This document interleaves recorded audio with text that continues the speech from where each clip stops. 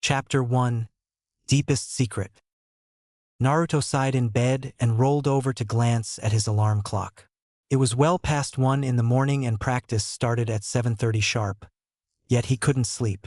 The older memories of his childhood still brought back fresh pain no matter how many times they resurfaced. Recently, all he ever thought about was how things could have been different if his former sensei hadn't left. 5 years ago, Aji-chan. If you were still here, then things would be so much different. He whispered to the darkness. He hugged a plump pillow to his face before the tears building up in his eyes could fall. Why did you have to leave? The pressure of simply living through each day was getting harder and harder to deal with. Fingers dug tightly into the soft fabric, a desperate attempt to alleviate the frustration he felt inside. 5 years. Why? Are you still alive? Do you have any idea how much I miss you? You never even said goodbye. I don't understand why you had to leave. You were the only one who ever cared enough to see me for who I am. I didn't have to act around you, Aji-chan. You were my sensei too. Naruto squeezed his eyes shut to block the onslaught of tears. The memory constantly haunted him, never allowing him a moment of peace. He found himself living a nightmare 24/7. Nothing appeared the exact same way when he looked at it again. The world was gradually wearing away the layers of protective walls, hidden behind false smiles and deceptive laughter. The pain of hiding his true self was almost more than he could handle. The tears escaped, twin streams racing hotly down his cheeks to dampen the pillow beneath him. Naruto turned over and curled tightly into a ball, sobbing softly in the early morning darkness. This was the side of him that no one ever saw, the true person hidden by a well-placed facade. Sometimes I can't stand this. I hate who I am, Naruto said. Why do I have to be me? He bit down on his lip until something wet and coppery tasting flooded his mouth. Blood. With a groan he spat it out, not caring when it stained his bed sheets crimson. Frustrated at his lack of sleep, he kicked the covers back violently and stood up. He stalked across his small room in several lengthy strides to the bathroom across the short hallway. Even in the darkness, Naruto could easily make out his own reflection in the mirror. A shock of blonde hair stuck up in messy spikes from his night of restless tossing and turning in bed. 3 dim shadows adorned each cheek, cast by the faint whisker marks. From you being sealed inside me, you stupid kitsune. Naruto let his voice echo deep within the chambers of his mind like his former sensei had taught him. As usual, he received no response. The nine-tailed fox hardly ever reacted to anything Naruto said, and when he did feel like answering, it was almost always an amused chuckle. Naruto's occasionally brash actions never ceased to astound him, but he wasn't about to admit that to the boy. Maybe if it weren't for you, Aji-chan wouldn't have left me. The fox snorted contemptuously in the depths of his container's mind, letting Naruto know that even he was not the reason behind his mentor's decision to leave. Of course, the young genin already knew that what he said was far from the truth. Aji-chan already knew about the nine-tailed fox when he took me in, and he didn't care about it. He was the only one who didn't already hate me besides Irika-sensei. He finished his thoughts out loud. Naruto wiped his face with a long pajama sleeve and gazed into the mirror again. His reflection met his stare with blue eyes clouded by grief. If I could become the person that I am in the mirror, would I truly become a different person, or would I still be me? His counterpart watched him silently through the glass. Naruto felt stupid for a moment, having half expected for his own reflection to answer him. With a frustrated sigh that signaled he was on the verge of tears again, Naruto tore his gaze away from the mirror. Wise decision, brat. Now go to bed and sleep, or you'll be too tired to practice. The fox's words wound their way sluggishly through Naruto's mind. Under normal circumstances, the fox wouldn't attempt to comfort Naruto when he was upset like this, but he refused to have a weak container and therefore felt slightly obligated to help the kid whenever the need arose. Why the hell would you care? You are the reason almost everyone in Konoha hates me. You have no idea what it's like to hear people whispering things about me all the time. You don't have to deal with the hurtful judgment of other people. You stupid fox. You were powerful and strong and didn't depend on anyone or anything, and it isn't my fault that I had to be the one they sealed you in. You don't need me for any reason other than to be your container. Naruto shouted mentally. I'm just your pathetic host. A good-for-nothing, and that's all I'll ever be. Naruto finished his sentence by crashing a fist into the mirror before him. A loud crack resounded through the tiny bathroom as glass shattered into hundreds of pieces. Sharp shards gouged deeply into Naruto's right hand, penetrating the skin easily as if they were slicing through warm butter. A few smaller pieces tore through the flesh of his upper arm. Dark red fluid rushed out of the wounds to form a puddle in the sink. The pain he should have felt was blocked out by an intense numb sensation that washed over him slowly. All of his rage was forgotten as he stared at his reflection in the broken glass. Ow, he said, but the word came out small and weak in the dark room. Naruto blinked several times before fully realizing what he had just done. Gravity suddenly became a tremendous force acting on his weight alone. He sank to the ground, mentally and emotionally exhausted, carrying a look of seemingly ancient wisdom that often resulted from a painful past. With a tired sigh, he closed his eyes tightly. Inside his cage, the nine-tailed fox paced back and forth anxiously, a habit he rarely displayed. Naruto's sudden self-degrading attitude deeply concerned him, though in all actuality, he did not know why it bothered him so much. He had never before seen Naruto take negative emotions out on himself, and judging from the kid's current reaction to his action, he'd completely zoned out. Naruto? The fox pushed the question gently into Naruto's mind. The Kyuubi no Kitsune was met with solid silence. Was Naruto unconscious? He padded forward to the sealed door of his cage and searched through the steel bars into the sewer-like surroundings beyond. A small figure clad in dull orange clothing emerged from around a corner. It was Naruto, but he approached with a look of dejection on his face. I'm just tired, Kyuubi. That's all. I'm just so tired of living a lie. The person everyone thinks they know isn't real. Naruto sat down heavily on the damp floor and examined his hand, wincing as he yanked out several shards of glass. He tossed the red-stained fragments on the ground beside him.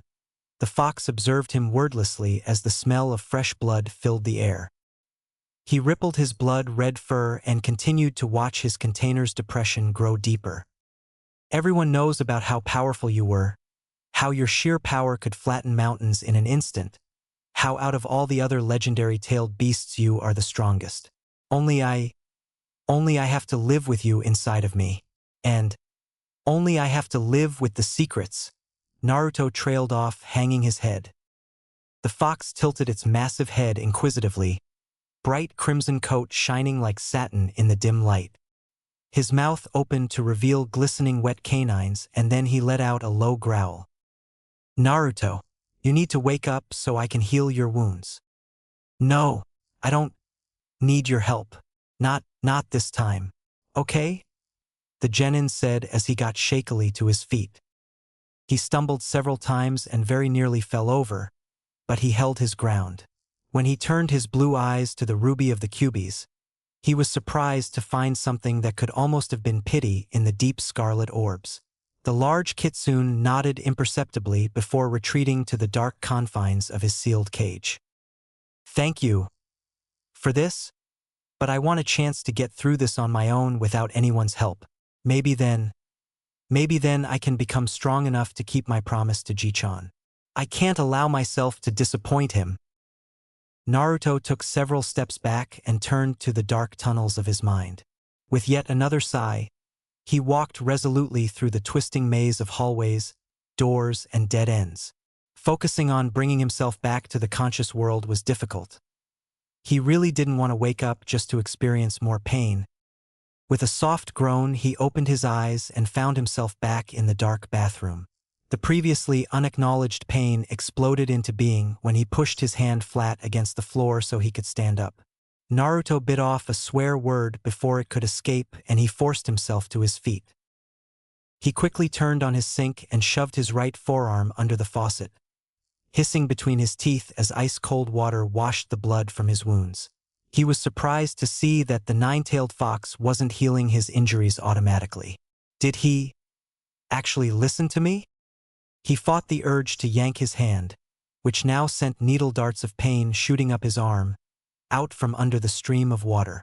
Gritting his teeth against the pain, he managed to stave off the instinct until he was satisfied that the wound was clean of glass splinters.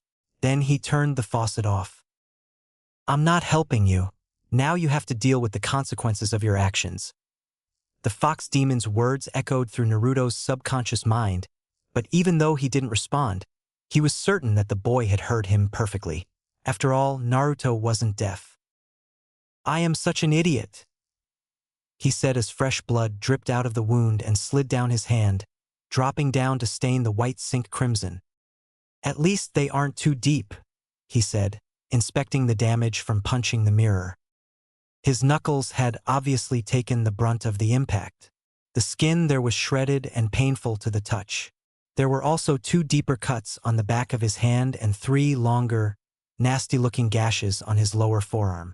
Dark red blood still oozed out from them.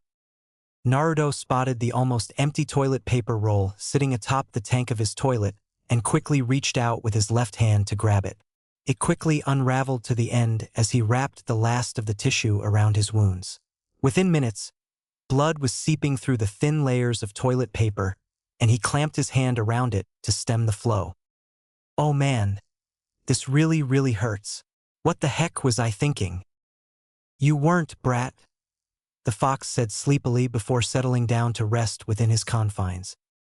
Still holding his wounded arm tightly with his opposite hand, he proceeded to search the rest of his household for something better to use. He was searching through the cabinet beside his refrigerator when he suddenly remembered the emergency treatment kit he kept stowed away in the far corner of the drawer beneath his bathroom sink. Returning to the bathroom, he ignored the light switch in favor of dressing the wound as quickly as he could so he could get some sleep. He wasn't sure of the time, but exhaustion weighed down every limb. He found it difficult just to keep his eyes open. Inspecting the wounds again, he was surprised to see that they were not actually as deep as he had previously thought them to be. He still felt uneasy about the amount of blood still seeping out of the ones on his forearm. "They probably could use stitches, but I don't know how.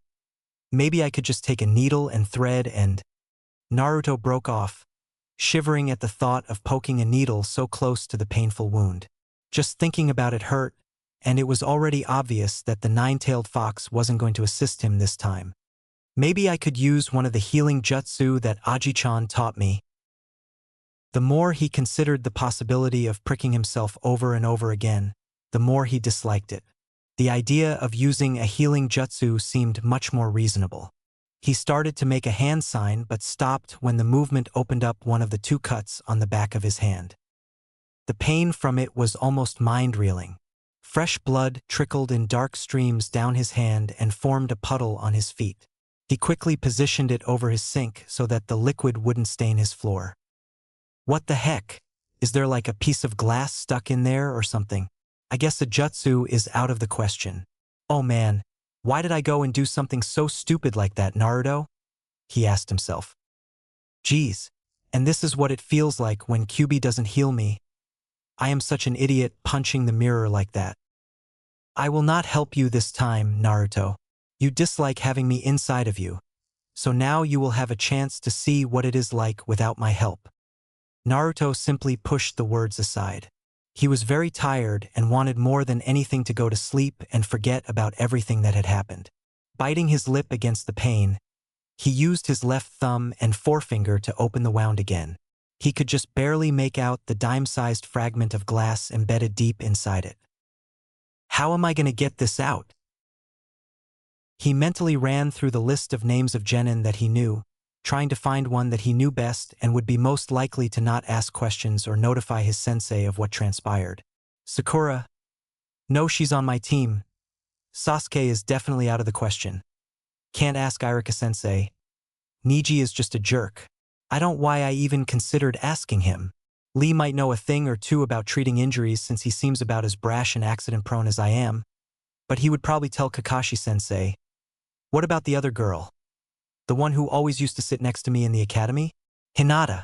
She's always been so nice to me. I feel like I could trust her enough. Yeah, I think this is going to need stitches. Maybe Hinata has some ointment or something. I remember some of the grades she used to get on written tests given to use by Irika-sensei. They were always better than mine, but she made perfect scores on all the ones about healing jutsu, treatment, and medicinal herbs. And she was always so nice to me, even though she didn't talk much. Naruto was starting to feel really good about himself for coming up with idea until he remembered that it was in the middle of the night and she was at home sleeping. Wait, what time is it exactly? He backed quickly out of the restroom, stuck his head through the doorway of his room, and very nearly had a heart attack when he saw the light blue glow on the edge of the horizon through the glass of his bedroom window. Holy crap, I gotta try and get some sleep before I miss my chance to catch some shut-eye altogether. Panic sharpened his awareness despite his total lack of sleep. He set about searching for a pair of tweezers in his medic kit. When he found them, he let out a sigh of relief and looked grimly at the gaping cut on his hand. Guess I have no choice. I really am not going to like this at all. He used his left ring finger to stretch the cut open a little more and, with two other fingers, inserted the tweezers. Gritting his teeth, he grasped the sharp between the two metal pincers and pulled it out. It was difficult with the blood making his hands slick and wet, but he was able to remove the fragment and set it down on the sink. Naruto poured hydrogen peroxide onto all of the cuts with a shaky hand, drawing in a sharp breath as pink-tinted bubbles foamed over the surface. When he couldn't bear the burning sensation any longer, he rinsed it all off and applied an antiseptic ointment over them. He then cut open one of the several bandage rolls in his medic kit and methodically began to wrap them over his cuts. By the time he was finished, he had used almost an entire roll. The blood escaping from the many cuts kept soaking through the bandages. The clean white wrappings wound around the middle of his forearm and traveled down to the back of his hand where they were considerably thicker. Naruto used his teeth to tear off the end and fastened it securely by pushing it under and through several lengths of bandage beneath his palm before tying it into a knot. He carefully flexed his arm and fingers out, testing to see if the wrappings were too tight. Good, Naruto declared. His eyes felt like sand had gotten in them. He rubbed them tiredly and stared at the mess on the edge of the sink. Deciding to attempt sleep once more before it became impossible, he returned to his room and climbed into his soft bed. As soon as his head hit the pillow, he was out cold. Sleep came almost instantly for him, but it seemed like he had just barely fallen asleep when the alarm clock beside his bed blared 2 hours later. Groaning, he slammed his fist down upon it and scrunched his eyes shut. Practice, he growled and threw off the covers. He winced slightly at the sudden tightness in his left arm, and the memory of the previous night resurfaced. In the bathroom, he deliberately unwound the bandages and inspected the wounds. Half of him expected the cuts to be fully healed by now, so he was slightly surprised when he saw that all of them were still there. I guess you weren't kidding me when you said you wouldn't help, Kyubi. Naruto spoke thoughtfully to the kitsune sealed within him. I never kid around, brat, was the fox's indignant reply. The idea of Naruto doubting his word really ruffled his fur. The fox demon shut his eyes and returned to his slumber, completely blocking Naruto's ability to communicate with him. If the kid wasn't going to believe him, then why should he bother listening to him in the first place? Logic. He took a hasty shower but made sure to clean the injured area before getting out. He dried himself off before wrapping the towel around his thin waist. A look at the cuts told him that none of them had reopened during his actions. They were all scabbed over well. The still sleepy blonde treated them again and re-wrapped them with fresh bandages. After donning his traditional bright orange outfit, he noticed that because his sleeves were rolled up, the bandages were easily visible. I can't let Kakashi-sensei or Sakura see this because they'll ask. Sasuke probably won't care either. I guess I can keep my sleeves down all the way to conceal it. He unrolled the sleeves of his orange jacket and was pleased when they completely covered the bandages with the exception of the ones beneath his palm. Oh well, I think we're going to be climbing trees again. I wish we could do another mission like the C-rank one in the Land of Waves. Ever since we left, we've only been doing all these practice spars and more exercises for chakra control.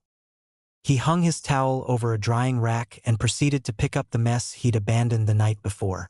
He swept the trash into a garbage can beside the sink and returned the medic kit to its proper place in the storage space beneath his sink. However, there was one more thing he had to do before he could leave for training. With a practiced hand, though it was a little more difficult since his dominant hand was bandaged, he held open his left eye and gently removed a bright blue contact lens. He repeated the motion with his other hand, blinking several times to relieve the slight discomfort. Finally, he stopped. From a small box he retrieved from beneath his bathroom sink, he pulled out a fresh pair of 24-hour contact lenses sealed in a sterile case and set them on the edge of the counter. Unscrewing the lid of the tiny green container, he reached in and took out a blue contact lens. But before he put the contact in his eye, he looked up and observed the reflection in what was left of the mirror. Two blood-red eyes stared back at him from the broken shards of glass that hadn't fallen off. Each of them had one tiny circular shape inside, both markings ending in a comet's tail. He looked silently and whispered something even the nine-tailed fox's supersensitive ears would have had trouble understanding it. Naruto turned away from his reflection and put both contacts on without a word. No one, not even his own sensei, Kakashi, knew anything about the development of his Sharingan. It had first appeared when he was wandering around the side streets of Konoha as a 6-year-old. His guardian, whose identity was only known as Aji-chan, was out doing what Naruto only assumed to be a mission and had temporarily left him. The only instructions given to him were to stay out of trouble and occupy himself. Flashback/memory. Third POV. A short, blonde-haired figure sat in the shadows of an alleyway, drawing pictures on the ground with a stick. He finished his doodle, erased it with a dirty hand, and started again when he saw his reflection on some pieces of broken glass. It caught the boy's interest since he had never before looked at himself in a mirror. Although the image was fragmented, he could clearly make out his eyes. They were blue, but as he stared, the eyes in the reflection turned red with a small, dark comma shape in each orb. After he finally blinked, they returned back to their normal deep blue color. Since then they had changed from blue to red rarely, finally becoming permanent when he turned 10. Naruto learned of his past from a person he knew only as Aji-chan. His earliest memory of the kind, dark-haired man was when they'd first met. The 5-year-old had been sleeping on a cot in a small room when a sudden noise roused him from his nap. He saw a short man wearing dark clothing climbing in through a window on the far side of the room. "This is no place for you to grow up," boxed in away from the outside, even if the third Hokage does have a good reason. "Hey there, little Naruto. Do you want to come with me?" the man asked. Naruto blinked wide blue eyes, startled that the stranger had known his name. But something the man said caught his attention. "Outside, where the trees are, and sunlight," he thought. He nodded. He never got the chance to go out and do anything, rather than running through the streets and playing on the playgrounds with other children. He was cooped up in a room with an old man who occasionally came to visit and a lady who brought him food. Boring didn't come close to describing the monotony of his young life. "Yes," he said, nodding his head. "Anything is better than here." The expression on the older man's face softened and a fiercely protective look came into his eyes. "You don't have to stay here anymore. What does the third Hokage think he is doing, keeping you in here like this? All right then, hold on tight and stay very quiet. You can call me Aji-chan, okay?" the man said as he scooped Naruto up into his arms tenderly. "Yes, Aji-chan," Naruto replied and buried his face into the man's shoulder. He eased through the window again and carried Naruto to an apartment building far away from the Hokage Tower. Shortly after Naruto settled into the place, he began to teach the child, hoping to instill some valuable skills that would allow him to go out on his own. Naruto matured much faster than any other child Aji-chan had ever seen. He learned to read, think carefully, analyze situations, and act decisively years before he would be old enough to join the ninja academy in Konoha. He was also taught several useful skills that he later learned were known as jutsu. Although Aji-chan took the time to train him, he also made sure that Naruto had fun as well. He already knew that the kid was going to live a hard life. He had never known the true identity of the man who has taken him from his previous home, and despite his young age, he instinctively felt that this knowledge would have been dangerous for the both of them. When he told Ji-chan what had happened to his eyes that day, a concerned and troubled look came into his face. He quickly brought Naruto back to the apartment and locked the door behind him, using a jutsu to create a sort of barrier around the place. "Do not touch this door. You can play in here for the rest of the day," Aji-chan told him sternly. Later in the evening, the man went out and didn't return until nearly midnight with several scrolls and a small box. What Naruto learned that night had never once dimmed from his memory. His mother was from the Uchiha clan, a rare girl in a village that mostly consisted of boys and men. Even rarer still, she inherited the power of the Sharingan, a powerful Kekkai Genkai that allowed the wielder to see an attack of jutsu and copy it instantly. All of the women of the Uchiha clan possessed pure Uchiha blood, but lacked the chakra and strength to ever activate the Sharingan. The women were instead trained in arts of ninjutsu and jinjutsu, and the abilities of their bloodline remained dormant. Any female who carried this trait was considered a curse, but Naruto's mother was able to survive by wearing contacts to hide her heritage and eventually sealed the power within her temporarily. The punishment for concealing her Kekkai Genkai was death. Over time, fear and pressure swayed her decision to continue hiding her Sharingan. She staged her own death and fled to Konohagakure, the hidden leaf village, where she met and fell in love with a man named Erasure. Even after she confessed her identity to him as well as the Sharingan that she had sealed, they still lived together and eventually married. They lived together until one fateful night when Naruto was born. The Kyuubi, or the nine-tailed fox as some know it, went on a rampage and destroyed most of Konoha on the night of October 10th.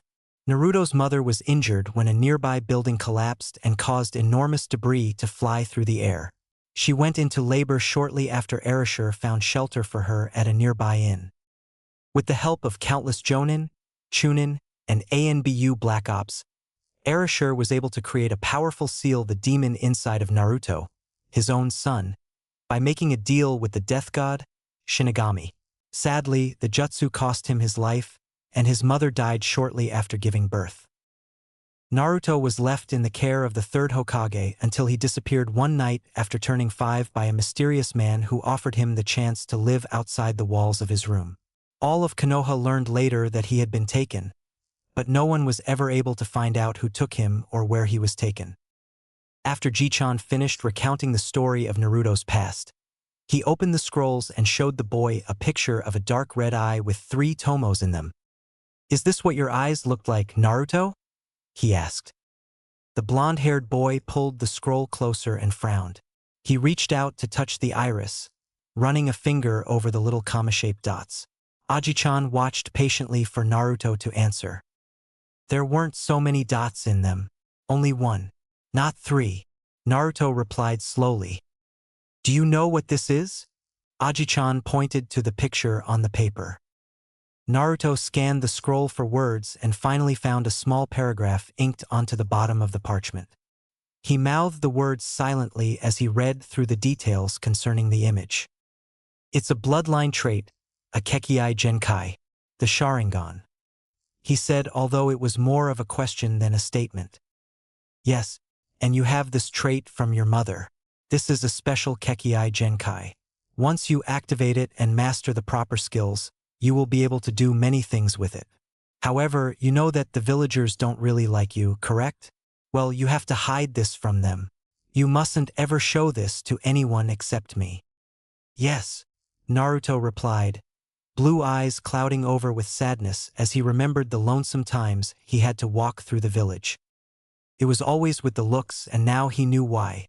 The demon, the powerful demon whose unbridled strength was no match for anyone except his own father, Erasure. It was sealed inside of him. But he wasn't a demon.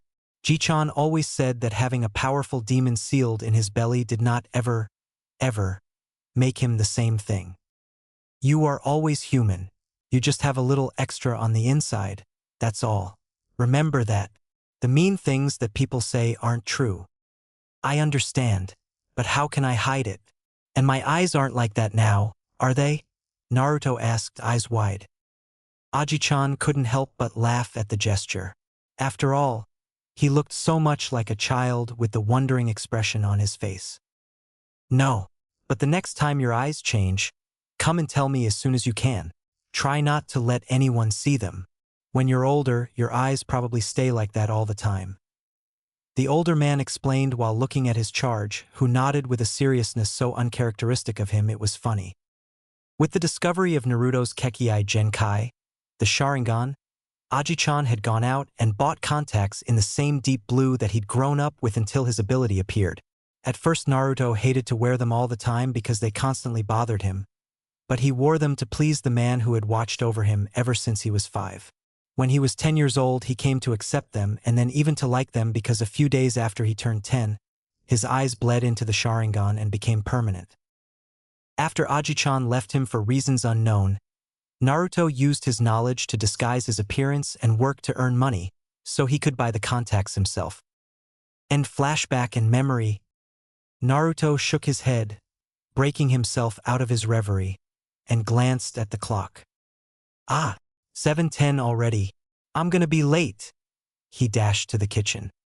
He put on his shoes and scarfed down a bowl of cold miso ramen that had been sitting in his refrigerator for several days. He ran a quick brush through his blonde hair before locking his apartment door and running out into the streets of Konoha in the direction of the practice field. He could just imagine his teammates' irritation at his tardy arrival. Oh boy, he thought, I'm gonna get an earful from Sakura when I get there. This stinks. Maybe I should just stay home. Chapter 2. Kind words cause guilt. Arg. Where the heck are Naruto and Kakashi-sensei? Sakura shouted the question at nobody for the dozenth time in an hour. This was really getting on Sasuke's nerves, but he couldn't seem to get the same question out of his own head. It just wasn't like Naruto to be late for anything, especially training. It simply didn't fit with his usual outgoing attitude. He usually came with Sakura, or else arrived shortly after she did. Sasuke was the last to arrive, but he always showed up before their sensei did, having already adjusted his internal clock to allow for Kakashi's chronic tardiness. If Sakura actually paid more attention to Naruto than all of trouble he constantly gets into, then she would have noticed that he hasn't been himself lately. His smiles just seem like there isn't anything behind them. Maybe it's because I know what it's like to hide behind a mask that I can see through people's disguises. Where are you, Naruto? Sasuke asked lowly, but it wouldn't have mattered if he'd spoken at a normal volume because Sakura was speaking too loudly to hear him. He folded his hands under his chin and rested his elbows on the bridge. Kakashi was late as usual, but even he arrived before Naruto did. By the sun's position in the sky, Sasuke calculated that it was already near 11 when their sensei finally arrived with a faint blush on his one visible cheek and an Ika Paradise book held open with one hand. How can he stand to read that trash? It's probably nothing but porn. Why did I have to get stuck with a perverted sensei? Sasuke said, turning and eyeballing the book with disgust. I wonder what his excuse for being so late is this time. Sorry about that, guys. I got lost on the highway of Dash, the silver-haired Jonin began. Life. Sasuke cut him off with a smirk, hoping to irk his sensei just a little bit. Kakashi gave him a look with his one, uncovered black eye that made Sasuke resist the urge to chuckle. Serves him right. Hey, where is Dash? Kakashi asked again. Sasuke held back a snicker as Naruto arrived, cutting him off yet again. Right on time, Naruto. Well, sort of. I might just have to thank you later. Now, what are you going to do? Kakashi-sensei. Here I am. Hehe. Sorry I'm late. Naruto shouted as he skidded to a stop in front of us. His cheeks were flushed red and sweaty from running. Never mind that, idiot. Let's go get some training done before the day is over. The dark-eyed genin replied. Sasuke caught a glimpse of Sakura's expression from the corner of his eye. She had a mixed look of worry and annoyance. He didn't want to risk directly facing her in case she decided to give Naruto a good yelling at. He rather liked his ability to hear and didn't want to lose it. How else would I ever be able to avoid all the fangirls if I couldn't hear them? Nah, even if I was deaf I could still hear them. Now what is Sakura going to do about Naruto? "You're late, Naruto," Sakura stated. I know, but us all standing here because I'm late isn't going to change anything. Can we go already?" Naruto replied impatiently. I'm surprised that she didn't yell his head off, Sasuke thought as he watched Sakura for the slightest sign of anger. Without a word, Kakashi led his team to the training area, which was really just a small open field surrounded by trees. He held out his hand and signaled the trio to stop. He kept walking until he came nearly face to face with a tree. "What? Are we doing this again? We've been doing these chakra control exercises ever since we got back from that C-rank mission at the Land of Waves. Can't we do something else?" Naruto shouted as he watched the Jonin walk right up the trunk of the tree until he was hanging directly upside down on an overhanging branch. "Well, we're doing it again, because you and Sasuke haven't quite mastered it yet and Sakura can use this training to increase her chakra reserves. So since you've done this before, you all know what to do," Kakashi said and flipped open his perverted book. "We are all going to stay here until every one of you can walk all the way up to the top," he said, abandoning Team 7 for his novel. Sakura closed her eyes to block out the surroundings as she concentrated on sending a small amount of chakra to her feet. She took a deep breath and opened her eyes again. The pink-haired Kunoichi walked back a little ways from the tree she had chose and then retraced her footing. She stepped as if she were walking normally on the ground, one foot in front of the other. "Don't lose your focus. Don't let yourself be distracted, Sakura," she told herself mentally. "Wow, good job, Sakura," she heard Naruto. She looked down to see that she had already gone up the entire length of the tree. She was standing sideways, feet planted on the tree, giving her a strange angle. Naruto and Sasuke looked at each other and then both determinedly started running up their chosen trees only to fall again seconds later on the ground. "Cha!" said inner Sakura. "On my very first try too. Beat that, Sasuke." "Well done, Sakura. Once again she has proved that she has better chakra control than the both of you," Kakashi complimented, referring to Sasuke and Naruto. "You can sit down and wait if you'd like, or you could test your own limits. None of you are going to leave until Sasuke and Naruto can learn to control their chakra better." Sakura turned and walked down the tree calmly. Even though inner Sakura was dancing madly inside, she sat right underneath it and leaned her back against the tree trunk. Her rest period was interrupted by a few minutes of peace and then a thump-thump. The thump-thumps belonged to Sasuke and Naruto, who competitively raced each other up the tree only to get a little farther than their previous attempt and then landed rather pathetically on the ground. Before they fell, they marked the bark on the tree with a kunai to keep track of their progress. 2 hot and sweaty hours later, they were still struggling to stay on. Sasuke was in the lead, but Naruto wasn't far behind. "Okay, if you push too much chakra into your feet, then the bark breaks. I just need to limit the flow of chakra until I find the right amount," Sasuke thought as he landed cat-like on the ground after the bark crumbled away from his foothold on the tree. He looked at the scars he'd made on the tree and then at Naruto's. "He's catching up to me. I need to get stronger. A lot stronger if I want to avenge my clan. You watch out, Itachi. I will prove to you that I am not weak or pathetic. Just you wait."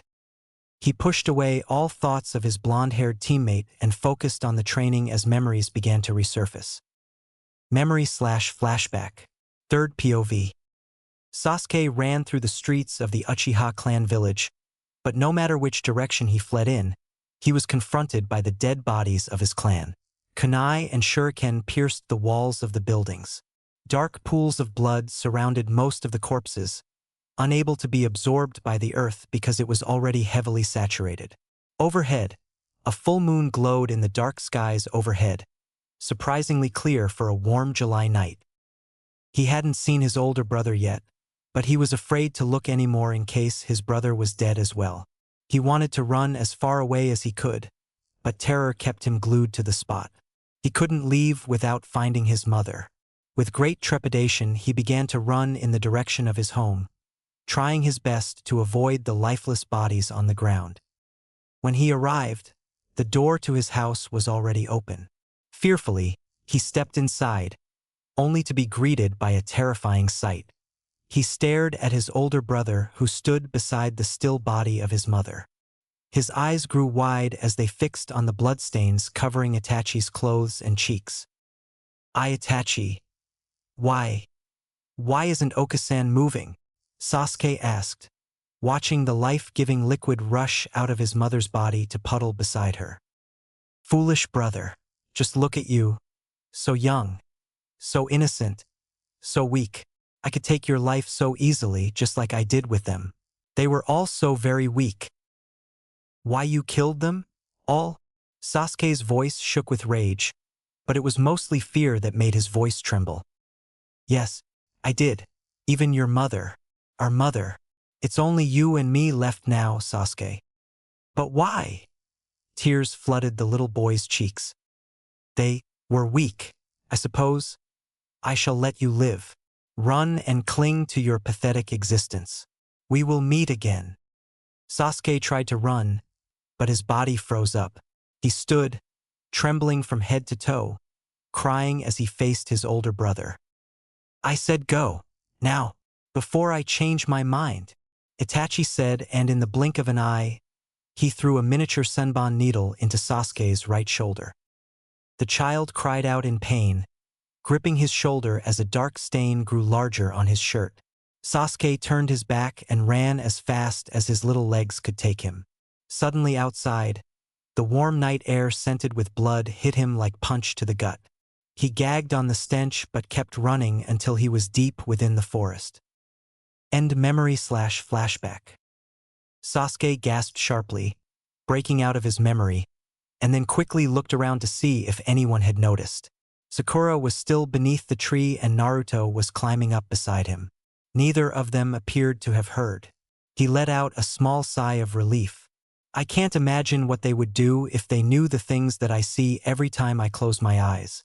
That I'm not as cool and unshakable as they think I am. It isn't easy to block out the memories. He glanced at Naruto just in time to see him fall flat on his back, breathing heavily. Man, why can't I do this? I know I can do this, he said as he pushed himself to his feet with one hand. What is that? Sasuke's eyes caught on something white in Naruto's hand. He tried to get a better look, but when he realized that Naruto was watching him intently, he grew uncomfortable and went back to climbing his tree. After he was certain that the blonde was no longer looking at him, he snuck another glance. This time he saw a brief flash of pain in Naruto's eyes as he landed on the hard ground. He watched Naruto get up and tug down the right sleeve of his jacket until it just covered his knuckles. What happened to him? Did he injure himself somehow? Should I ask? Sasuke contemplated asking his teammate until he remembered how uncomfortable Naruto's gaze had been. Almost like he was begging me not to say anything, but if he hurt himself doing something stupid and it's still bothering him, he usually heals pretty quickly. Meanwhile, as Sasuke mentally debated on whether or not he should say anything, Naruto attempted to direct his chakra to his feet and ran up the thick tree trunk in front of him. He landed on his feet and fell back on the ground, panting. He was tired. The lack of sleep was getting to him now. The jolts of pain that spiked up his right arm every time he made the hand sign to focus his chakra were starting to wear him down. All he wanted more than anything was to crawl back under the covers in bed and pass out. But I can't yet. I have to beat Sasuke. I think he saw, though. That isn't good. I just hope he doesn't ask. Naruto thought as he pulled his sleeve down again nervously. He'd only think I'm weak. Not that he doesn't already think that, but after the land of waves, well, he seems more open to the idea of us being his teammates. It's so weird that we're all getting along now. Our teamwork has improved a lot, but I still have to beat him. I have to prove. He forced himself to his feet. That I am strong. Maybe I should. Yeah, he nodded. Sakura had just fallen into a light doze when she felt something poke her shoulder. Ah, Naruto. What the heck do you think you're doing? She shot up, causing Naruto to back away a little. Sorry, Sakura. He apologized. I was just wondering if you could give me some advice on, he finished, pointing to a tree with numerous scars on it from his kunai. The kunoichi blinked. Naruto's asking me for advice? The number one, knuckle-headed, hyperactive ninja in all of Konoha is asking me to help him? This can't be right. Naruto's too stubborn to ask anyone for help, even when he needs it. But he is. I guess it can't hurt. All you do, Naruto, is close your eyes and focus.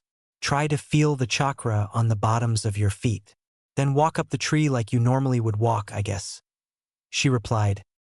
Kakashi peered over the cover of his orange-jacketed book and watched the two genin exchange words. He wouldn't readily admit it, but he was impressed. Ever since returning from the Land of Waves, all three genin, Sakura, Sasuke, and Naruto, had been working hard to improve their teamwork. He could see them growing closer and closer together like a team should be. They're making up for lost ground quicker than I expected. The other teams all learned to work together and trust each other before mine did.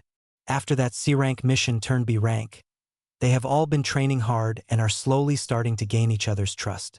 I can already see the results of their hard work. Naruto gives Sakura more respect and asks her for help when he needs it. Sakura has matured greatly, although she still has a ways to go.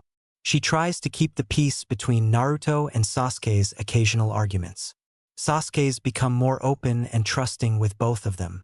Well done, all of you, Kakashi thought and flipped to the next page of Ika Paradise.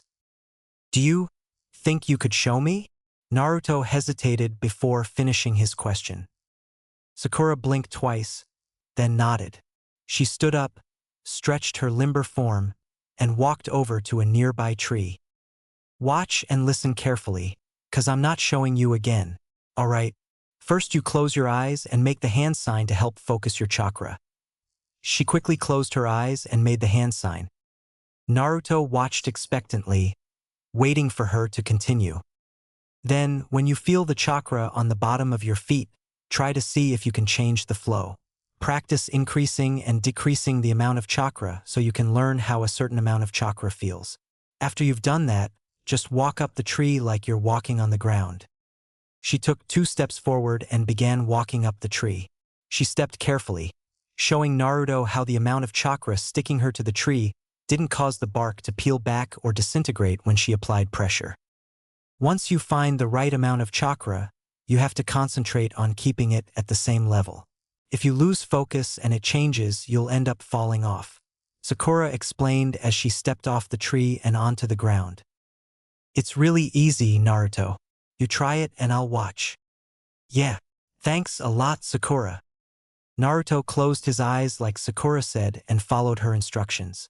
Focus my chakra at the bottom of my feet. It's gotta be just right. Not too much.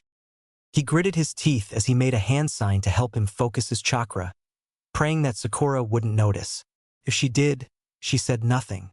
Naruto breathed a sigh of relief and concentrated on sending chakra to his feet. When he felt the familiar tingling of energy rotating around his toes, he adjusted the amount until he thought it would be enough and opened his eyes. All right, now just walk, Naruto told himself as he put one foot against the tree trunk and slowly tested it out. It seemed to be holding until he put most of his weight on the tree. His foot slipped back down, but he managed to regain his balance before he could fall. A little more chakra, Naruto. You can do it. Maybe getting a running start would help, Sakura suggested, trying to help out her teammate. Yeah, okay. Naruto nodded and backed away from the tree trunk. Once more he endured the needle stabs of pain in his right arm, and once more he focused his chakra, increasing the level on the bottom of his feet until the amount was slightly higher than before. Here goes. Naruto's feet connected with the trunk of the tree and carried him higher and higher. A rush of satisfaction flowed through him, but he squashed it down until he was positive that he wasn't going to fall down. Keeping the flow of chakra even was more difficult than he thought. Slowly, he turned around to face Sakura. "Hey, check it out, Sakura. I did it!" Naruto's shout of joy was abruptly cut off as he lost his balance and collided with the ground headfirst. "Naruto, are you all right?" Sakura asked, rushing to his side. Naruto sat up slowly with a dazed expression on his face. He shook his head several times and stared at Sakura, embarrassment turning his cheeks red. Unfortunately, Sakura misinterpreted his sudden change in color and began checking for injuries. Her hands flitted lightly over his head, checking for any signs of blood. When her hand lightly touched Naruto's right arm, he hissed softly and jerked it away. "I'm okay, Sakura. I'd have to fall harder than that to hurt myself." Thanks a bunch." Naruto rubbed the back of his nervously with his left hand and started to walk away. "Hey Naruto." The pink-haired girl reached out towards Naruto's right arm, which was hanging limply at his side. She grasped his arm, earning a stifled yell of pain from Naruto, and started to push up the sleeve. He fought the urge to scream and yanked his hand away. "I'm fine. It's nothing to worry about." Naruto brushed Sakura off and quickly retreated to his former tree before she had a chance to do anything else. Once he was safely out of her range, he closed his eyes and concentrated on making the pain in his arm go away. "Ow!" was all he could think as he massaged the injured limb with his opposite hand. Pushing the pain aside, he decided that he would try to walk up the tree again. Almost there, he thought, when he was suddenly interrupted. "Hey Naruto." "Ah, Sasuke. I was focusing my chakra." Naruto replied to Sasuke's sandals. He'd lost his balance and fallen down when he heard his name called. Sasuke averted his eyes and took a deep breath. "I shouldn't do this. He'll never let me live it down. Here goes nothing." "Tell me," he started. "What did Sakura tell you?" Naruto blinked several times.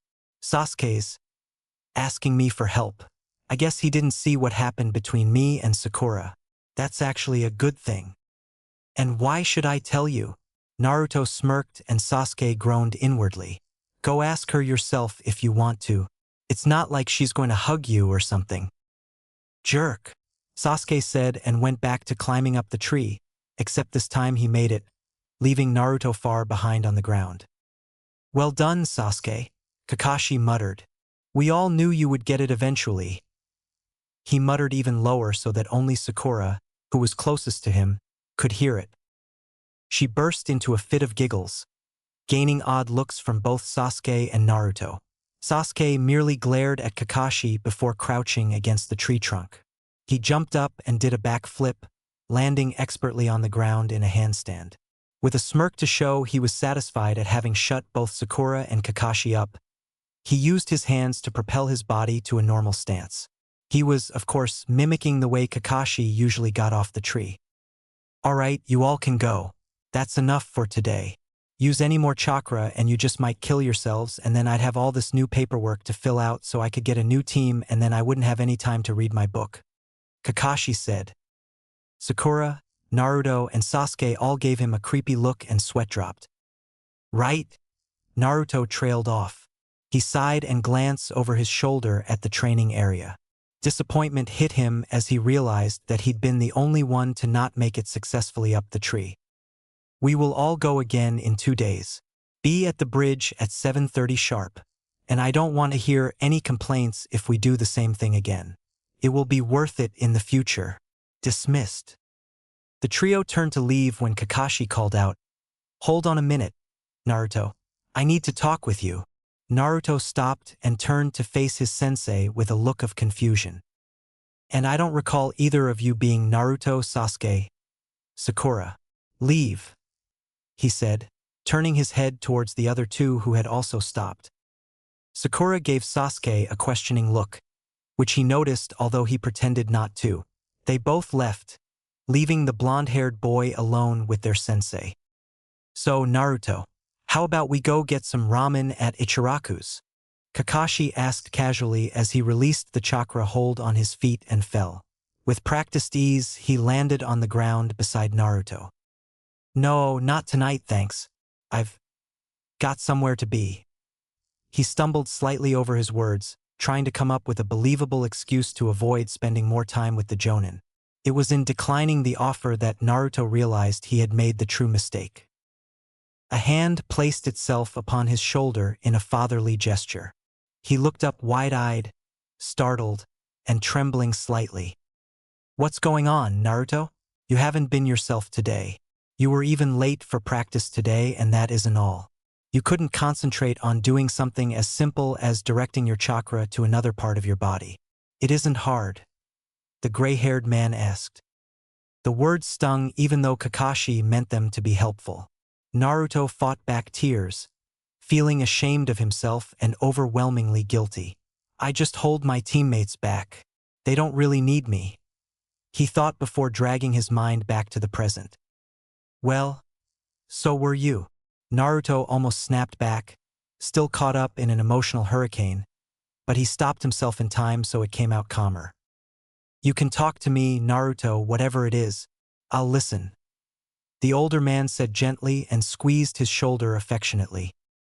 A soft whimper escaped from Naruto's lips even though he tried to hold it back. The pain from his injuries raced up his arm all the way to the points of contact on his shoulder. It's nothing. He grated out the reply slowly after the pain died down a little. Kakashi watched him for a while in silence. Naruto grew extremely uncomfortable under his sensei's gaze. He began to fidget nervously, shifting his weight from one foot to the other. After several minutes, he seemed to grow calmer, more resolute. Naruto broke off as Kakashi suddenly grasped his shoulder tightly, and his other hand went out to Naruto's right arm. Naruto briefly struggled to get away, but he quickly learned that it only caused him more pain and stopped. Kakashi carefully pushed up his bright orange sleeve to reveal a length of bandage wrapped around his arm. The back of his hand as well as his forearm had several dark red stains marring the white wrappings. What happened? Kakashi asked coolly, releasing his student's arm. He stood back and waited for Naruto to explain. Nothing, he replied after readjusting his sleeve so it covered the bandages again. Well, I suppose you will tell me when you are ready. You may go now. Naruto disappeared from his sight faster than he had ever seen before. Kakashi merely sighed. I will find out what's going on with you. You can't hide it forever, he thought, and went off to do his own things in Konoha. Chapter 3. Breaking Down. Naruto closed the door to his apartment behind him and stumbled into his bedroom. He collapsed numbly on the bed. Only when he sat up several minutes later did he realize that he was still shaking from the encounter with his sensei. Flashback 3rd POV. So, Naruto, how about we go get some ramen at Ichiraku's? Kakashi asked casually as he released the chakra hold on his feet and started to fall off the tree. With practiced ease, he landed on the ground beside Naruto. No, not tonight, thanks. I've got somewhere to be. He stumbled slightly over his words, trying to come up with a believable excuse to avoid spending more time with the Jonin. It was in declining the offer that Naruto realized he had made the true mistake. A hand placed itself upon his shoulder in a fatherly gesture. He looked up wide-eyed, startled, and trembling slightly. What's going on, Naruto? You haven't been yourself today. You were even late for practice today, and that isn't all. You couldn't concentrate on doing something as simple as directing your chakra to another part of your body. It isn't hard, the gray-haired man asked. The words stung even though Kakashi meant them to be helpful. Naruto fought back tears, feeling ashamed of himself and also overwhelmingly guilty. I just hold my teammates back. They don't really need me, he thought before dragging his mind back to the present. Well, so were you. Naruto almost snapped back, still caught up in an emotional hurricane, but he stopped himself in time so it came out calmer. You can talk to me, Naruto, whatever it is. I'll listen. The older man said gently and squeezed his shoulder affectionately. A soft whimper escaped from Naruto's lips even though he tried to hold it back. The pain from his injuries raced up his arm all the way to the points of contact on his shoulder. "It's nothing." He grated out the reply slowly after the pain died down a little. Kakashi watched him for a while in silence. Naruto grew extremely uncomfortable under his sensei's gaze. He began to fidget nervously, shifting his weight from one foot to the other. After several minutes, he seemed to grow calmer, more resolute. He obviously felt a little more secure, but he didn't know why. Maybe Sakura didn't notice after all, and I was just being paranoid. Yeah, that's it. There's no way Kakashi could know about my arm. Naruto broke off as Kakashi suddenly grasped his shoulder tightly, and his other hand went out to Naruto's right arm. Naruto briefly struggled to get away, but he quickly learned that it only caused him more pain and stopped. Kakashi carefully pushed up his bright orange sleeve to reveal a length of bandage wrapped around his arm. The back of his hand, as well as his forearm, had several dark red stains marring the white wrappings. "What happened?" Kakashi asked coolly, releasing his student's arm. He stood back and waited for Naruto to explain. "Nothing," he replied after readjusting his sleeve so it covered the bandages again. "Well, I suppose you will tell me when you are ready. You may go now." Naruto turned and raced away from his sensei, not daring to look back until he was far, far away. Kakashi was no more than a speck on the horizon when he did turn around. Shaking with emotions, he ran the familiar route back to his apartment. End flashback. Naruto blinked several times and realized that he couldn't actually remember running back to his apartment at all. It was like his brain had simply switched to autopilot and directed his legs to carry him home. Man, that's creepy. Brat, you do know that you are bleeding all over the bed, don't you? Say what? Naruto shouted, completely forgetting that the nine-tailed fox was speaking into his mind and not sitting beside him. The fox heard him nonetheless and couldn't help but chuckle. "Naruto, you really do amuse me sometimes." Naruto pushed up his sleeve only to see that one of his wounds had accidentally reopened and fresh blood seeped slowly through the bandages. As it was, he already needed to change the bandages, but the combined effort of training and then collapsing on his bed had torn open the two small gashes on his forearm, sending rivulets of blood streaming down his fingertips to stain his bed. Grasping the wound with his other hand, he stood up and stumbled into the bathroom, muttering a swear word or two under his breath as fresh waves of agony spread through his arm. "So this is what everyone feels when they get hurt," he said, not completely sure whether he was talking to himself or the nine-tailed fox. "Yes, brat. I normally heal your wounds without question. After all, if you die then I die, and I don't feel like dying. However, I already stated that I will not lend you my chakra this time because dash. Shut up. You've told me enough times." "Stupid fox," Naruto said loud enough for the fox to hear. "Stupid human. I told you to be quiet already. And since when do I listen to you? When do you ever listen to me?" Naruto replied and blocked out all of the Kyuubi's presence from his mind. Naruto gave a depressed sigh as he turned his attention to removing the bandages from his arm. He managed to unwrap most of them without a problem, at least until he got to the back of his hand. Some of the gauze was sticking to the wound, and he was afraid if he pulled it off it would worsen the injury. This type of pain was new to Naruto. Before, his former sensei had taught him to communicate with the demon sealed inside him. He'd never even been aware of being the fox's container. Now he could talk with the Kyuubi and share thoughts with him as well. But his injuries had always been healed without question or consent, and the Kyuubi wasn't exactly cooperating with him at the moment. The genin did his best to fight back against his emotions, but it did nothing to prevent the sudden onslaught of tears.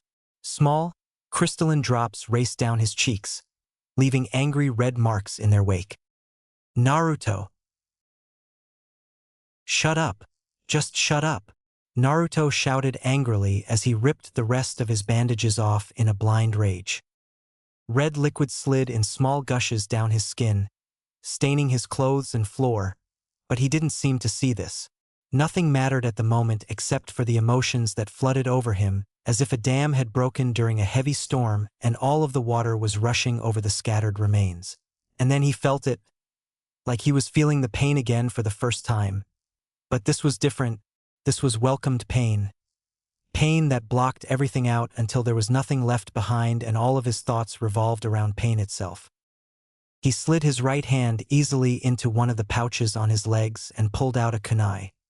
His skin prickled with anticipation as he brought the sharp metal blade towards the skin of his right hand. A fire spread rapidly through his arm as he dug the blade deep into the open wound and dragged it through. Flecks of blood splattered on the floor and his clothes when he pulled back. He let the kunai drop from outstretched fingers onto the ground with a clatter. The need for more pain inside him was far from satiated, and all Naruto was left with was a feeling akin to hollow. Self-hatred rose within him, clawing at his insides, pulling him down further and further with each heartbeat. It doesn't feel like enough. I need more. I need more pain. Naruto stared blankly at the new mess on the bathroom floor, completely unaware that a few blocks away, his sensei had felt a sudden rise and fall in his chakra level and was making his way towards the apartment where he currently was. In a half-blind, half-numb movement, he stood up and flicked the lights off, plunging the small room into darkness and concealing the details of his deed. He kept going, leaving, stopping only to lock the door securely behind him. Anger at himself wreaked havoc on his mind, twisting his chaotic thoughts until he could no longer stand it. Out in the forest of Konoha, an enormous tree fell victim to the blows of furious fists and kicks. It stood in silence as two hands rained down hit after hit until their knuckles were bloodied and sore. Insults directed at himself slipped out occasionally as he continued attacking the wide trunk. Idiot, so stupid, can't do anything right. Everyone hates me. Think I'm someone I'm not. Should just leave. He told himself over and over. He let loose a stream of swear words when he felt one of just knuckles crack painfully against the rough bark. But once again he couldn't hold back the tears when they came. They only grew larger, and Naruto fought to keep them from falling, and he finally surrendered. He was blinded by them as they raced down his cheeks in familiar tracks, retracing the invisible ones from earlier. He sank to his knees on the soft dirt of the forest floor, oblivious to the dirt that stained his pants. Kakashi made his way hastily to Naruto's apartment in the middle of the night. The setting sun made it difficult for him to see, but his other senses, almost inhumanly enhanced from years as a jonin and previous years before that as a member of the ANBU Black Ops. When he reached the door, he sent a small stream of chakra beneath the small opening. The chakra spread out in a thin, invisible layer across the floor. If anyone was home, he would know. Silent as a cat, he slipped the lock on the genin's door and opened it. Odd, he said to himself as he let his body relax. He started to leave, but something nagged at him from the back of his mind, something that made him pause. It was faint, so faint in fact that he could barely smell it, but he recognized the subtle smell with a sickening lurch in his stomach. It was blood. Kakashi pushed the bathroom door open, turned the light on, and stared. A small scarlet puddle was drying on the floor. His eye caught on a reddish footprint that was pointed towards him. Something shiny winked at him from the corner of his eye. He quickly approached it and reached down. From the floor, he picked up a blood-covered kunai. As he held it in his hand, he realized that the blood could only belong to one person. Naruto. Where is the kid anyways? He should be home right now, not wandering off somewhere in the middle of the night. He would have been worried that something bad had happened to him except for the fact that there were no obvious signs of a struggle. The weapon clinked softly against the tiles as he set it back in its original position. He carefully erased any signs that he had been trespassing, making sure to close his both doors and turn off all the lights before relocking the door behind him. The jonin sped off into the darkening shadows of Konoha, head full of confusing thoughts. How did Naruto's blood ended up on the kunai? Why? He was so preoccupied with the aforementioned ninja that the nearly exhausted level of chakra belonging to a certain blonde wasn't registered by his senses. Naruto had managed to pull himself up from his position on the ground and stagger tiredly towards his home. Off in the distance, he saw a figure running away, but he didn't give it a second glance. Instead, he concentrated all his efforts on forcing his body up 3 flights of stairs. As he reached out to grasp the doorknob, he realized that his hand was shaking. He gritted his teeth to prepare himself for the burning pain that he knew awaited him as he stretched out his aching, blood-covered hand and opened the door. A fire spread up his arm, but he ignored it. He pulled the door shut behind him. He stumbled blindly through the darkness and finally managed to turn the lights on after the 3rd try. The harsh light burned his eyes and he grimaced as he walked to the bathroom. The mess was, of course, as he left it. He groaned and began to clean up the congealed blood with a few wet paper towels. The kunai he stuck back in its pouch after wiping it clean of the stains. Naruto tossed the dirty towels into the small trash can beside his sink. They made a soft, tinkly sound as they landed on top of the broken shards of his former mirror. He held his right arm under the faucet until all of the blood and dirt washed off. He didn't bother wrapping the wounds, too tired to care about anything except sleep. As he turned to leave, he caught his reflection staring back at him from the spiderweb cracks in the remaining shards of glass still pathetically clinging to the frame. 2 haunted blue eyes stared unwaveringly back at him. There were huge purple bags under his eyes from his recent lack of sleep. Almost unconsciously, he reached up and removed his contacts. Now 2 Sharingan eyes watched him closely, as if delving into the secrets he kept hidden deep within his mind. He shrugged and turned his back, closing the door on his mirror image. A sigh escaped his lips as he collapsed gratefully on his bed, not caring about all the blood that raced down his arm to stain the covers. The tension slowly released itself, leaving him limp and utterly drained. He didn't even bother to change his clothes or wash up, just closed his eyes and sank almost immediately into a deep, dreamless sleep that quickly turned into unconsciousness. "I will heal your wounds now, Kit. If you lose any more blood, it will take longer for you to fully recover." The 9-tailed fox used a nickname he'd recently come to call the kid who was his container. He never used the name unless Naruto was sleeping, not wanting the boy to know that emotional walls he naturally possessed were beginning to crumble. Naruto was having an effect on him that he wasn't too fond of, but, despite his immense strength, he was powerless to stop it. After being sealed inside someone's stomach for 12 years, time combined with that person seemed to mellow him out a bit.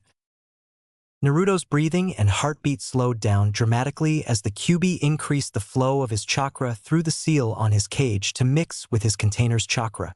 The bright red energy mixed with the blue of Naruto's normal chakra and flooded his system. All of the injuries the genin had recently sustained from the mirror, training, and his late-night escapade in the forest scabbed over instantly. They shrank in width and size until smooth, healthy flesh was all that remained. The Kyuubi withdrew his chakra immediately before settling down to sleep within the chambers of his cage. Naruto awoke briefly from a sudden pulsating warmth that had spread through his body from the fox's chakra and glanced down at his right arm. The only reminders of what had occurred were 2 thin, faint scars on his arm and several more on his hand. His knuckles were completely healed except for pale scar tissue stretched over the top. "Thank you," Naruto said, and he closed his eyes and was asleep again. Chapter 4. Comfort and Confusion. The morning came quicker than Naruto expected. He lay in bed, cocooned by his sheets and comforter, unwilling to move despite the steadily increasing rays of sunlight that struck his face as they shone through the window. The events of the past night flashed through his mind, further adding to his mentally compiled list of reasons to not get up. "Don't wanna," he mumbled semi-consciously, turning away from the light and stuffing his head beneath his pillow. Sleep did not return, causing Naruto to groan in frustration. Time to get up and face the day, he thought with bitterness. "Yes, I suppose it is. That doesn't mean I want to, though. I don't believe you have much of a choice, brat. I wasn't asking you if I did, stupid fox." With a sigh, he wriggled out of his bedsheets slowly, still reluctant to trade the warmth of the bed for the coldness of reality. As he rubbed the sleep from his eyes, He noticed a blinking red light that demanded his attention. A message? Who would call this early? He asked himself out loud. A glance at the clock told him it was 11:30. He was stunned. Damn. I must have been more tired than I thought yesterday to have slept so late. Naruto yawned, squeezing his eyes shut, and he winced. The hell? He said and pushed open the door to his bathroom. Two blazing red eyes stared icily back at him from the broken mirror. He peered closer and saw that his eyes were irritated. Tiny, near microscopic red veins showed in the whites of his eyes when he neared the mirror even more. Probably from keeping my contacts in too long yesterday. You're such an idiot, Naruto, he said, the hand at his side clenching quickly into a fist. Relax, Naruto, he commanded himself. He looked down, realizing that he felt no pain and with that, no injuries. They were gone, but for some reason that didn't surprise him. Although he couldn't recall waking up in the middle of the night, he was positive that he had and the nine-tailed fox had chosen to heal them. Thank you. The fox didn't reply, just as Naruto suspected. Only gave a sleepy growl before settling down contentedly to rest again. At least I don't have training on Thursdays. All I have to do is stay out of sight until it gets dark. I can go to my sanctuary today. Contact lenses would only irritate his eyes. He couldn't risk letting his teammates or sensei see his eyes. There would be far more questions than he had answers for. If he had to go without them for a day, then today would be the best day to do it. I can stay out of sight today. Give my eyes a chance to rest. Tomorrow it will be back to the same old, same old. But one day, that's all I need. It should be all right. He shook his head to dispel the thought and pressed the blinking red button on his telephone answering machine. You have one new message. New message 1. Hey Naruto, it's me Irika. Thought you might like to go to Ichiraku's for breakfast. My treat dash. Naruto pressed the erase button before he could hear the rest of the Jonin's voice. The automated voice beeped twice.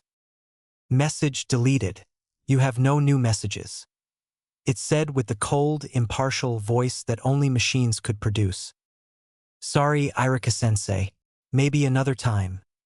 He replied softly, as though his former sensei would be able to hear him. The blonde showered quickly and decided to skip breakfast, since he knew he was going to be running for a while and didn't feel like throwing up his food from the exercise.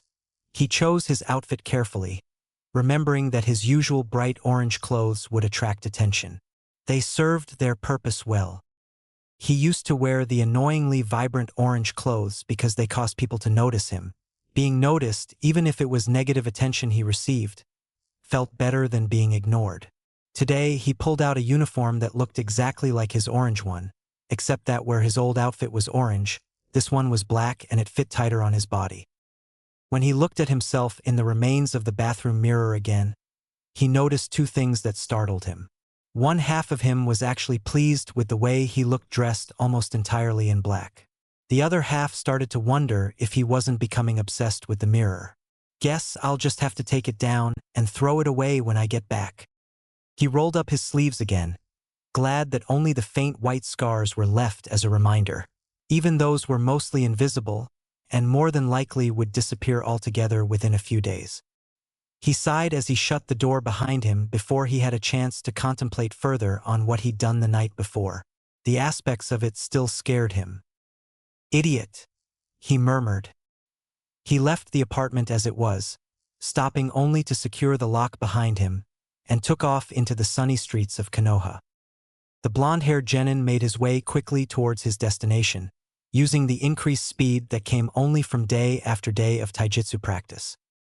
His sanctuary was deep within the heart of Konoha's forest, where the tall coniferous trees blocked out all light. It left the place cold and slightly damp, with a scent of earthy decay that comforted all of Naruto's senses. Hey Fox, I'm going to borrow some of your chakra, okay? Naruto asked, although it was more of a statement than an actual question. The kitsune growled as he was awakened by Naruto's voice inside his mind. Fine, brat. Now let me sleep in peace, was the Kyuubi's abrupt reply. He infused a small amounts of the Kyuubi's chakra with his own to boost his speed even more as he leaped from rooftop to rooftop. A smile tugged across his face when the wind created by his movement scattered some papers that had been stacked neatly on an open shop desk outside. A woman rushed around, picking up the advertisements while searching in vain for the source of the mysterious wind. It didn't slow his progress in the least. He couldn't allow himself to be seen in town with his Sharingan eyes. Just imagine if they knew, he thought, referring to the citizens of the village hidden in the leaves. People already fear me because of the Kyuubi sealed inside. If they knew what other secrets I hold inside me.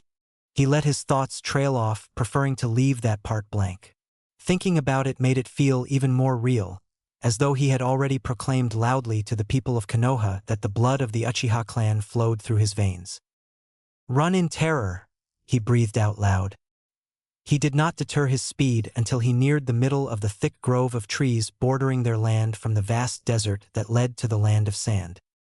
Immediately upon entering the area, Naruto separated his chakra from the demon fox inside him, a handy technique taught to him during a lesson from Ji-chan, and masked all of his entirely. The last thing he wanted was someone sensing it and trying to find him.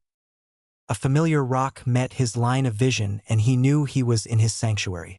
Normally, no sane person would travel this far into the forest for fear of getting lost in the tree-infested place as well as enemies. Only a strong agreement kept the sand and leaf villages from fighting, and there were complicated rules to the treaty as well. Naruto slipped through the shades and shadows easily. Rare beams of pale sunlight struggled their way through the layers of leaves to shine weakly in patterns on the ground. He climbed up on the rock and leaned his back against the smooth bark of a maple tree which grew directly behind the large, grayish boulder. He let out a sigh and closed his eyes. The faint red flush from running faded, leaving his skin darkened only by the protective shade cast by the trees. The muscles in his body relaxed as he evened his breathing out. It had been only 10 minutes since his arrival that he heard a growl. At first, he didn't know where it came from, and he scanned his surroundings for any sign of a person. Then he looked down at his stomach and patted it gently. "I should have brought some food along with me," he thought ruefully. "Oh well, nothing I can do about it now. I can probably find some things around here later that are good to eat," he said, replying to his thought out loud. Even his empty stomach couldn't motivate him enough to get up and search for food. He was reluctant to move at all. It just didn't seem worth all the effort. With a start, Naruto realized he was just feeling lazy. I wonder if this is what it's like for Shikamaru all the time. It must be really annoying having everyone on your case to do one little thing. Oh man, I really don't want to get up. The genin had just fallen into a light doze when a sudden flare of chakra caused him to open his eyes. He shot to his feet, his body tensed instinctively in a defensive position. Calmly he scanned the area again, taking extra care not to make a sound. The shadows suddenly seemed deceptive, as though a hidden entity lay waiting in the darkness. The nine-tailed fox spirit that dwelled inside him did have its advantages, some of which his previous guardian taught him to use well. He learned that by concentrating on his actual chakra flow, senses enhanced naturally by the demon, like sight and smell, could be honed even more. It was this such talent that Naruto used to separate shadow from a dark-cloaked figure just beyond the trees. Whoever it was, it didn't appear to be moving towards him. His mind raced through different scenarios and he came to a speedy conclusion. He could see the chakra of the figure displayed clearly now. Must know that I already spotted them, the genin thought. He felt a wave of chakra from his position on the rock and he realized that it wasn't a wave, but an actual aura. It was coming from the person hidden just beyond his range of trees. I've never sensed a chakra level like this before, not even from Kakashi, and he's a jonin. Who is this person? His right hand dropped down to the special leather pocket on his waist designed to hold sharp weapons without tearing. He pulled out a kunai, taking care to make no noise. The weight of the cold metal of the small, deadly weapon reassured him and he tightened his grip. Still masking his chakra, he took one step forward. The figure in the distance suddenly appeared running towards him, much closer than it had originally been. Substitution jutsu. Something similar to a smile twitched on Naruto's lips, and then he vanished into thin air. The fox's power gave him an immense power boost when he needed it, but he didn't want to use it unless he absolutely had to. Naruto allowed only the smallest amount of red chakra to slip through the seal, the result being slightly enhanced speed and hearing. Move one more step and this kunai will be the last thing you see. His voice spoke to the masked person, his kunai hovering just barely above throat of whoever it was behind the mask. You are good, wielder of the kyubi. Better than I expected, but I wonder. The hooded figure let his voice trail off. How do you know about? Naruto bit his question and launched a fast kick which connected only with a wooden log. He turned around him just in time to see several kunai heading right towards him. Thinking quickly, he pulled out 2 kunai and then threw all 3 of them. Each connected with another with a clang before dropping to the ground. More kunai came, this time with senbon needles as well. They approached their intended target quickly. Senbon and kunai? Usually it's one or the other, but both, Naruto thought as he jumped up to dodge the weapons. One of the senbon nicked him just across his leg, causing blood to drip down and seep into his clothes. It was only a minor cut, but it still stung. None of the kunai Naruto threw managed to reach the strange man in the cloak. He was just about to take out some more when the man suddenly attacked him head-on. Whoever he is, man, he's fast. Remember your training, Naruto. He let himself fall sideways and jumped to his feet, throwing another kunai. It was knocked to one side quickly by another of its kind. Naruto decided to attack. He charged at the man, sending a chakra-powered kick towards him. The man merely brought up his left arm and blocked it. A swift punch in the gut brought Naruto to his knees. Who are you and what do you want? Naruto asked, forcing himself to his feet. You still need much more training, Naruto, before you are ready to awaken your Sharingan.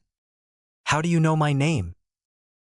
The amount of chakra emanating so powerfully from the man it seemed explosive set Naruto's nerves on edge. The sheer amount of it was almost unbearable. It was actually making him start to feel a little sick. How much chakra does this guy have? Is he like... Could he be like me? A laugh came from within the robes. Naruto stiffened his body as the figure reached up and pulled his hood back. A name escaped in a breathless whisper from the genin's lips. Itachi. Chapter 5. The truth reveals itself. Why are you here? What do you want? Naruto questioned. He drew a kunai out from his leg pouch. He was surprised that his own voice wasn't shaking with fear, like he felt on the inside. It was no wonder. The amount of chakra generated by the man before him created an immense pressure around the area. Itachi was an Uchiha after all, just like Sasuke. He was, in fact, Sasuke's older brother. The same one feared by many if not all ninja. Itachi was considered a legend. Itachi looked at the genin and his Sharingan met its crimson reflection in Naruto's eyes. You have grown up so much since the last time I saw you, Naruto. I am proud, Itachi said softly. Don't talk like you know. He paused for a few seconds. Wait a minute. Your voice. You sound exactly like... I am. Well, I was for some time. I still can be if you want. No. I don't believe you. Why should I believe you? My guardian left me a long time ago. He never would have left me here alone without a good reason, and maybe I don't know what that reason is, but there is no way you and him could ever be the same person, he shouted. Anger and hatred bubbled inside him.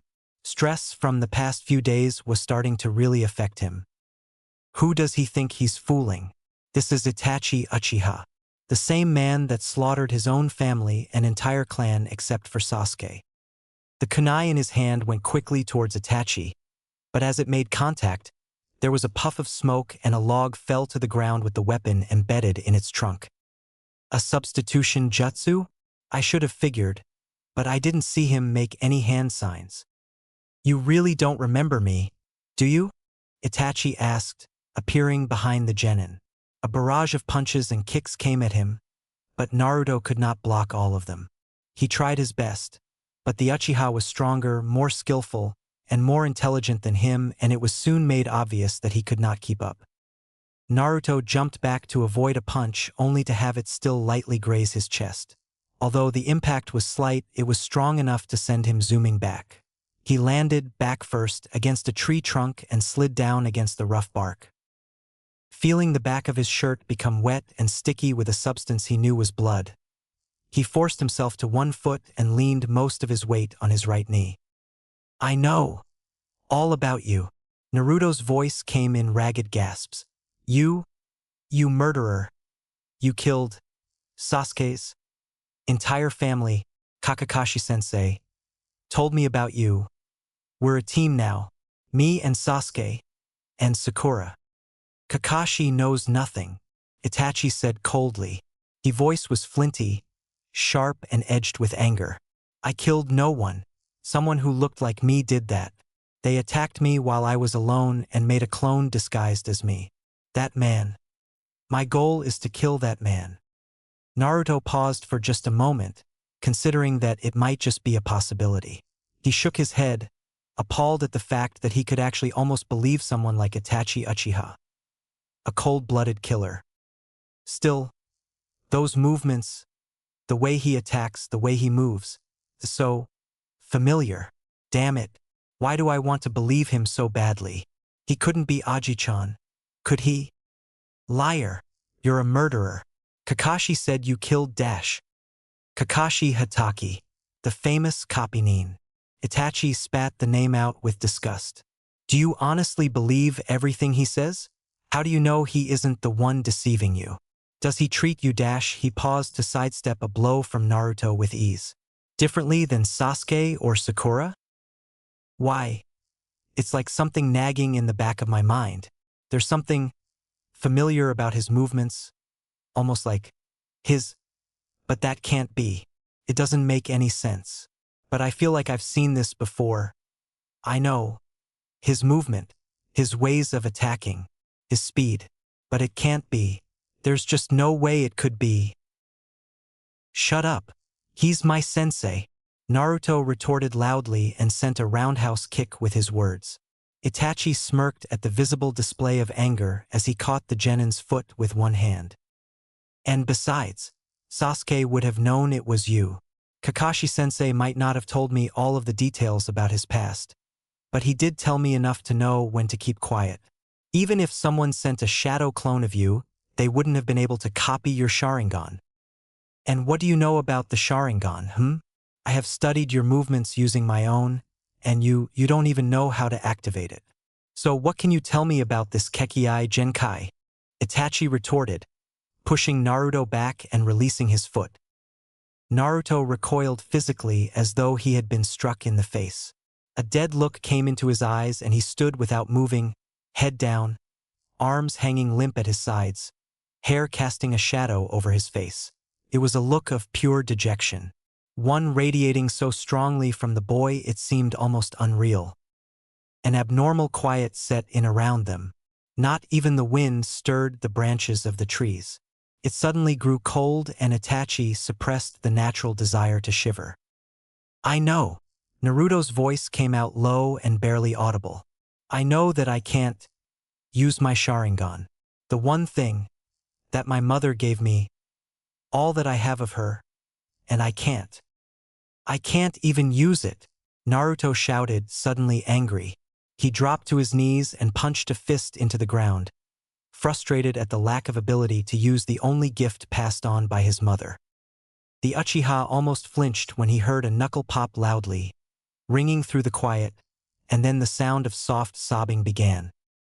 He swallowed his words, afraid to provoke Naruto further into his descent of self-pity. He never used to be like this. He never took out his anger on himself. What happened to you, Naruto? What happened to you while I was gone? What did Konoha do to make you like this? I can't use it all right. I know that. I know, but I don't know why. Or how.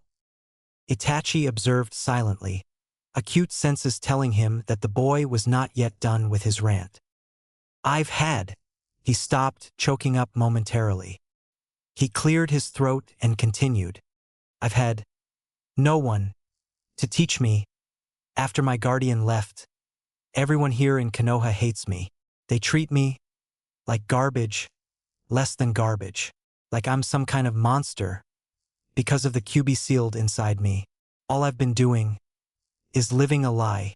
My sensei has to know about it, but I can't even tell my own teammates, because I'm afraid they'll hate me like everyone else. I don't. He wiped tears from his eyes and sniffed loudly. Want this anymore. If you're gonna kill me, then just do it already. He finished, picking up his head to look Itachi straight in the eyes. Itachi met his stare and was shocked.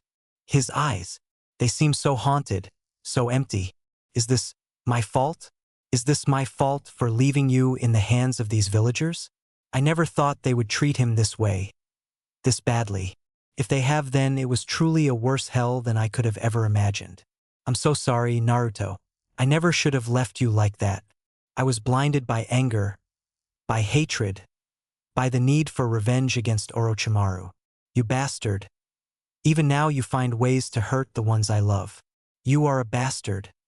And so am I for leaving you to kill him, Naruto. Naruto.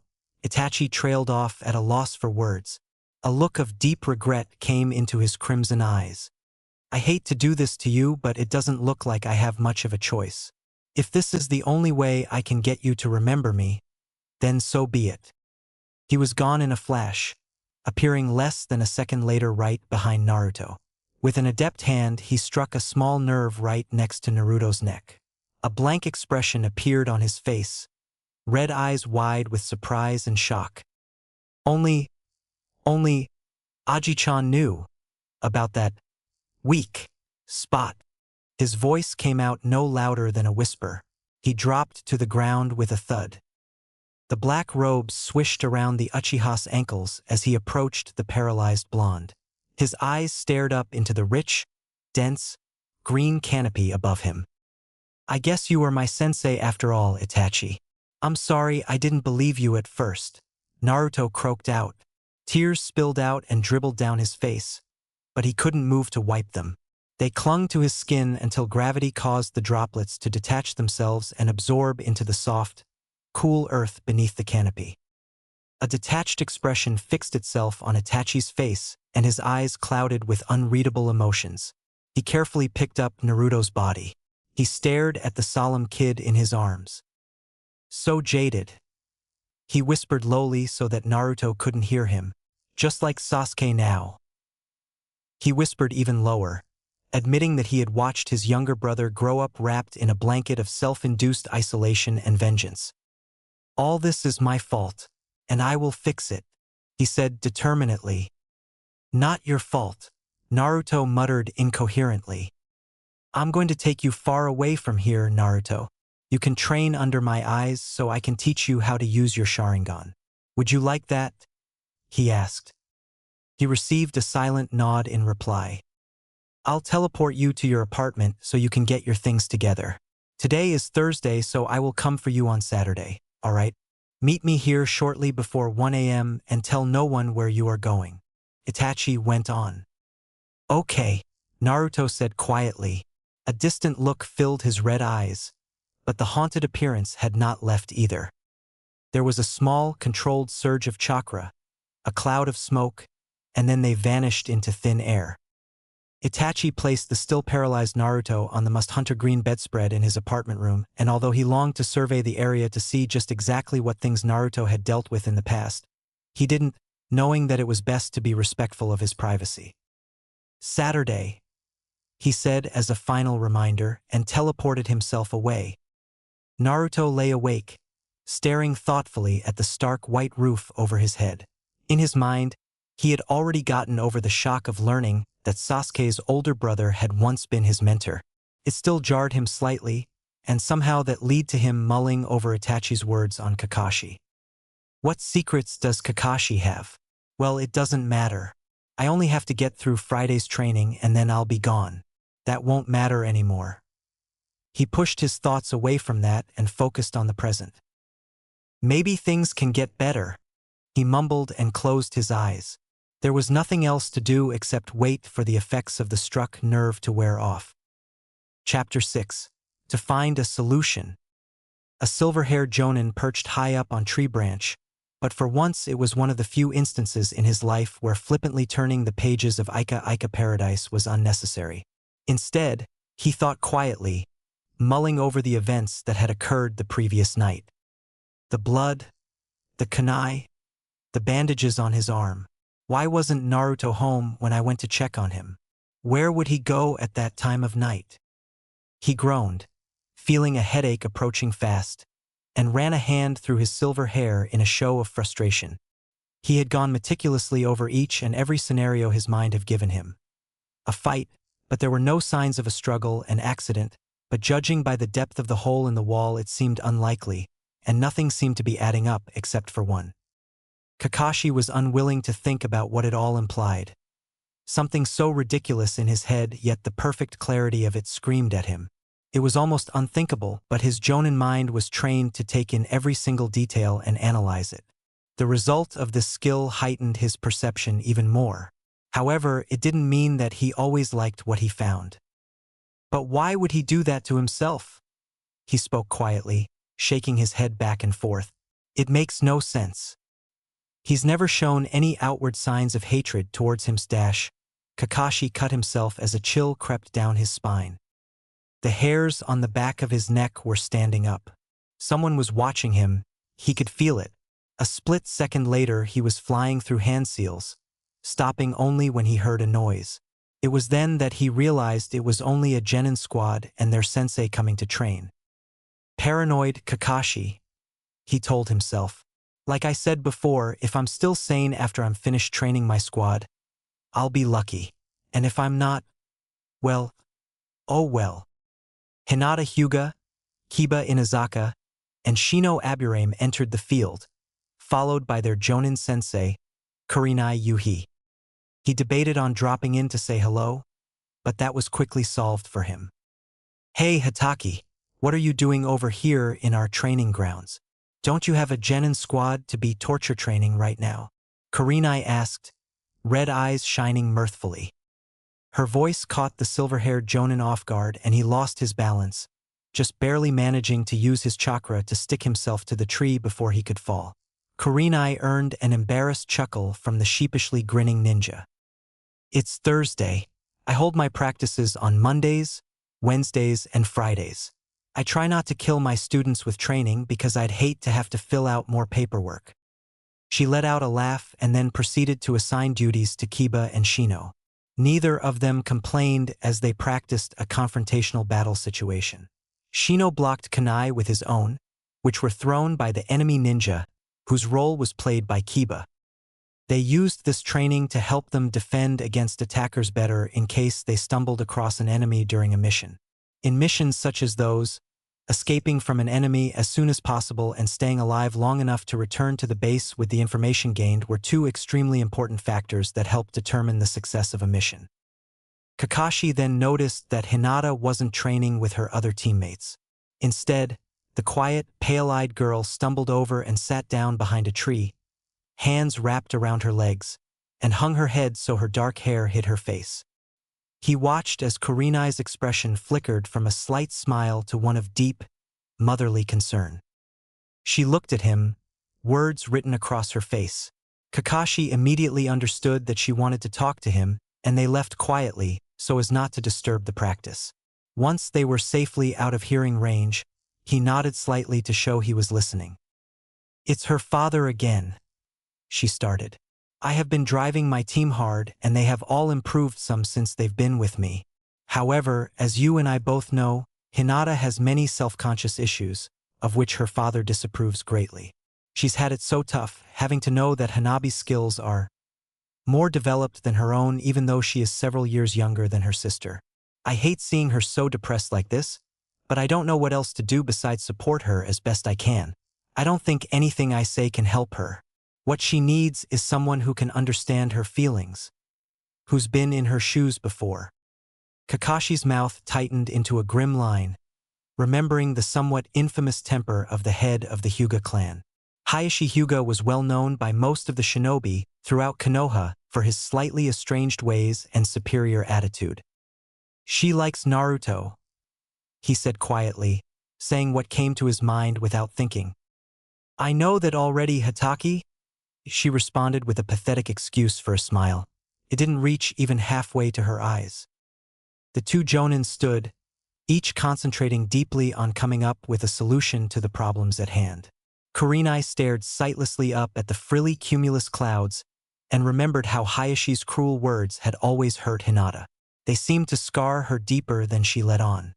While the kunoichi contemplated about Hinata's melancholy attitude, Kakashi attempted to figure out why the number one, hyperactive, knuckle-headed ninja of Konoha would be hurting himself.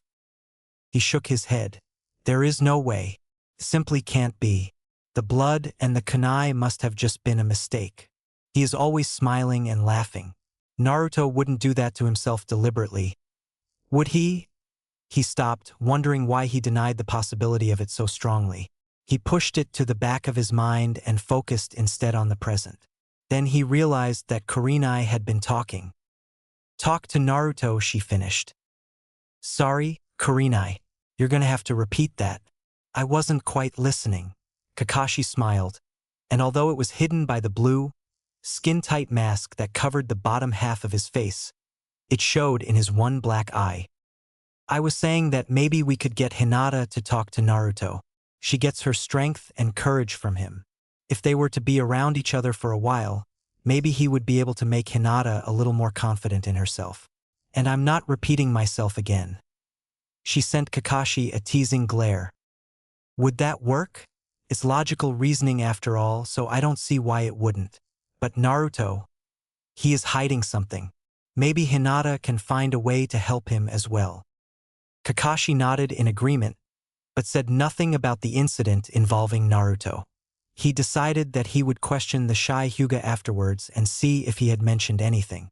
"I will find out what's going on before this gets too out of hand," he thought determinedly. Kurenai gave one more final nod and they both returned to the training field. Their conversation had taken longer than they expected, and by now both the Inazaka and the Aburame were covered in sweat from the constant exercise. Kiba stopped to push back a few annoying strands of black hair that had stuck themselves stubbornly to his forehead. Shino stood in a quiet, dignified manner, but breathed heavily all the same. What surprised Kurenai, though she said nothing, was that he was over by Hinata, attempting to talk to her. Normally, the kid was amazingly stoic for his age. He didn't speak much. He never had. Most of the time he was silent and only talked when he felt it was necessary. Unlike Shikamaru, however, he was anything but lazy. Kurenai knew how seriously Shino took his training. Once Shino spotted Kurenai, he looked up and shrugged his shoulders. "No luck. Are we finished training?"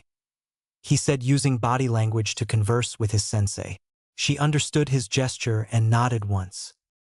Shino disappeared from the area in a swarming buzz of insects, leaving behind his sensei and two teammates.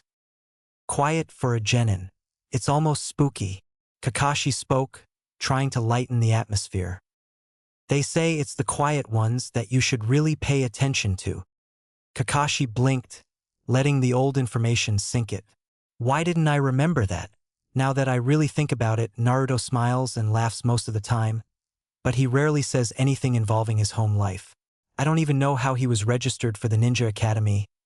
He always has a smile on. Could he be hiding something behind it?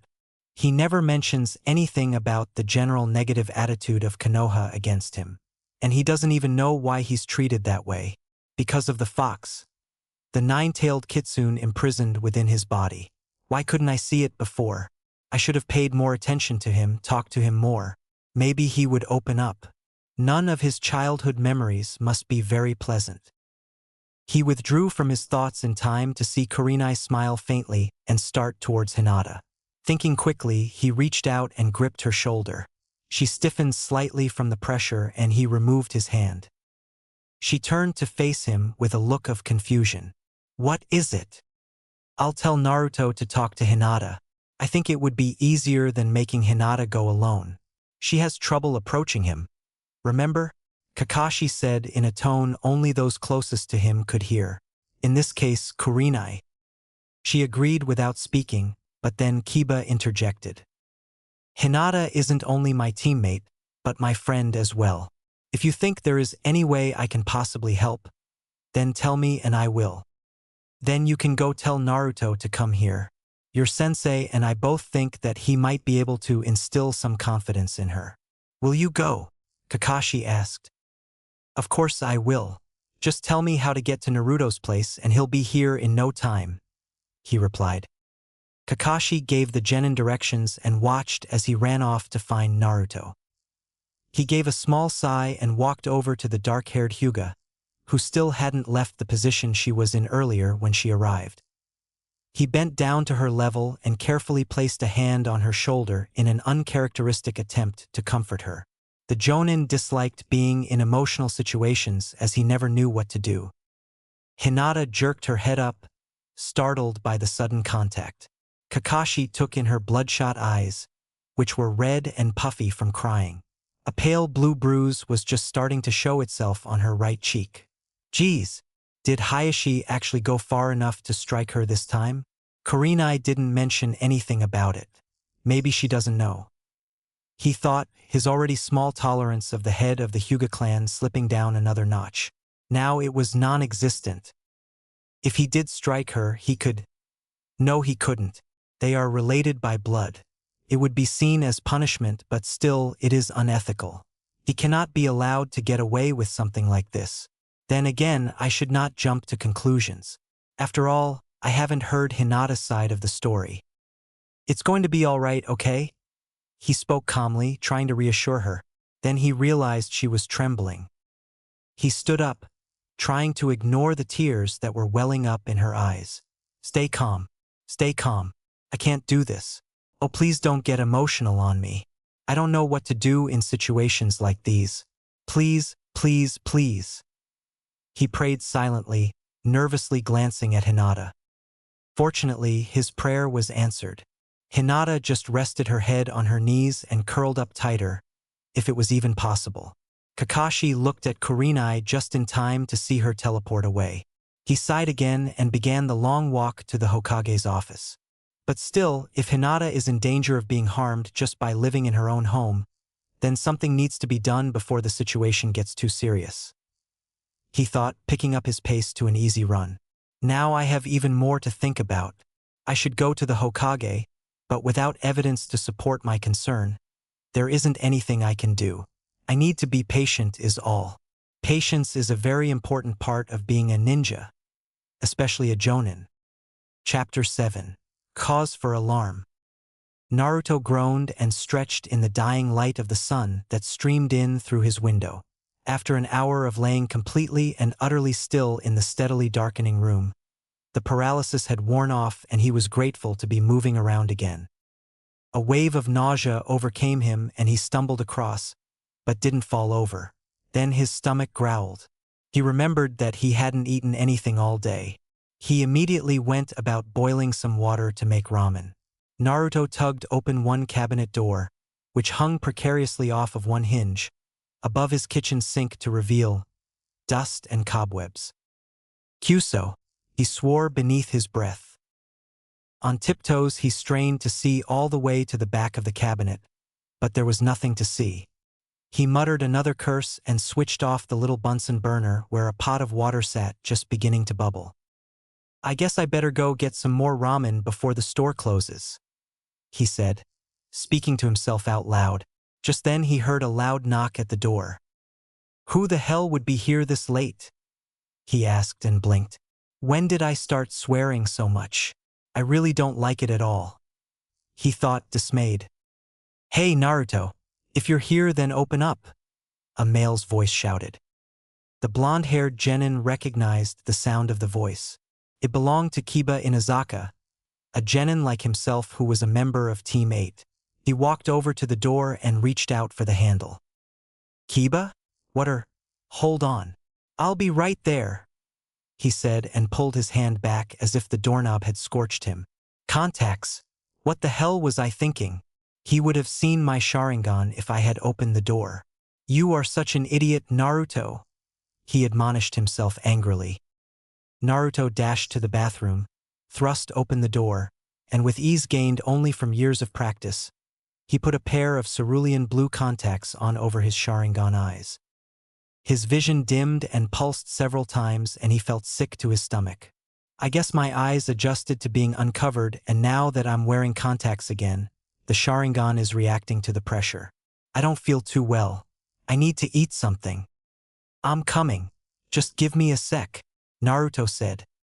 He straightened up, forcing his body to stand erect, and managed to walk to the door without swaying. He opened the door with a sigh and allowed Kiba inside. This place looks like hell. What happened? Kiba asked, taking note of the hole-riddled walls, the cabinet still dangling by one hinge, the cobwebs in the corners of the rooms, the worn state of the bare wooden floor beneath him, a shattered window, and the light his small kitchenette that had just then decided to flicker on and off erratically. It's always like this, Kiba. Come inside. By the way, do you have anything to eat? I'm hungry, Naruto said, rewording his sentence carefully. I'm not starving, just hungry. Starving is growing up eating food out of other people's trash cans. He scolded himself. Kiba gave him an odd look. You don't look so good, Naruto. Your face is kinda pale. You alright? The Inazaka asked. Just then, Kiba's Nin-ken, Akamaru, chose to join in the conversation. He jumped right at Naruto's face without warning, but the genin instinctively held out his arms and caught the off-white ball of fur as it lunged at him. Hey there, Akamaru. Naruto greeted the dog, who responded with 2 yips. The dog sniffed him and stiffened. A small, low growl freed itself from his throat. He barked at Naruto twice before jumping back to Kiba. What's up with him? Naruto asked, fighting tooth and nail to not sway.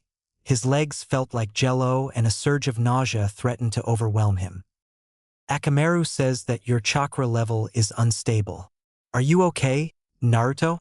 Kiba said, sharp black eyes studying the genin's face. Naruto was reminded briefly of the demon fox sealed within his body. He swore he felt the powerful creature stir restlessly in his mind. Demon, get out of our village. You don't deserve to be here. You just want to trick us into believing you are friendly, and then you will kill us all. Get out, you monster! He gasped sharply, feel the words slice through his mind.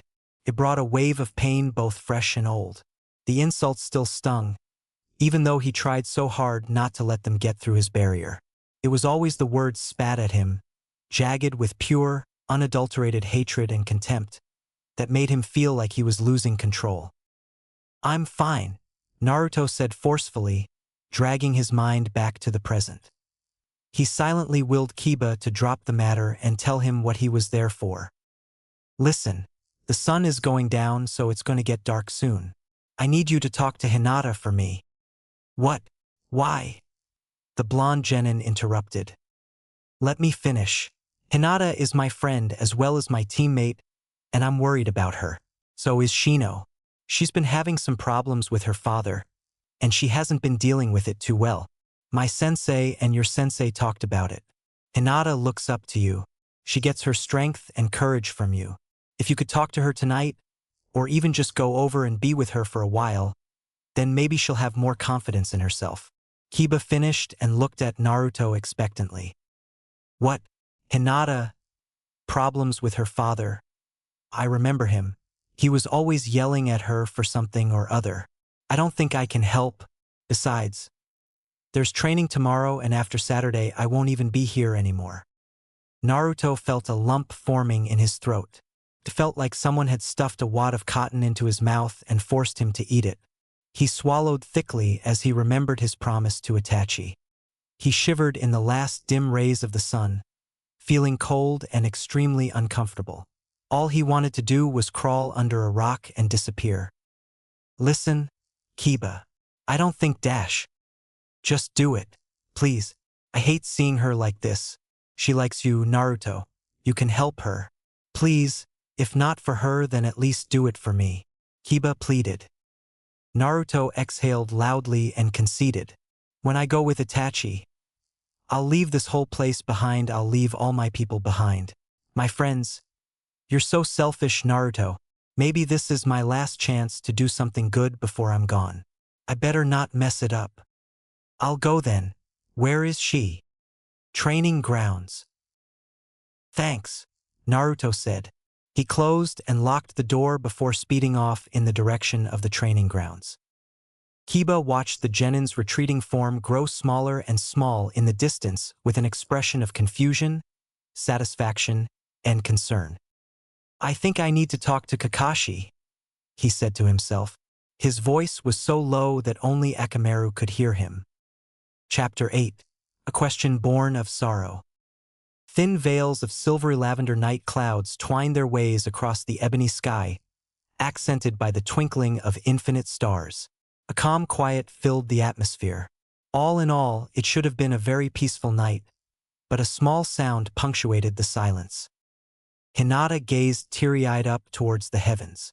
Wet trails marred the pale skin of her cheeks, which were slightly pink from crying. It isn't true, she thought despairingly, remembering the sharp, barbed words her father had spoken. You are good for nothing, Hinata. Even Hanabi shows more promise than you, and she is 5 years your junior. You are not worthy of carrying the Hyuga title. How can you be my daughter? You are worthless. You mean nothing to me. Nothing. Hayashi's angry voice echoed in her mind. Her hand reached up and touched a spot on her right cheek. A blue mark, the faint beginnings of a bruise, appeared to glow in the moonlight. Hinata generated a small amount of green chakra, healing chakra, under 2 fingers and pressed it against her jaw. A purple spark erupted from beneath her fingers, negating the energy and effectively numbing her fingers. What did he do when he hit me?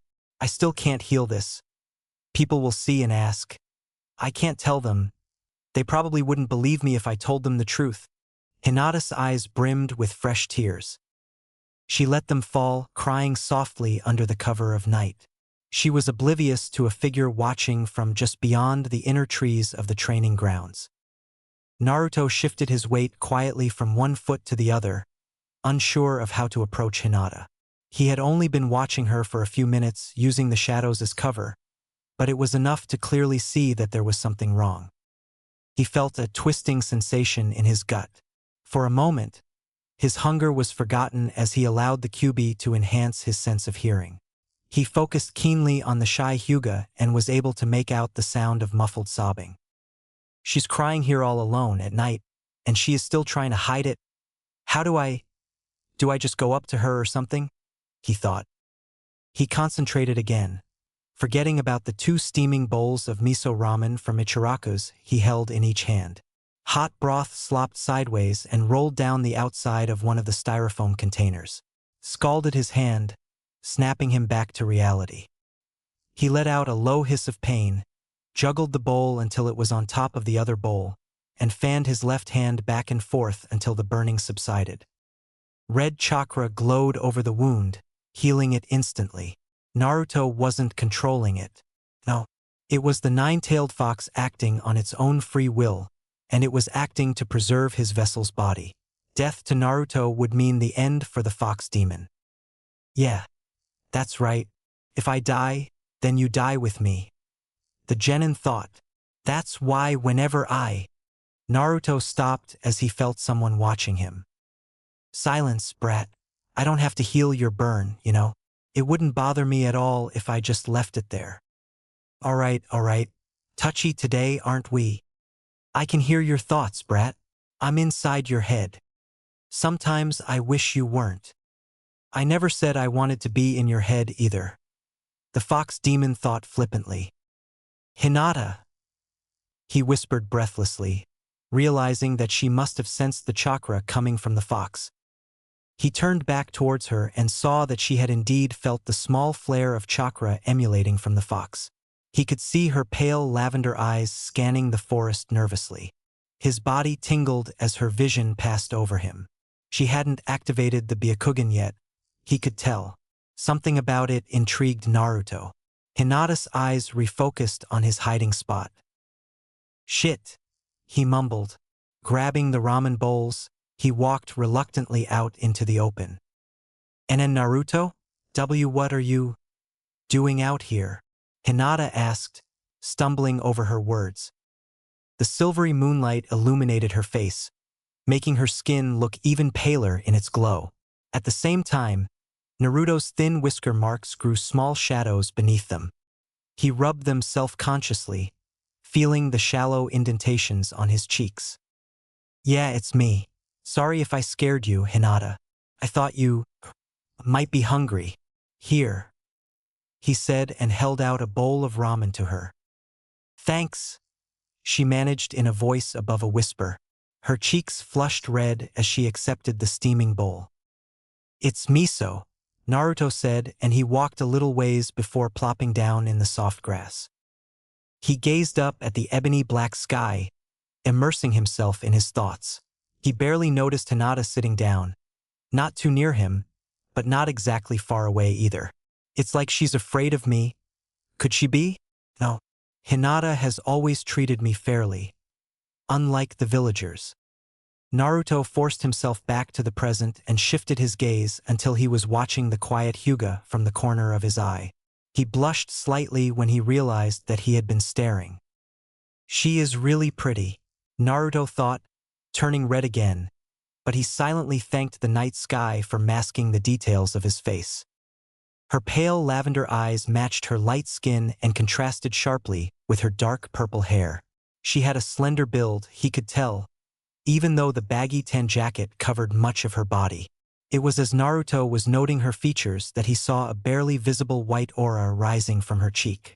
He wanted to ask, but thought better of it as he remembered Kiba's words. "She admires you, Naruto. She looks up to you for strength. But your sensei and my sensei talked, and they believe that if you talk to Hinata, even if it's just for a little bit, that it might help her. Don't ask her about it. Kiba said she was having some problems with her father. It isn't any of my business," he thought, although he couldn't explain the sudden surge of rage as he considered the possibility that her father might have actually gone far enough to hurt his own daughter. "Hinata is kind to everyone. She doesn't deserve to be intentionally hurt by anyone." He was startled by his protective revelation. "Hey, Hinata," Naruto started, then stopped, unsure of how to begin their conversation. This was the first time he'd ever spent talking to the Hyuga alone. She must have heard him, but she said nothing. Naruto saw the imperceptible tilt of her head in his direction. The soft glow of the moonlight illuminated her face, giving her a heavenly appearance. When she spoke, her voice was so low that he had to strain to hear it. "I'm sorry. You didn't need TTO come all the..." She swallowed once. "Way out here," she finished. Hinata poked her index fingers together nervously and glanced at Naruto. From her mind, she could easily remember how Naruto looked in the sun. His skin was deeply tanned from spending many days out training or doing D-rank missions, and his bright blonde hair seemed like a halo out in the sun. His ever-present smile, though at times she felt that there was more than just happiness behind it. But the one thing that Hinata admired Naruto for the most was his strength and courage. She knew that his childhood had been long gone before he even turned 7, when he joined the academy. She could still remember the dejected look on his face as he sat, alone, on a tire swing underneath the shade of a huge tree near the school. She heard the whispers, felt the overwhelming killing intent aimed at him, saw the goofy smile that never seemed to leave his face, even when he was sad. A cold chill raced down her spine when she took in his eyes. They were blue as they always were, but she sensed something different about them. They seemed colder, more distant, and shockingly hollow. She instantly knew that something was wrong, and her concern for her secret crush overcame her shyness. "Naruto, what happened?" she asked. Her voice was still soft, but it was louder than she usually spoke. He whipped his head around to gaze at her, and she was startled by the intensity of his cerulean eyes. She let out a silent gasp. Before she fully knew what she was doing, some natural instinct kicked in and she went over and pulled him into a hug. Surprisingly, he offered no resistance. He sat there, pressed against her chest, head resting on her shoulder. Hinata felt him tense for a few seconds, but then he relaxed into the warmth of the embrace. She was surprised when he went totally limp in her arms, and even more surprised when she felt something damp on her shoulders. Is Naruto crying? I've never seen him cry before. She hesitated slightly before putting her hand on his back. She rubbed it up and down slowly, soothingly, the way her own mother used to do before she passed away. His sobbing was silent except for a few words whispered into the sleeves of her jacket. She couldn't make them out. Naruto didn't know why he felt so secure in Hinata's arms, but he was warm, and for once he was able to release the tension that had been tearing him up on the inside. "I'm sorry, Hinata," he said, pulling back, nervous laughter echoing from his lips. Hinata felt the heat rising in her cheeks, realizing what she had just done, but his words confused her. Why would he be sorry? Naruto, she started, but her voice faded away before she could finish. She started again, determined to support her crush any way she could, even though she was pretty sure he didn't know about her feelings for him. Then again, he always did surprise people by remembering the most important things, like when someone's birthday was, or what flowers someone liked, or what they enjoyed doing in their spare time. She could still remember Shikamaru's last birthday, when he had turned 13. It was only a small party, and not everyone brought gifts. But somehow Naruto had known that the lazy genius was genuinely fond of stargazing. She remembered watching Shikamaru's eyes light up when he saw the telescope and how happy Naruto was to see that he liked it. Happy? Was Naruto ever truly happy? Even after all he's been through? Naruto, what do you have to be sorry for? She asked at last. Naruto withdrew further and moved back until there was about 4 feet of space between them. He looked up at the sky, watching the stars that glittered almost obscenely in the velvet blackness. They reminded him of bones. Broken bones that pierced through muscle and skin and dripped with scarlet blood. He shook his head, dismissing the morbid thoughts from his mind. Hinata stood up and brushed the dirt off of her dark blue capri pants. She stretched, removing the cramps that had formed in her legs while she was sitting on the hard ground. I have a lot of things to be sorry for, Hinata. Even I don't know them all, he said quietly. Hinata heard the bitterness in his voice, but said nothing. Instead, she watched him closely. She could feel her Byakugan pulsing softly, calling to be released. Why is it reacting to Naruto? I don't understand. She pushed the command away, stuffing it into the recesses of her mind. What mattered now was helping the person she cared about. If you need to talk about something, I will listen. I might not understand, but it's impossible to keep it inside you forever, she said, pausing throughout the sentence despite her attempt to hold her shyness at bay.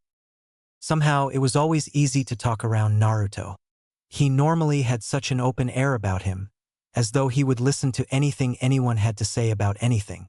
Something about him tonight was different, but she couldn't place it. She pulled herself from her thoughts and blinked quickly when she realized that the blonde-haired genin was standing in front of her again. She stood still, trying her hardest not to tremble or step back. The memories of her father's anger resurfaced, dragging her under with its weight. You mean nothing to me, Hinata. Nothing. It's not true, she whispered. She tried to suppress the hot tears that burned her eyelids, but it was to no avail. She sank to her knees and curled up as tight as she could on the ground. The sound of her crying floated up to Naruto's ears. Naruto shifted uneasily. What am I supposed to do? Should I just… could I? This is so stupid. He shook his head briefly and squatted down to Hinata's level. Hinata, what's wrong? She sobbed fiercely. Naruto remained silent. He had never seen Hinata cry before. He had never broken down in front of anyone before until now. There hadn't really been anyone to cry in front of, and Itachi hadn't tolerated it. She had always seemed friendly and pleasant and extraordinarily accepting, especially of Naruto. She treated him no different from any of her other friends, and he especially liked her for that. He watched her small, grief-racked frame shake with each sob as she tried to contain it. The white aura rising from the spot on her cheek caught his eye again. It was just there, barely strong enough to be visible, but Naruto could see the gauzy white film that hovered above her jawline. Without fully thinking, he reached out and lifted her chin up. She stared at him, eyes glassy from tears, trembling slightly. He saw the light blue tinge on her right cheek. He could also see the fear in her pale eyes. Is she remembering something? Why is she so afraid of me? Did her father actually hurt her? Naruto knew all too well that when someone was emotionally or physically hurt by someone they loved, they became afraid of that person, fearing all contact with them. They tended to avoid all physical contact with anyone, as it further reminded them of the injury.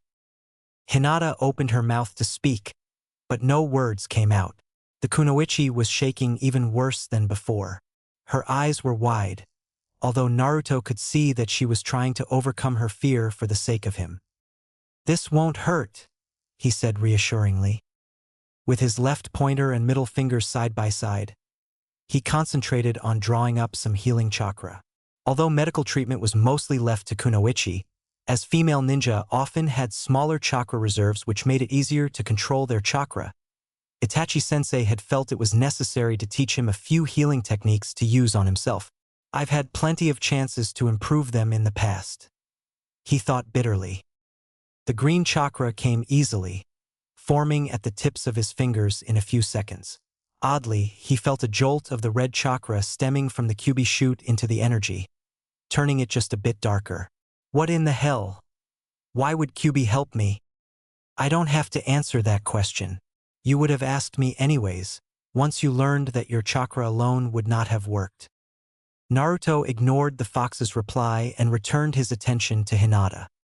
Carefully, he placed his fingers just above where the white aura diffused slowly into the chilly night air. The chakra flickered for a moment and Naruto could feel strong resistance before being absorbed into Hinata's chakra system. The pale blue marking on her cheek faded away, healed by Naruto's chakra. He sat back, puzzled. Then realization dawned on him, and he knew what had happened. "Hinata, tell me what happened," he said, although he already knew.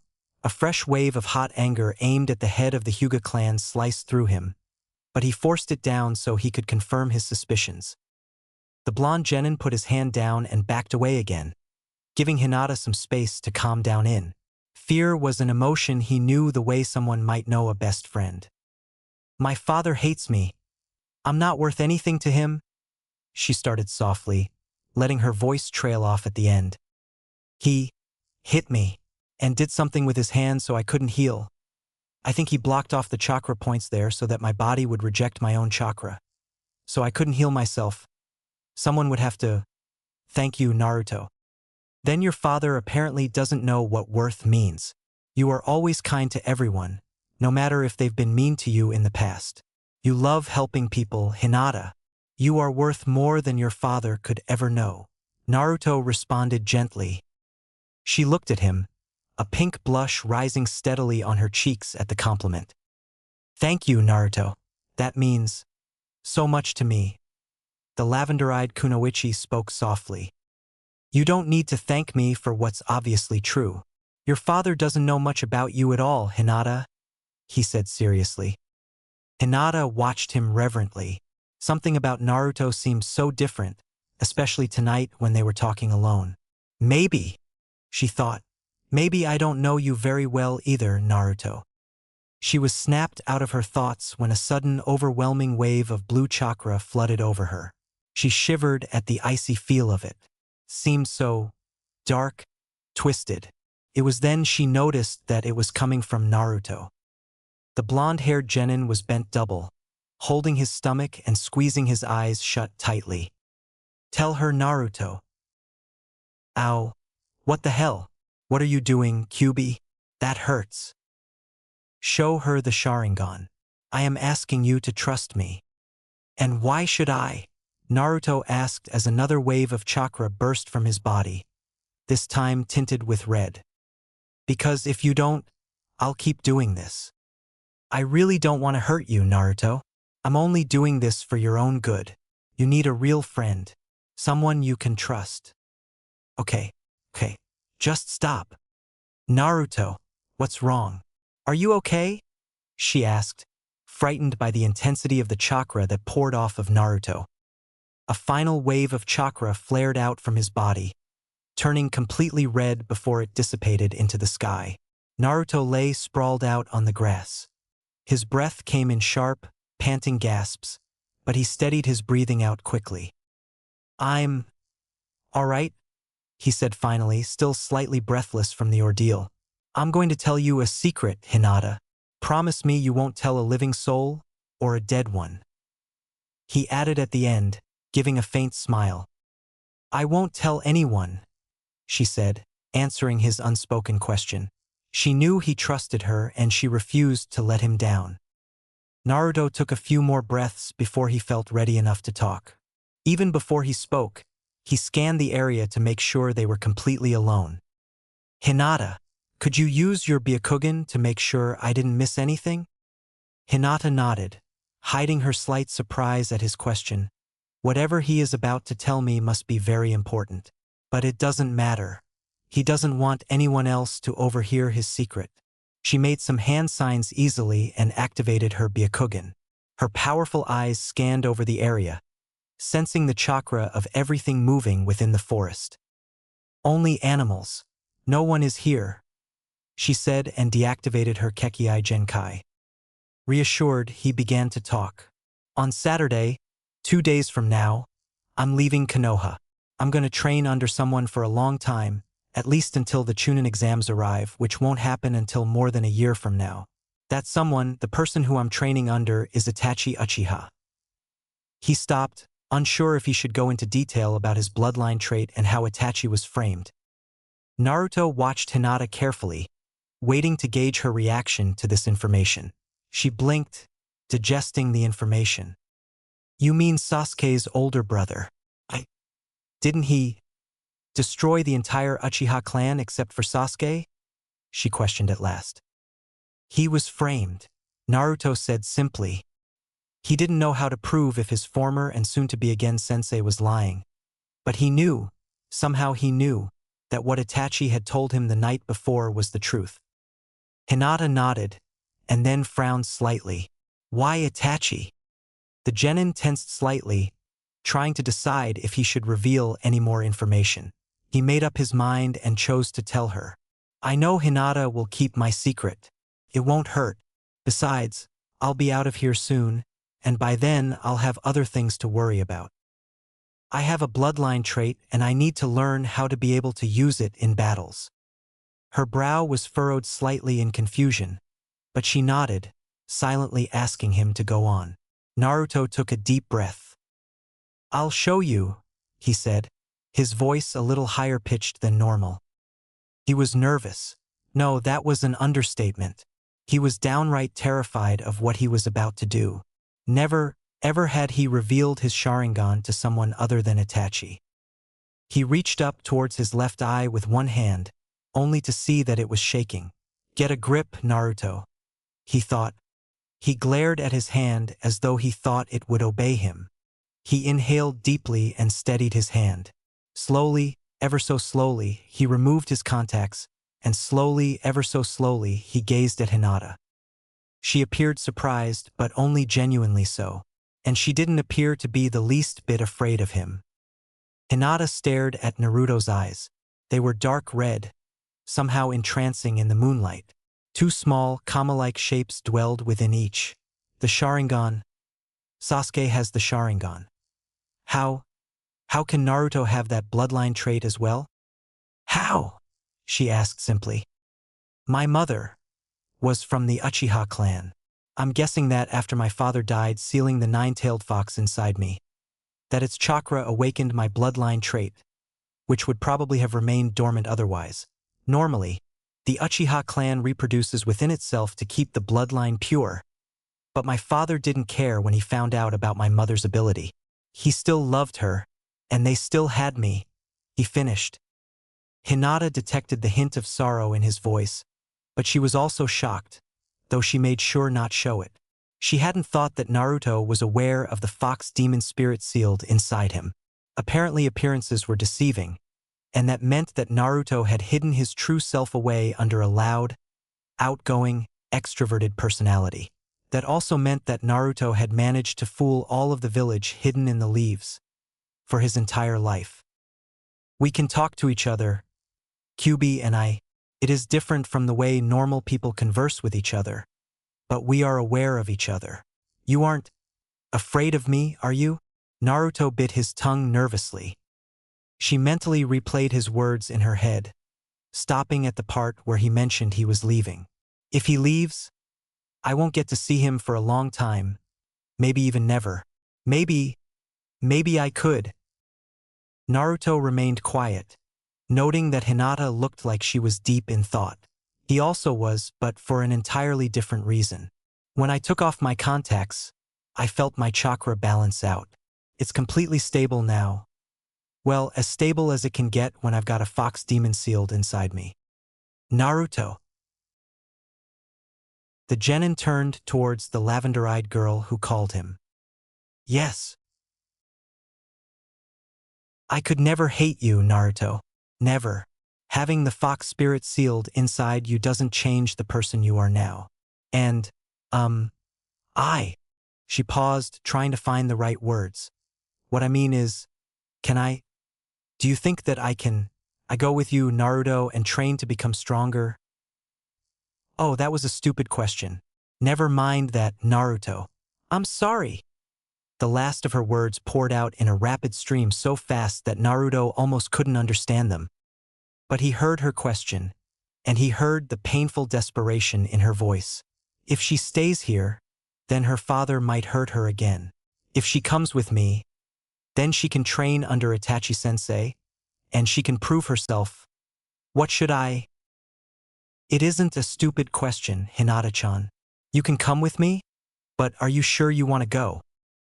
Hinata blushed at the suffix added to the end of her name. I want to do it, she confirmed, smiling for the first time that night. Chapter 9, A Run-Down Memory Lane. Kakashi walked down the street, hands in his pockets, Jonin vest flapping open in the chilly night breeze. He stepped lightly. Only the faintest tap issued from where his blue ninja sandals met the cobblestone road. He sighed, his breath coming out in small misty plumes, and jammed his hands deeper into his black pants. Why the hell is it so cold already? It's only just nearing the end of June. Come to think of it, the nights have been unusually cold considering that it's near the summer season. A hot shower sounds great. And maybe some hot cocoa too. The silver-haired Jonin increased his speed at the thought of the warm drink, moving almost faster than the eye could see. He wasn't called the Copy Ninja for nothing. Despite the cold wind that stung his skin as he ran, he continued onwards until he reached the front door of his living quarters. He pushed the door open and quickly shut it against the frigid night air. Shrugging off his vest, he threw the sturdy tan object on the worn leather couch the color of coffee with milk. The place had an air of bleak starkness around it, though it was obvious that Kakashi had attempted to make the place appear a little more homely. Midnight blue curtains adorned the window behind his couch, which remained closed, no matter what time of day. A single picture frame hung on the wall in front of him. Naruto, Sasuke, and Sakura stared back at him from the photograph. It was hard not to see the grin on Naruto's face.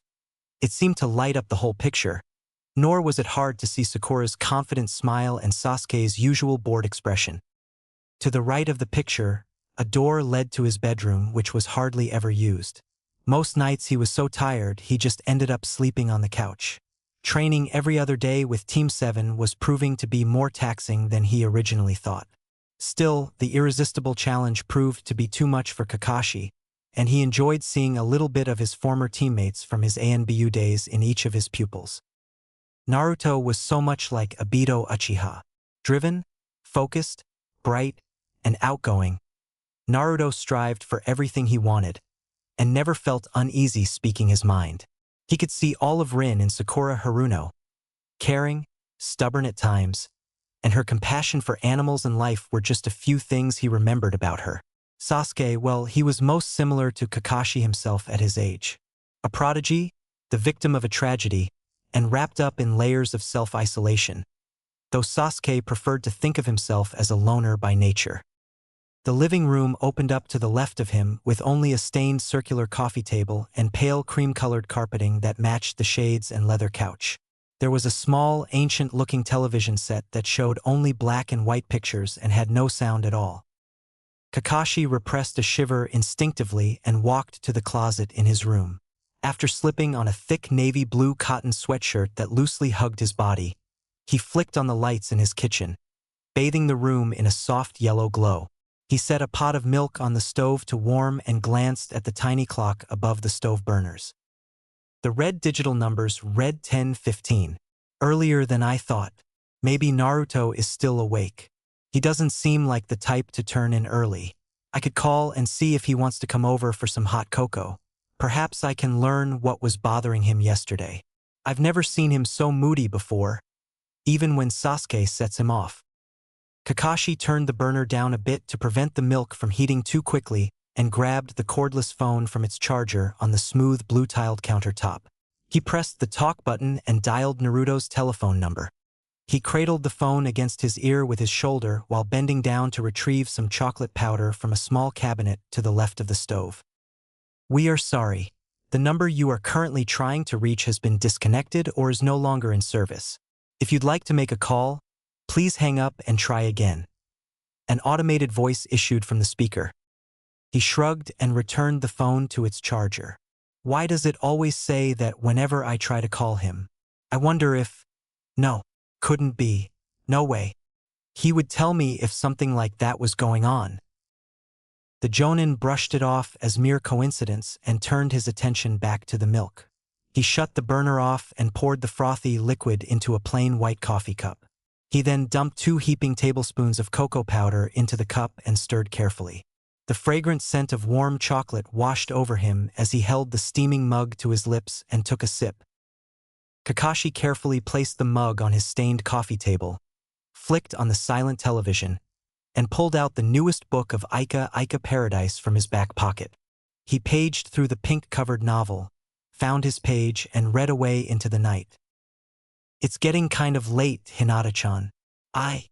You don't want to go home, do you?" Naruto asked as he stood up and stretched in the pale moonlight. The lavender-eyed girl shook her head back and forth slowly, a faint blush dusting her cheeks at the concern she heard in his voice. I don't have a choice. If I go, then my father would surely suspect something. I'm scared, Naruto," she admitted softly, mere decibels above a whisper. She hung her head, ashamed of confessing her fear in front of the one person she wanted to be strong for. "Naruto really needs my help right now, and I'm the only one who can help him. I have to be brave, but I can't." Hinata felt a warm hand slip into her own and squeeze tightly before letting go. "It'll be okay, Hinata-chan. It'll be okay. Go home and try to catch some sleep. You'll need it. Meet me near the edge of the Konoha forest early Saturday morning before the sun rises, and don't be seen by anyone if you can help it. We'll need to leave before anyone is awake. Thanks for everything," Naruto said seriously. He reached out and gave her hand another squeeze, softer this time, and more comforting, before speeding off into the night. Hinata hugged her hand to her chest, feeling her heartbeat pulsing rapidly. With thoughts of her crush's kindness in her mind, she began to walk slowly towards her own home. Naruto waited until he was safely near his own destination, home, before permitting himself to blush. He couldn't believe what he had just done, showing Hinata his Sharingan and holding her hand. Hinata's hand. It didn't matter that his body acted on its own accord. What mattered was what he had said, telling her it was all right to come with him without considering Itachi's reactions. The blonde-haired genin pushed the more somber thoughts of the consequences he was going to possibly suffer to the back of his mind and instead focused on the tight, slightly giddy feeling in his chest. His skin still tingled from where it made contact with Hinata. The comforting warmth that he drew from her hug lingered slightly throughout his body. Naruto smiled, a true, genuine smile, and although small, he felt happier than he had in a long time. Not since Irika-sensei had tied his own Konoha forehead protector around his head when he was 13, telling him that he passed and was now officially a genin. Still light-headed with happiness, he made a running leap from his place and landed on the balcony outside his apartment window. From there he jumped to his door, opened it, and promptly reached to flick on the lights. There was a sharp click, then nothing. He tried again with the same results. Damn power, he swore out loud. The electricity company shut it off already? I thought the notice said I had until Sunday. It figures they would do something like that. The event had effectively ruined his good mood. After his eyes adjusted to the darkness, he ran a comb through his messy blonde hair, brushed his teeth, and grabbed a pair of clean black boxer shorts, all of which were a little more difficult than he was used to because there was no light. He slipped them on after taking off his black pants and started to unzip his jacket when he stopped, a subtle scent catching his attention. He held the black cloth close to his nose and inhaled slightly. Cinnamon and roses. It smelled like Hinata. He breathed in again, this time shutting his eyes so he could see her face. His solid black shirt underneath carried the exact same scent. Naruto changed his mind about the jacket and shirt and left them on. Yawning tiredly, he threw himself on his bed without bothering to burrow under the covers. He fell asleep quickly, ridiculously dressed in boxer shorts and a jacket. Itachi Uchiha moved silently through the dark forest, taking care to cover his tracks with many genjutsu and dispel all traces of his chakra from the area. He was all too aware of the risks incited being near the outer regions of the village hidden in the leaves. There was no doubt in his mind that Konoha Anbu would come after him if they knew of his current whereabouts. And if they did come, he would kill them. It was a necessary evil. He had to survive for several reasons. To avenge his clan, to train the child he abandoned years ago, when the kid was only 7, and maybe, just maybe, to reconcile with his younger brother Sasuke. It didn't matter to Itachi if Sasuke still hated him. He wanted Sasuke to know the truth, that he had not been responsible for the slaughtering of his entire clan. Betrayal was an unthinkable action in the Uchiha clan. Trust was the foundation that held their clan together while others dealt with wars and violence. He had been framed by an S-class missing nin known as Orochimaru. Bastard! Itachi thought bitterly before flying through hand seals and unleashing a genjutsu to make his chakra blend in with the 4 elements. He remembered the night of his clan's destruction as though it had been imprinted firmly in his mind. More correctly, though, it was Flashback 3 RD Person POV. Oni-chan, why do you keep looking away into the forest? You promised you would help me train today since it's my birthday. Sasuke whined and tugged his brother's pant leg. Itachi looked down at his little brother and smiled. I know. I've already shown you some tips for aiming and throwing shuriken and 2 new jutsu. You can't do them just yet, but you'll know how when you're older. Now quit whining, silly. You're acting like a child, he said teasingly. I am not a child. I'm 6 years old today. Sasuke pouted and crossed his arms, looking quite the opposite of his denial. He glared from beneath his dark bangs, which hung in his face since they were too long and he refused to have them cut.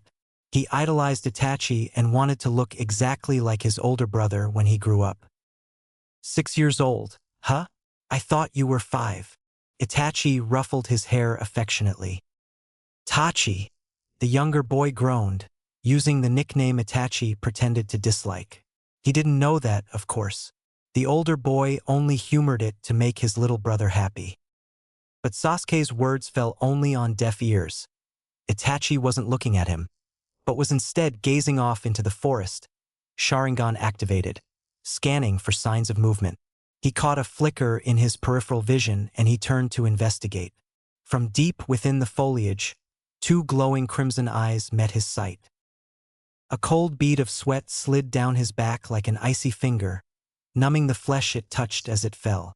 Itachi was suddenly aware of his heart beating faster and faster, drowning out any other noise he might have heard. The deafening roar of blood pounded in his ears. He very nearly flinched when Sasuke grabbed his arm. "Don't do that, Sasuke," he said, rattled, and pulled his arm away sharply. His brother's dark eyes turned glossy with tears at the harsh voice, and he turned and ran.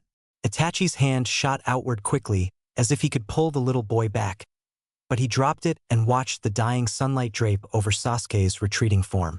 Regret swept through him, bringing anger with it. "It's his birthday, damn it, and you had to go and make him cry. What's wrong with you, Itachi?" A little voice chided in his head. Itachi ignored it, remembering the eerie scarlet orbs that attracted his attention. With one final glance to make sure no one was watching, he teleported himself into the black forest that surrounded the clan village. "Show yourself. What do you want?" Itachi demanded, his voice taking on a new tone of iciness. An amused chuckle emerged from somewhere to his left. He looked, activating the bloodline trait his clan was well recognized, and well feared for as well. Sharingan wheels spinning, he searched the area where the noise came from. "A prodigy, HM? Interesting. You look only 13 at best, yet you are already highly skilled. I can tell by your stance and the way you carry yourself. You already possess the fully developed Sharingan. Very impressive. But I wonder, how would you measure up to me?" Itachi watched as a gaunt, sinister-looking man seemed to form out of the shady pools cast by the giant coniferous trees. His cheeks were hollow, his skin sickly pale, and the clothes he wore looked strange to the teenager. A tan piece of cloth, similar to a shirt, wrapped around his torso and arms, and hung down loosely near his knees. 2 slits traveled up each side, ending mid-thigh and allowing for a greater range of movement as well as weapon concealment. A royal purple obi secured the clothing in place. Folded black pants stopped a few inches below the knee and were then encompassed by bandages. Strange sandals that looked like they were made of woven straw adorned his feet. What scared the Uchiha, though he would never admit it, were the eyes. The man's irises were a vivid amber yellow and his pupils were pure black snake slits. They gave him a feral, insane look that matched perfectly with the dark chuckle that escaped his pallid lips.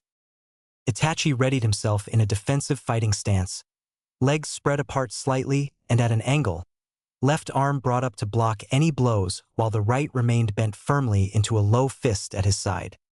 The defensive position was all he had time for, because the instant he looked up, the man was gone. The tomos in his Sharingan eyes spun quickly, enhancing his vision and clarity. Even so, he only just managed to dodge the first punch.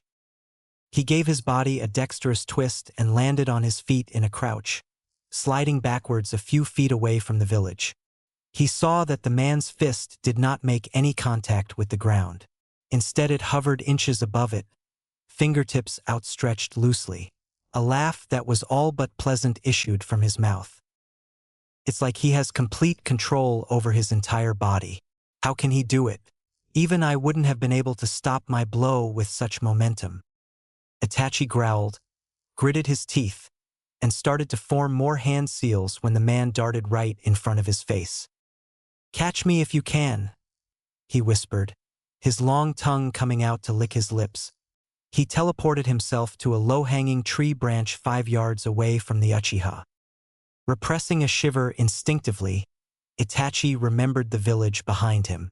He knew that if their battle created too much noise, others would come to investigate, which would mean putting others' lives in danger. He refused to let Sasuke be harmed in any way. He ran, his footsteps cushioned by the soft forest grass, watching the man's face and duly aware of the length between himself and the village. "I have to get farther away before sundown. Then I can deal with this creep," he thought, determined to let no harm come to his village, especially where his family was concerned. The man showed no expression save for a small, amused smirk on his face, and a malicious glint in his eyes that Itachi could not read. It continued on like this for half an hour. He would stand calmly on a tree branch until Itachi nearly reached him, and then he would teleport himself to another location not far from his former one. Occasionally he would launch a blow or two, nothing serious, only just striking above or below major vital spots. A bored look crossed his face, but underneath he grinned. He could see the smoldering look in the other's eyes. He knew at last that he was getting under Itachi's skin. Good, he thought. Let's rile him up some more. Is that all you've got? Pathetic. I bet even your little brother could have at least landed a hit or two. He has talent, you know. He might even be stronger than you. Quit toying with me, and leave Sasuke out of this. Itachi growled, jumping back to avoid a sharp sunbon needle sent from the other. It missed him and stabbed into the tree behind him with a dull thunk. He landed on the ground, panting, sweat sticking his long black hair to the sides of his face. The older man was faster than he had anticipated, much faster, and even with the Sharingan it was difficult to keep up. He didn't like the situation at all. Something about the man seemed more frightening and mysterious than he could place. Sisasuk, so that's his name. The man mused, hissing out the words like a snake might hiss out its warning. A deep chuckle rumbled forth from his pale lips. Shut up, Itachi yelled. His patience had reached its limit. He charged forth, but instead of letting blind rage take over, he used it to move his body faster, smoother and deadlier. He faked left, then right, disappearing and reappearing in different spots around the man. In the midst of his running, he murmured shadow clone jutsu, silently. For shadow clones appeared, seeming as though they came from nowhere. They ran, not breaking the weaving pattern that their creator made around the man. Interesting. You don't need hand signs for jutsu. No matter. It is time to end this foolish nonsense, the dark-haired missing Nin said. He bent over backwards, using chakra to stick to the tree, effortlessly dodging a barrage of exploding kunai. Flashes of fire and smoke issued behind him, but they were swept away by the night wind. With 4 sunbon needles precisely aimed at the heart area, he dispatched the shadow clones without a second glance. Only Itachi remained, coming to a halt on a tree behind the older man. What? How was he able to do that? No one has ever been able to destroy my clones so quickly. They can take damage and give it as well. How is he doing this? How did he know which one was me? Itachi thought. He was frustrated, to say the least. He had plenty of chakra left, but little stamina. Perspiration streamed down his face. An hour's result of near non-stop movement. A small cut on his cheek burned sharply when a bead of sweat rolled over it. Itachi let his concentration slip for a second, but it was all that the older man needed. A malicious grin planted itself on his face. He gathered his chakra and hidden Shadow Snake's hand. A blow struck him so hard in the face, he didn't even know he had been hit until after he landed, back first, against a tree. He crumpled to the base of the trunk, feeling paralyzing pain run from his cheek down in shooting jabs.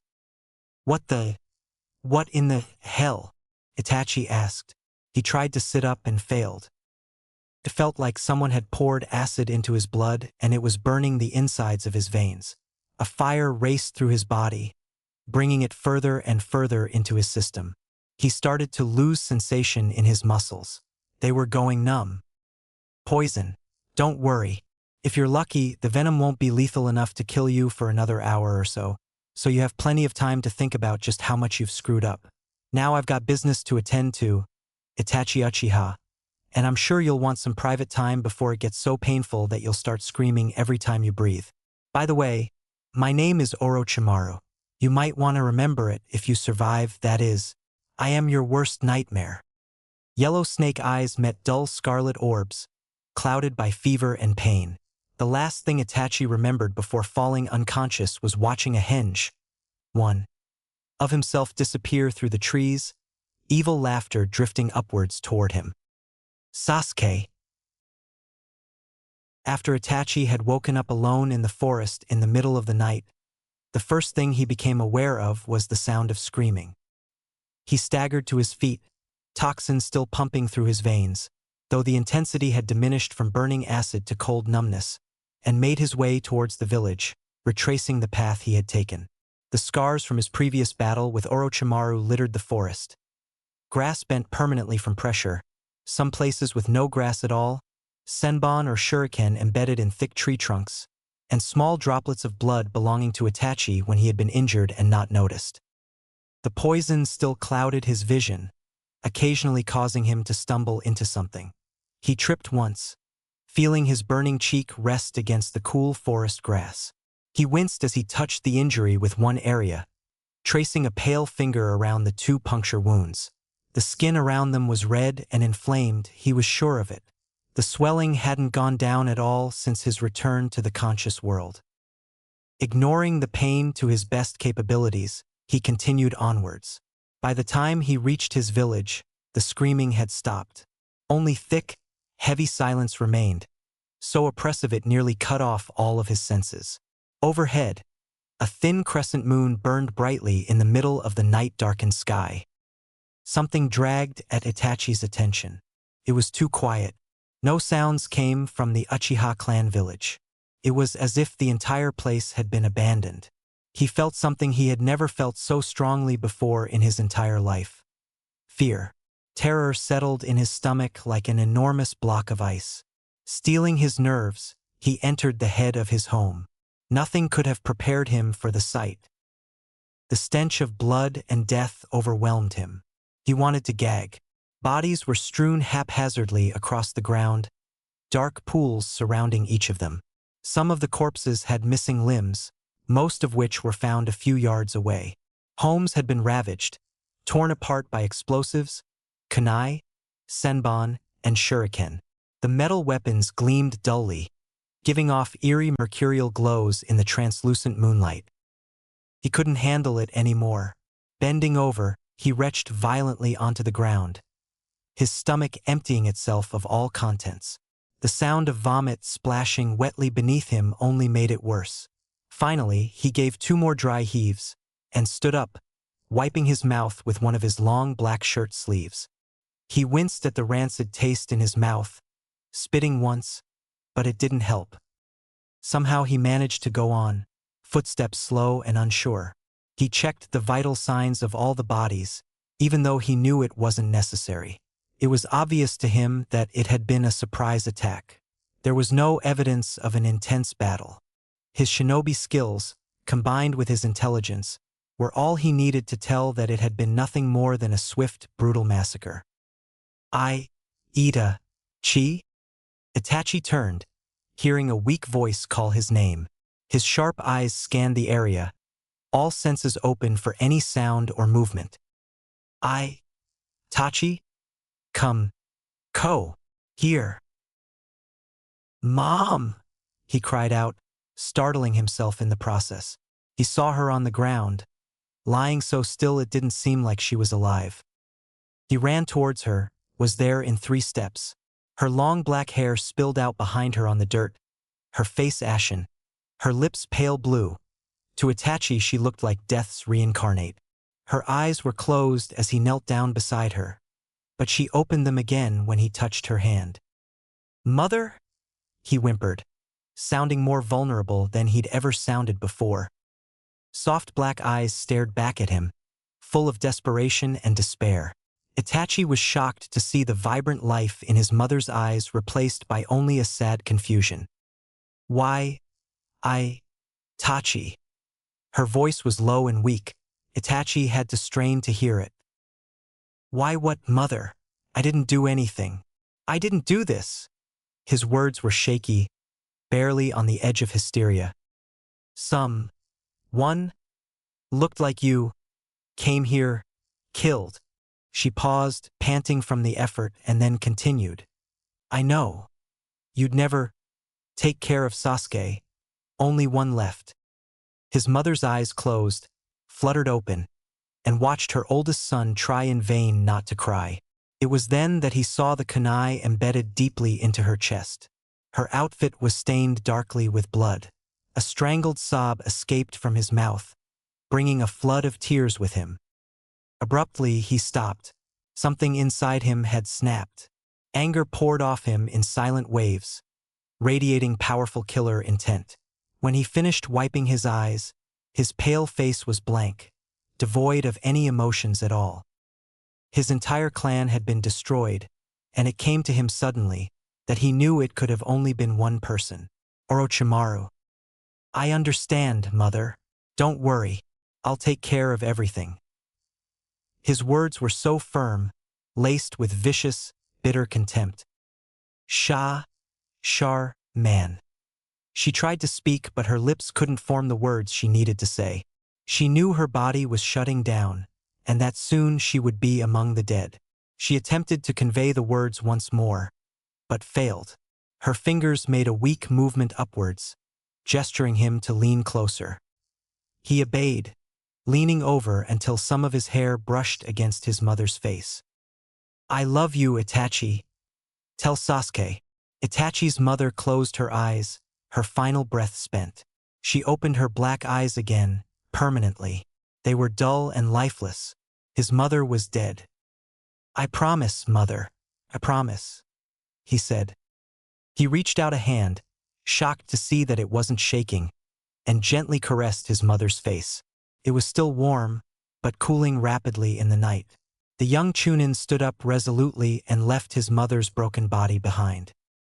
The chilly night air met his skin, and he relished in the cool feeling it gave him. He realized that several other places seemed colder than others and looked down. His outfit was drenched in blood in several places, but knees were the worst. He hadn't noticed at the time that while hearing his mother's dying words, he had been sitting in a pool of her own blood. The smell of decay was starting to get worse. Some of the corpses were bloated, others turning shades of grayish-green. Seeing them all again made him want to be sick, but he repressed the urge. By sunrise, the putrid odor would be unbearable, overwhelming, like a toxic gas. He knew what he had to do. With a slightly sick feeling in his gut, as though the ice cube of fear hadn't fully dissolved, he walked to the back of his village and moved forwards. He continued the inspection of the mangled bodies of his former clan. No emotions rushed at him head-on when he found the dead body of his father. Instead, he moved on, a cold, calculating glare in his eyes. As he had suspected, there was no life to be found. Only his mother's spirit had been able to hold on long enough for him to return home, and then she had slipped away. There was no sign of his little brother. He hadn't seen or felt anything that could link him to the child. When he reached the head of his village, he turned around once more towards the devastation. He didn't need any hand seals for what he was about to do. That instant, right after his mother passed from the world of the living to the world of the dead, he had understood his mother's words, the truth about the Mangekyo Sharingan. He directed his chakra to his eyes. A strange new power surged through his body in an exhilarating rush. He could feel his pupils dilate, tomos spinning faster and faster, morphing into the Mangekyo Sharingan. There was pain, but he barely felt it through the change. Though he'd previously activated his Sharingan, his vision seemed to warp into yet more clarity. As gruesome as the details of his wrecked home were, he could see the blood that painted the walls, and the ninja tools gleamed wickedly in the moonlight. Sensing the change was complete, he knew what he had to do. This jutsu will burn through anything. It will destroy all evidence of this village. It will prevent anyone from escaping with the secrets held in this village. Amaterasu. He aimed his newly formed Mangekyo Sharingan towards his former home. Fire snapped to life in the heart of the village from the voice activation of the ninjutsu. The bright crimson flames caught and spread quickly. The tongues of fire reached up to lick the sky. The sight was one of beauty, but one of immense grief as well. He turned away, suddenly released from the numb grip of disbelief. Itachi? A child's voice echoed from behind him. Sasuke. Itachi knelt down on one knee. He felt the tears in his eyes, but he did not let them fall. He couldn't break down in front of his brother. He held out his arms in an invitation for a hug. You killed them. You killed them all. Why'd you do it? Why'd you do it, Itachi? The accusation sprung forth from Sasuke's mouth, catching the older boy off guard. What? Sasuke? No, you can't possibly think I would have done that, he replied, gesturing to the burning buildings behind him. You told me yourself. You said you wanted the. You aren't my brother, Sasuke declared. His words cut Itachi to the bone. No, Sasuke. No. It wasn't me. It wasn't me, he pleaded. Itachi then remembered that he was covered in his mother's blood. He could only guess what was going on in his little brother's head. It was someone who looked like me. It was Orochimaru, Itachi said at last, grasping the truth firmly and displaying it to the crying child before him. He had to explain it to Sasuke. He had to make the last remaining member of his family understand. Tears fell freely from large black eyes. Sasuke looked at his older brother, his expression one of disbelief. Itachi approached him steadily, his movements slow and steady. Get away from me, the younger boy said. He backed away several steps and fell, but he dug his feet into the ground and tried to back up more. His cheeks were red from crying and his face and clothes were streaked with dirt. Itachi could see a small, dark stain on Sasuke's left shoulder. His Sharingan eyes honed in on it. He could just make out the tip of a miniature senbon needle. He figured the rest of it must be buried inside the little boy's shoulder. A cry of pain emerged from the child's mouth, a pitiful scream that made Itachi's ears ring. Then he slumped onto the ground, unconscious. Itachi ran forward and dropped to one knee to check on his little brother. He pressed a palm above the boy's heart and felt it beating rapidly, even though he was unconscious. His breathing was uneven, shallow, and he was concerned. He wondered if the needle had been infused with some type of poison. Miniature weapons were often made that way, created with a special type of metal that could be mixed with liquid toxins before the forging process. The most common was just a paralyzer that affected the unlucky victim for 24 to 48 hours, sending them into a semi-catatonic state. He knew that more possibilities existed, but he didn't want to think about that at the moment. Carefully picking up his brother's featherweight body, he sped off full force to the nearest village he could think of, Konoha. Itachi slipped easily past the Chunin guards posted outside the entrance gate to the village. The village security was getting lax, he decided, but he felt that Sasuke would be able to recover from his ordeal safely. He quickly found the hospital and threw open the door. It hit the wall with a loud thud, causing all noises to cease and all attention to be focused on him. "Hey, young man, what do you think you are?" A male's deep voice said. "I don't have time for this." "He doesn't have time for this," Itachi said, shifting the bundle in his arms and stepping forwards. He placed the little boy in a nurse's arms. "Take care of little Sasuke. He's been through a lot. I'm sorry, but I can't tell you anymore. I will pay you when I can, that much I promise. Please hurry and treat him. I think he might have poison in his system. Now I have to leave." The dark-haired Chunin finished his sentence and promptly passed out cold on the floor. Ignoring the strange situation without speaking, more nurses and medic-neens clad in traditional white uniforms rushed into the room and whisked both unconscious children away for treatment. End flashback. Itachi shook his head, clearing the cobwebs of memories from his mind. He realized with a start that it was less than an hour before dawn, and he had passed the night away remembering his painful past. Sasuke had never learned the truth, had blamed him for everything, even his mother's death. He couldn't blame Sasuke. He had only been 6 at the time and he was still a child, with all of a child's mind. He had been fooled by Orochimaru's disguise. It didn't help that the tragedy had occurred on his birthday, a day that should have been celebrated but was instead filled with renewed grief and raw emotion. Anger coursed through his veins, but he reined it in tightly. A few days later, he had woken up in the hospital. His room was empty, with the exception of his clothes, which sat, freshly laundered, on the wooden stand next to his bed. Sasuke had still been unconscious when he left before anyone could come in and see him. It was an entire week later, spent entirely in hiding, when he learned of the nine-tailed fox's defeat at the hands of the Yondaime. Most of what he heard was spoken in whispers, but his senses were almost infallible at his age, when he had been known among his clan as a prodigy. He was able to glean enough information from the local villagers without ever letting anyone know his identity. 2 weeks had passed since that day, but in those 14 days Sasuke had turned into a barely recognizable shadow of his former self. The child allowed few people near him since his return to the conscious world, and a former ANBU member named Kakashi stated that he would oversee the boy's progress. Kakashi took Sasuke under his wing, even allowing the little boy to live in his house. He trained the silent child, who also hadn't spoken since he woke up, and a short while later, enrolled him into the local ninja academy. Itachi knew it was best that he kept himself hidden from his little brother. It hurt worse than anything he'd ever known when he witnessed Sasuke crying out into the night from the shadows beyond his window. Sadness wrenched his heart in two, and more often than not, he felt like his beating heart had been torn from his body and trampled into a pulp until it no longer resembled a human organ.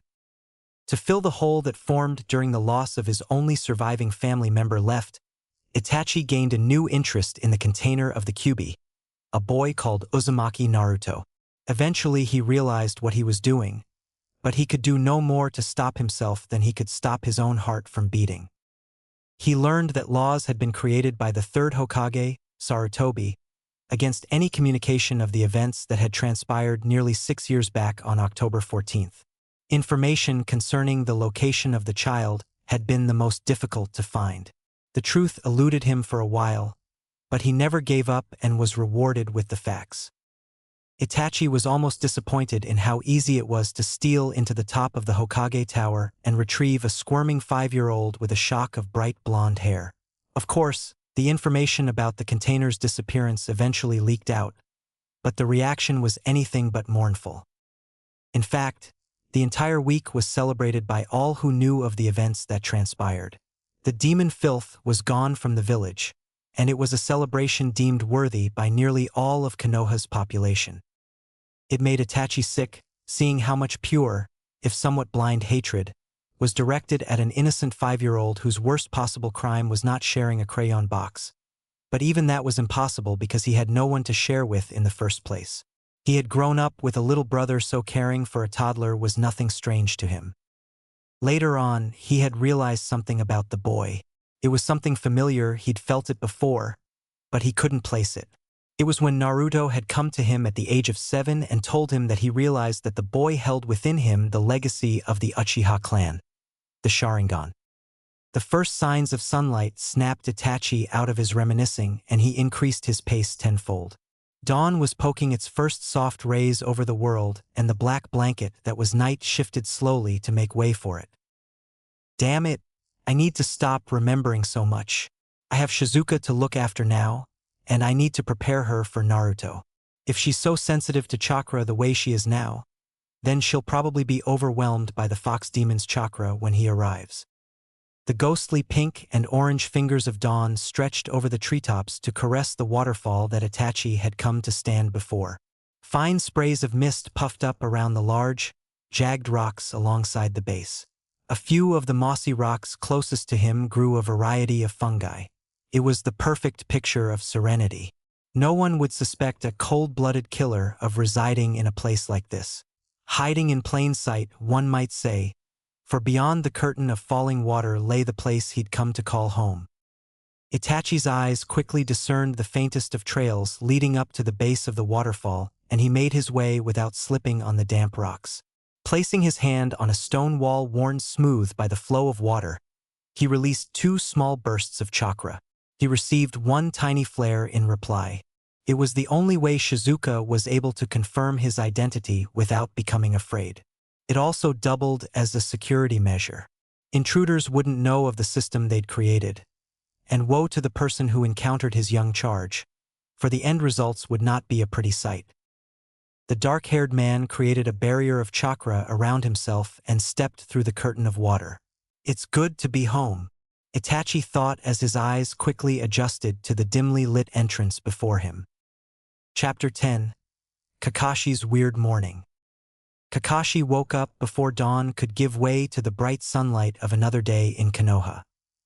He groaned lazily and turned his back against the window, feeling the warm leather cushions of his couch conform to his new position.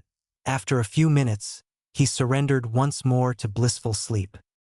The Jonin had only been asleep for 10 minutes when he rolled over again and met the floor with a thud. He opened one eye blearily and glared at the cream-colored carpeting in front of him. The black eye closed again and he dozed off. The next time he rolled over, his head whacking against one leg of the coffee table.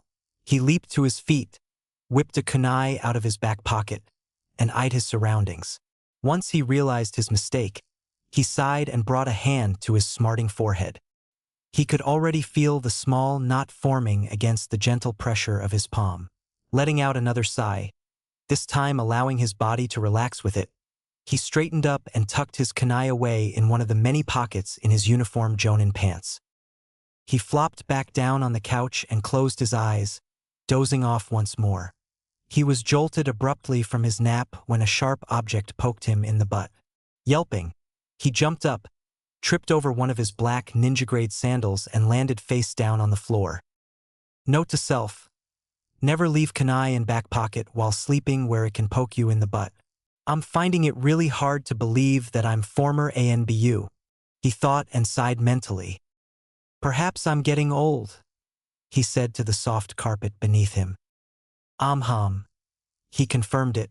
Talking to yourself is one of the first telltale signs of growing senile. Then again, it could also mean I'm insane. Insane people don't read Ika Paradise, do they? Jiraiya's not a raving lunatic and he actually writes the books. Though he probably isn't too far from it, especially when it comes to spying on naked women. I've lost it. Rambling on and on to myself.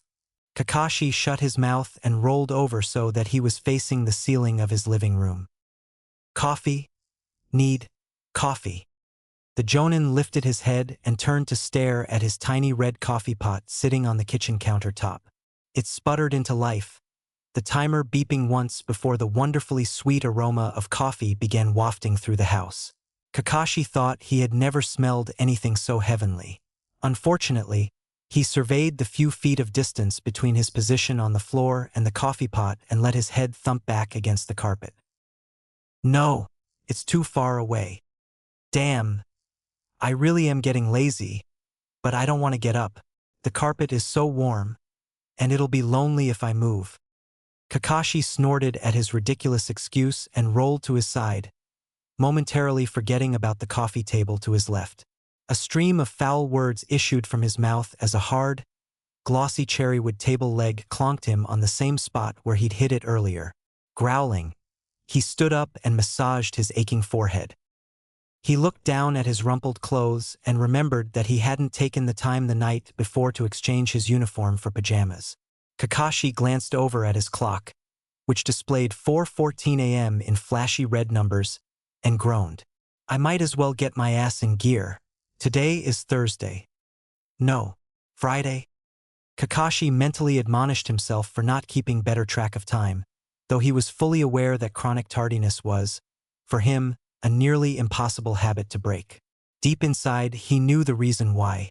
It was entirely psychological, of course, but he let it go, refusing to dredge up old memories and reopen ancient scars. Although the Sharingan eye from Obito Uchiha was far from something he could ever forget whether he liked it or not. Pushing the turbulent emotions aside, he concentrated on making the pain in his head go away. When he felt something wet on his hands, he wasn't surprised to pull back and see his fingertips slick with a small amount of blood. He let loose a stream of curses as he pulled out a splinter the size of a quarter that had previously been embedded in his forehead. Ow! I knew I should have gotten that stupid thing fixed after Pakin chewed it a while back, he thought. He groaned when he recognized the beginning of a caffeine headache pound its way into existence inside his skull. Band-Aid. Then coffee became his carefully composed mantra. Kakashi found his way to the bathroom quickly in spite of the night-darkened room. He could find everything in his house even if he were blindfolded. The medic kit under his sink proved to be useless. It contained sterile wound wrappings, antidotes for poisons and nerve toxins, panacea, needles, rubbing alcohol, hydrogen peroxide, and other miscellaneous items useful for small injuries, but nothing for a minor wound from a splinter. He replaced the medic kit back at its position and continued looking for a box of Band-Aids. He felt around for the small container until he found it and pulled it out. A neon green chibi frog with enormous eyeballs stared back at him brightly from the box in his hands. What in the seven hells? I think Naruto must have slipped these in here as a joke or something. I don't buy frog-covered band-aids. Still, it doesn't look like it's gonna stop bleeding for a while, and leaving it exposed would just be stupid, so I guess it'll do. I can always put a henge over it. The disgruntled Jonin cleaned out the cut on his forehead and thwopped a frog-covered band-aid on it irritably. He looked up and observed his reflection in the mirror. Although the sun had not yet risen, he could clearly make out his image, courtesy of the moonlight streaming through the window in his unused bedroom. He looked in silence, taking in his appearance quietly.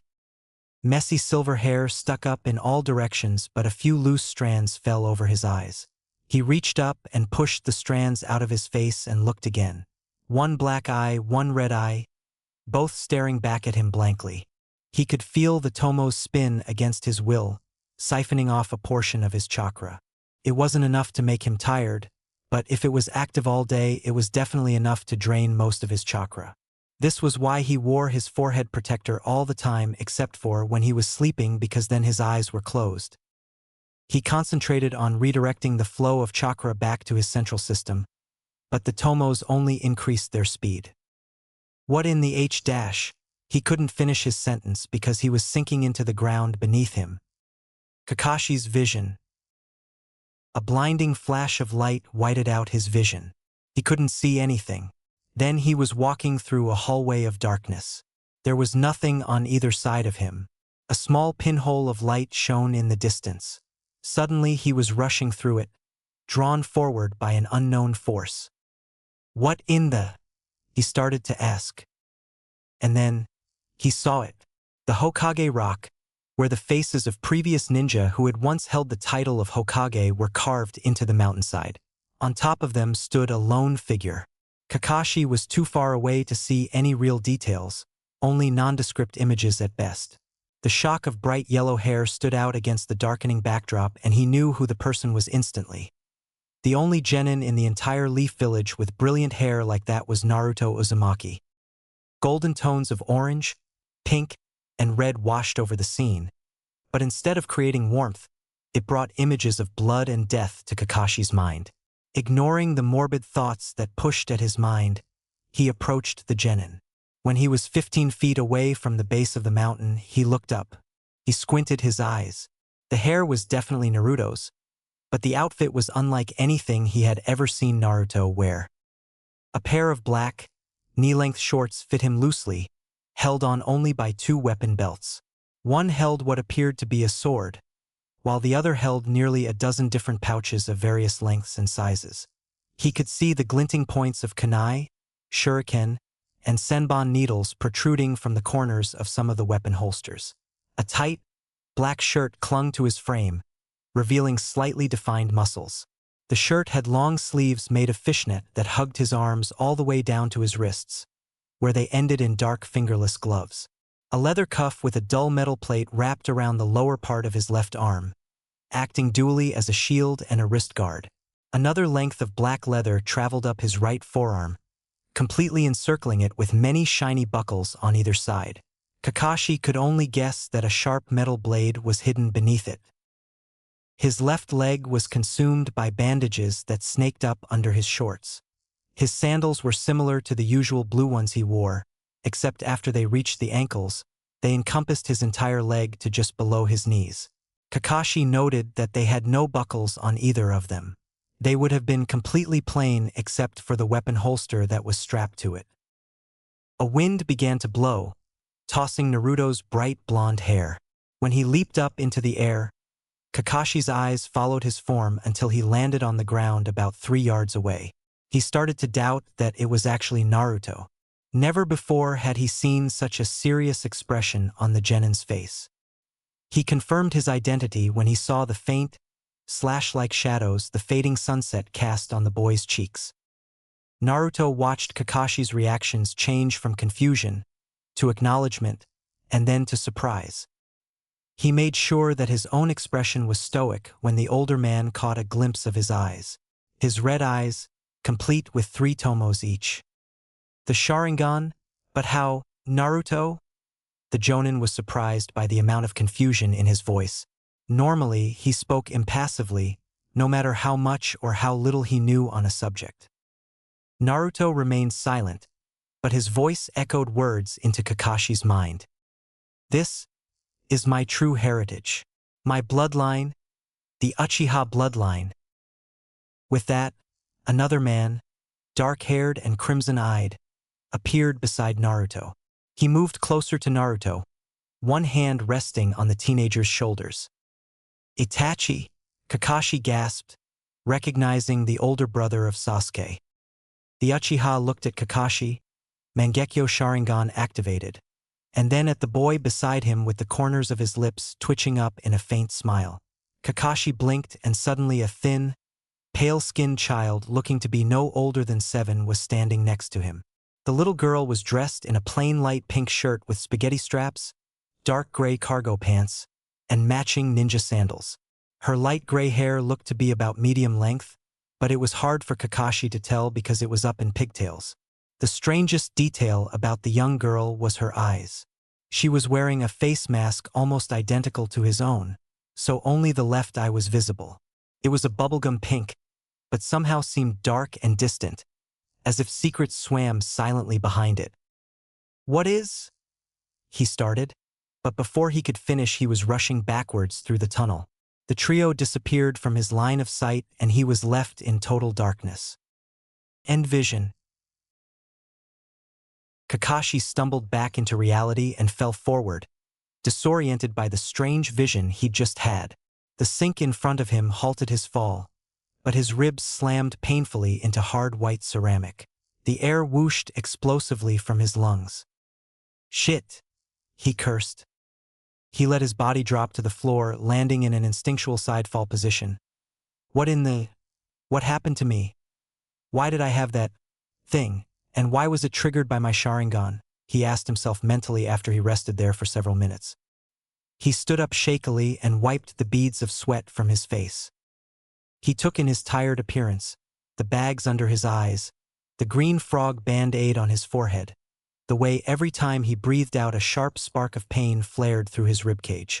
He picked up his Konoha forehead protector and tied the blue fabric in the back, pulling it down over his left eye. The blood-red iris pulsated beneath the soft cloth, but the intensity faded to a faintly uncomfortable throb, and it was gone entirely in a few seconds. Sighing loudly, he ran a hand through his hair and walked back into the living room.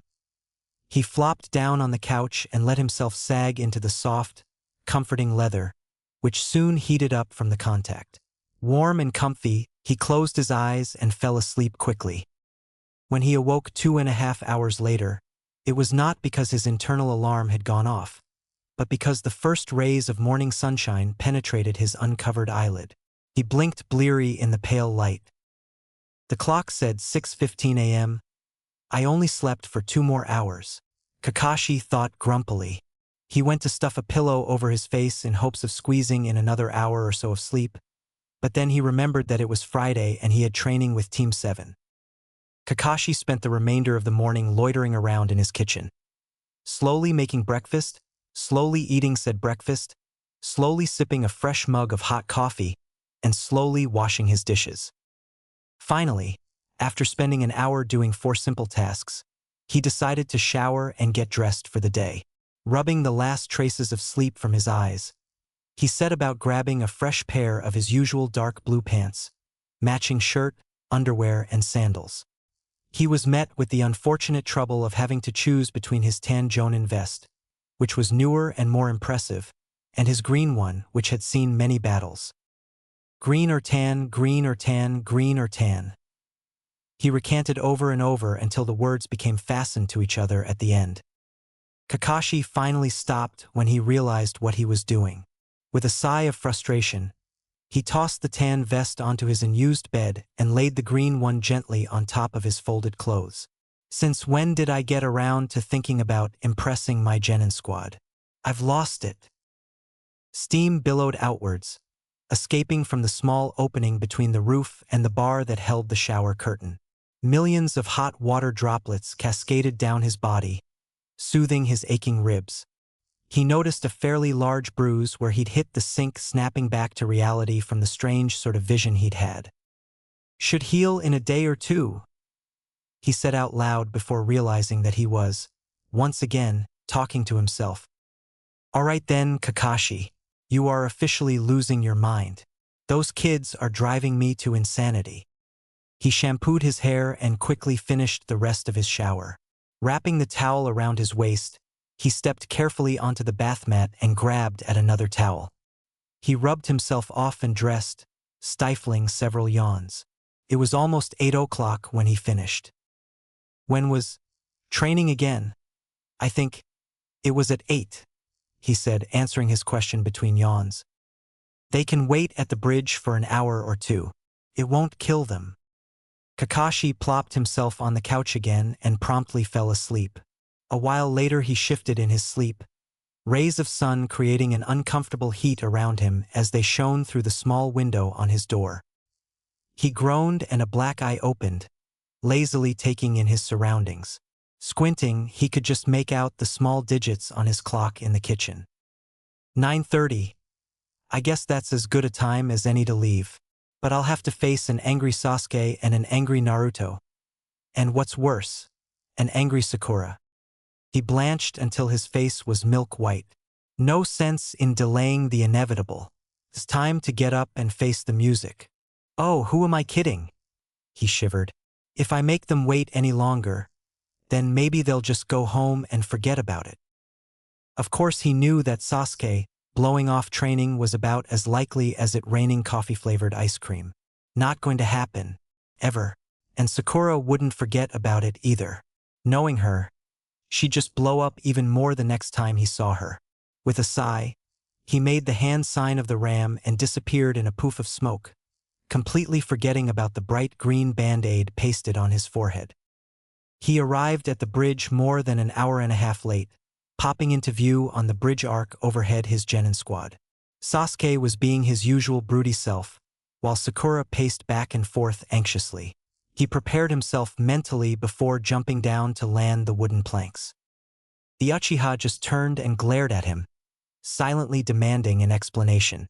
Hands clenched angrily into fists in the depths of his pockets, dark hair in his face, onyx eyes burning darkly, pale face typically stoic with the exception of his lips, which turned down slightly at the corners. Kakashi took note of all of these things and came to one conclusion: that Sasuke was pissed off. Very pissed off.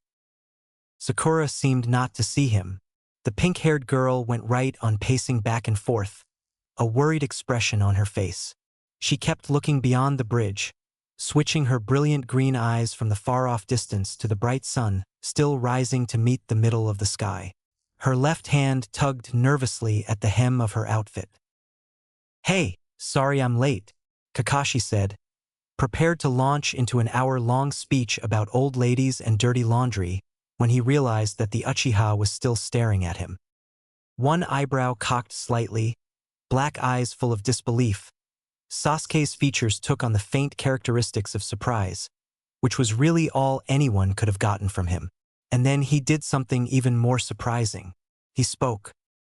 "You cannot expect us to train," he stated calmly. Kakashi wasn't anticipating this, and it caught him completely off guard. He resisted the impulse to fall on the ground anime style and start twitching. "Wait. What?"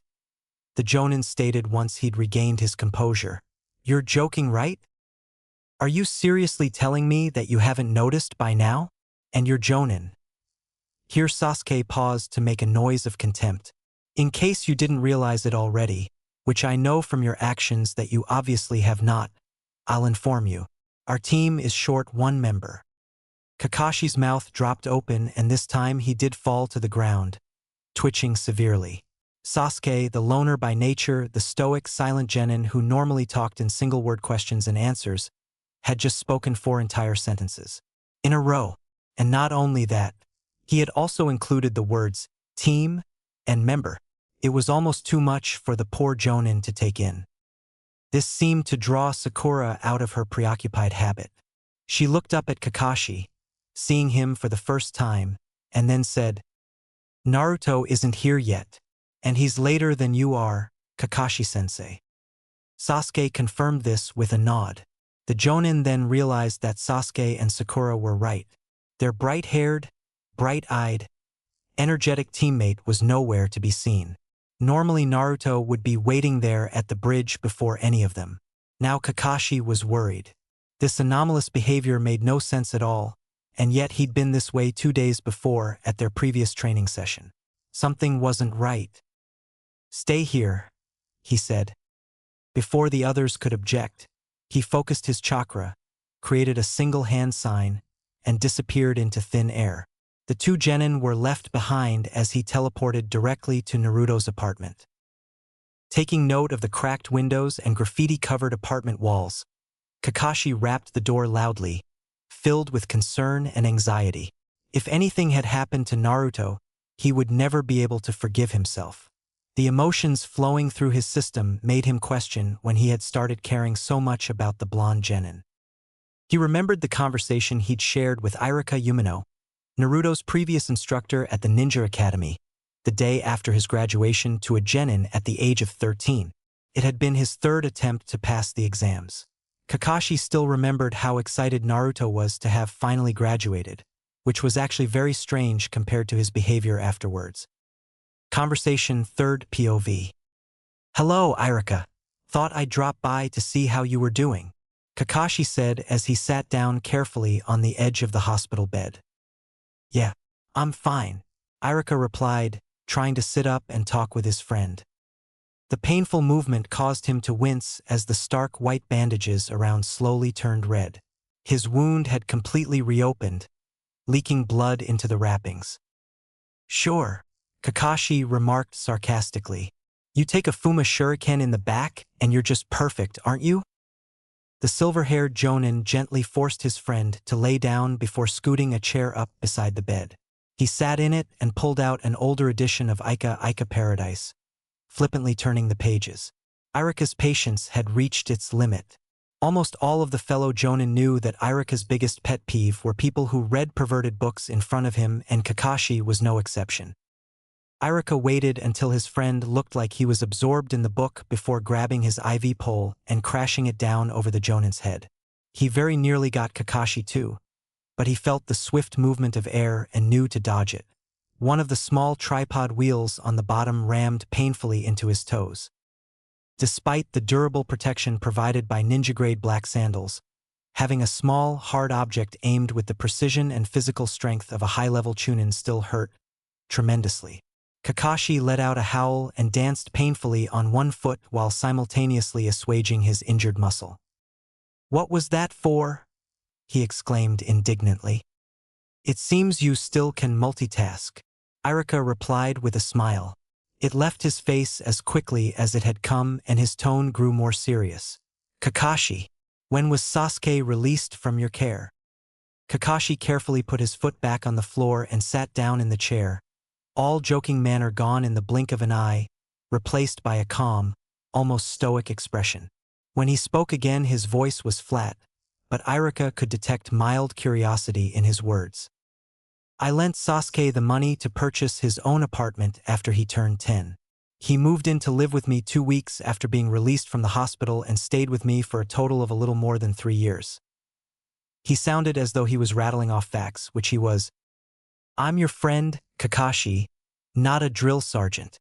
What I wanted to get to talking about was Naruto.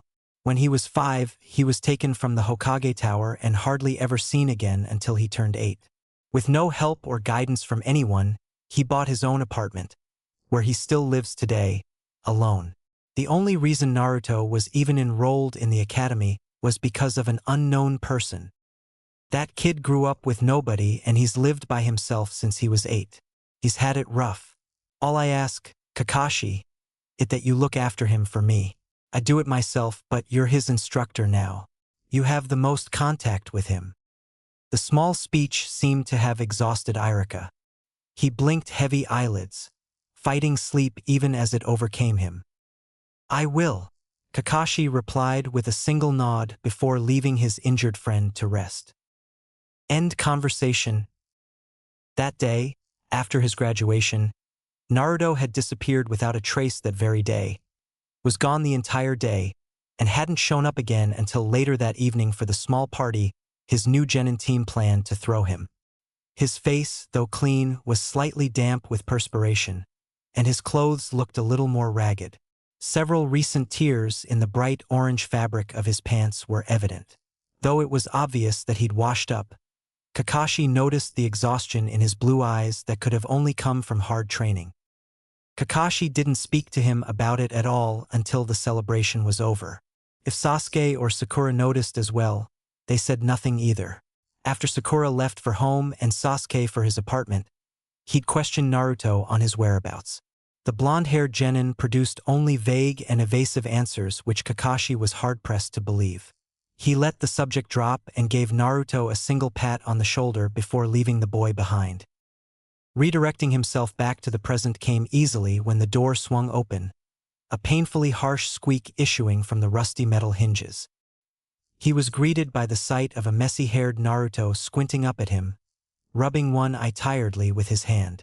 Kakashi eyed the kid up and down. Well, at least he's dressed. Naruto's house. A few minutes earlier. Naruto jolted awake, panic racing through him. He took one glance at the bright sunlight streaming through his window, bolted to his feet, and hastily searched for some clothes to wear. I'm so late. Kakashi-sensei is going to be so mad. Gotta find clothes. Gotta find clothes.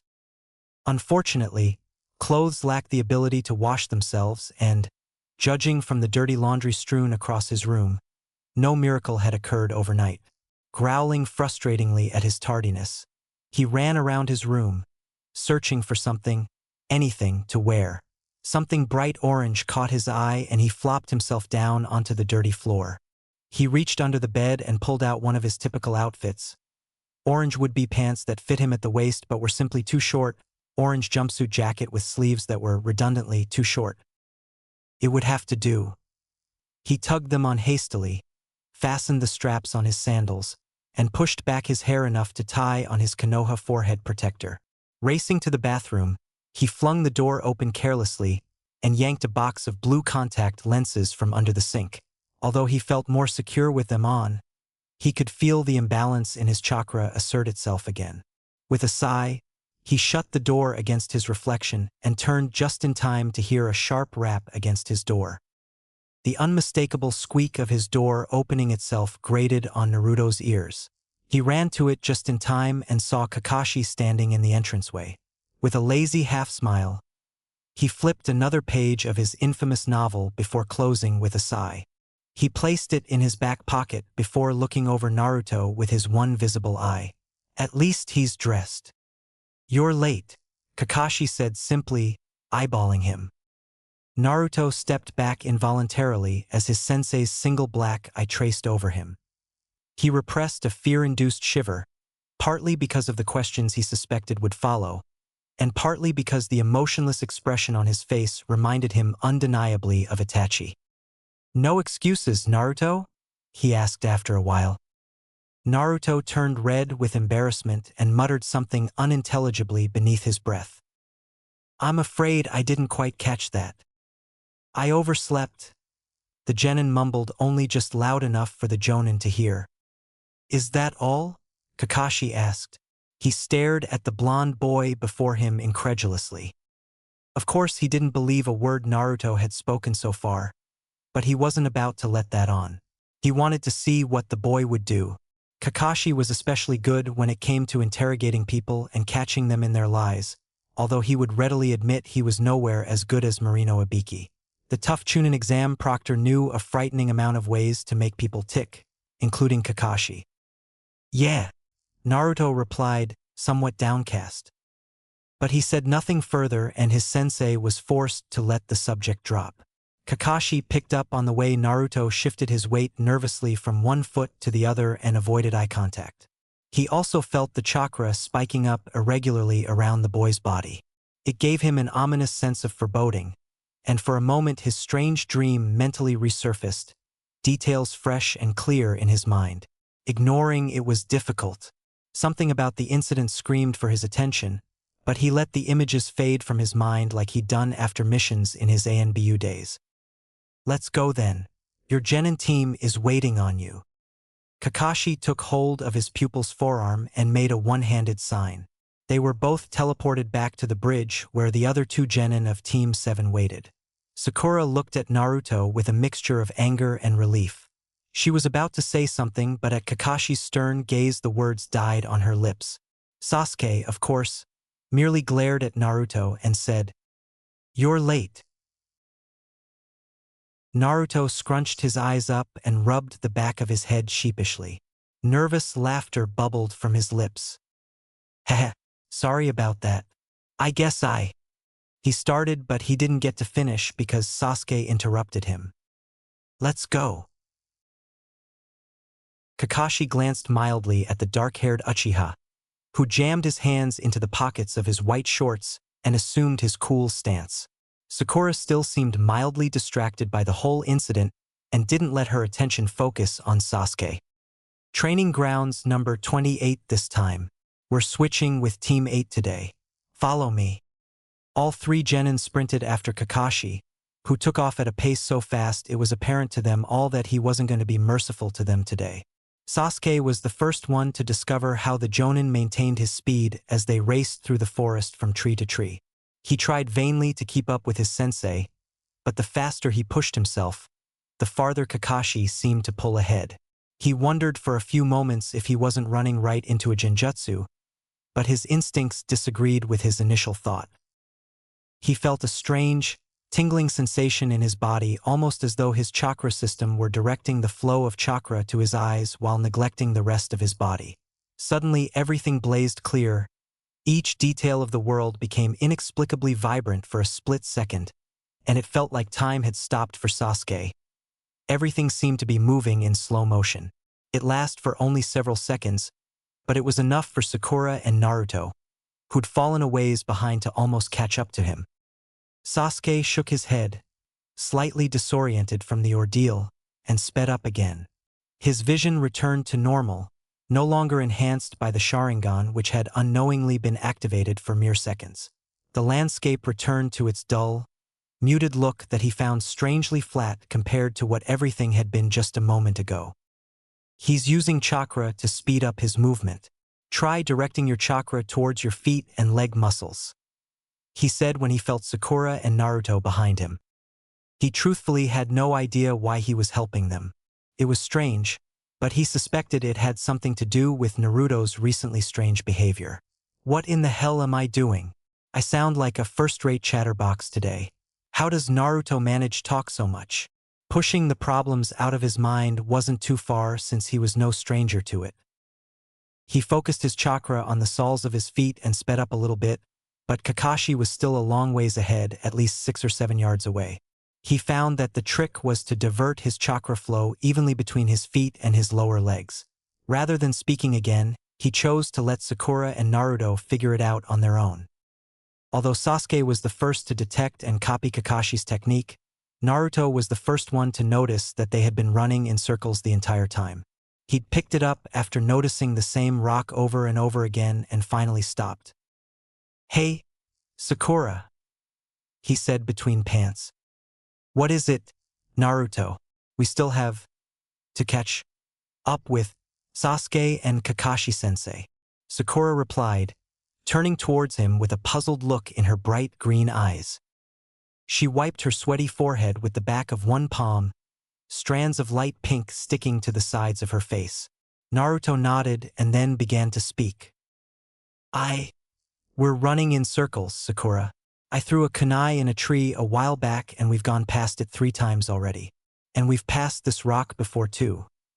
He pointed at a large rock. I think this is training grounds number 28, a track for endurance training," Naruto said and left the rest for Sakura to figure out. "I would have felt it if this were a genjutsu. I'm no expert, but I'm pretty sure I would have noticed if this were a trick." "I think you may be right, Naruto." She trailed off thoughtfully. The blonde-haired genin nodded, then a bright smile lit up his whole face.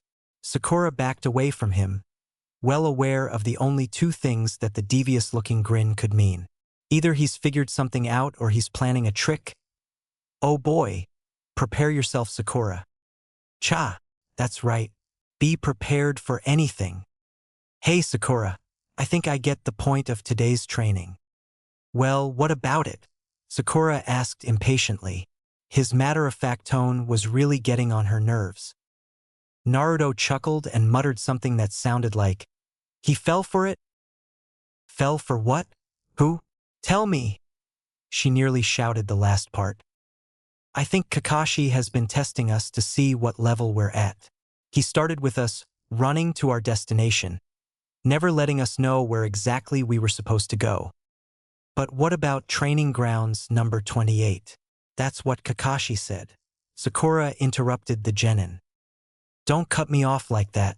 I thought really hard about this. Naruto whined before continuing on from where he left off. Kakashi-sensei made sure to keep himself just far enough ahead of us that we could see him, but too far away for us to see any jutsu he might have done. I think he kept us running in a circle to test our team skills. But what about Sasuke? I wasn't done yet, Naruto growled, but he was still happy that Sakura was actually listening to him. Sasuke said that Kakashi-sensei was maintaining his speed by redirecting his chakra flow to his feet and legs. That was one half of this training, to learn how using our chakra with different parts of our bodies results in different effects. The other half was paying enough attention to our surroundings to realize that we haven't actually gone anywhere. Oh, Sakura said, catching on.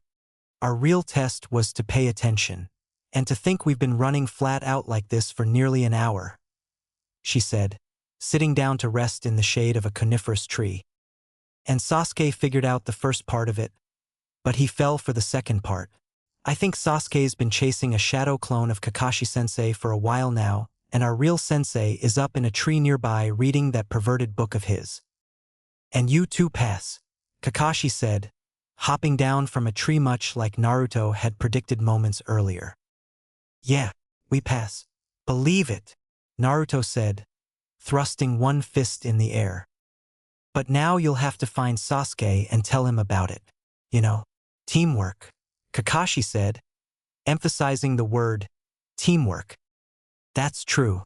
I mean, he did help us with the first part, Sakura said, agreeing with Kakashi's words. Meanwhile, Naruto was still jumping around, but he settled down at his sensei's voice. He looked at Kakashi with an expression devoid of his usual carefree manner. And I would be careful if I were you, Sasuke. Well, let's just say I think he's reached his limit for today, physically as well as verbally. When you find him, your training is complete and you have the rest of the day do to as you like. Remember, teamwork. Kakashi teleported himself away from the area, leaving the two genin behind.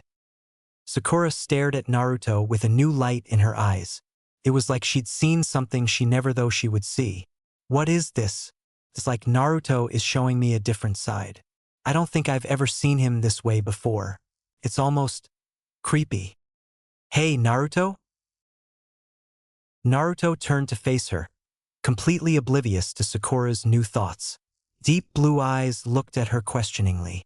For a moment their intensity caught her off guard. They seemed so dark and so serious.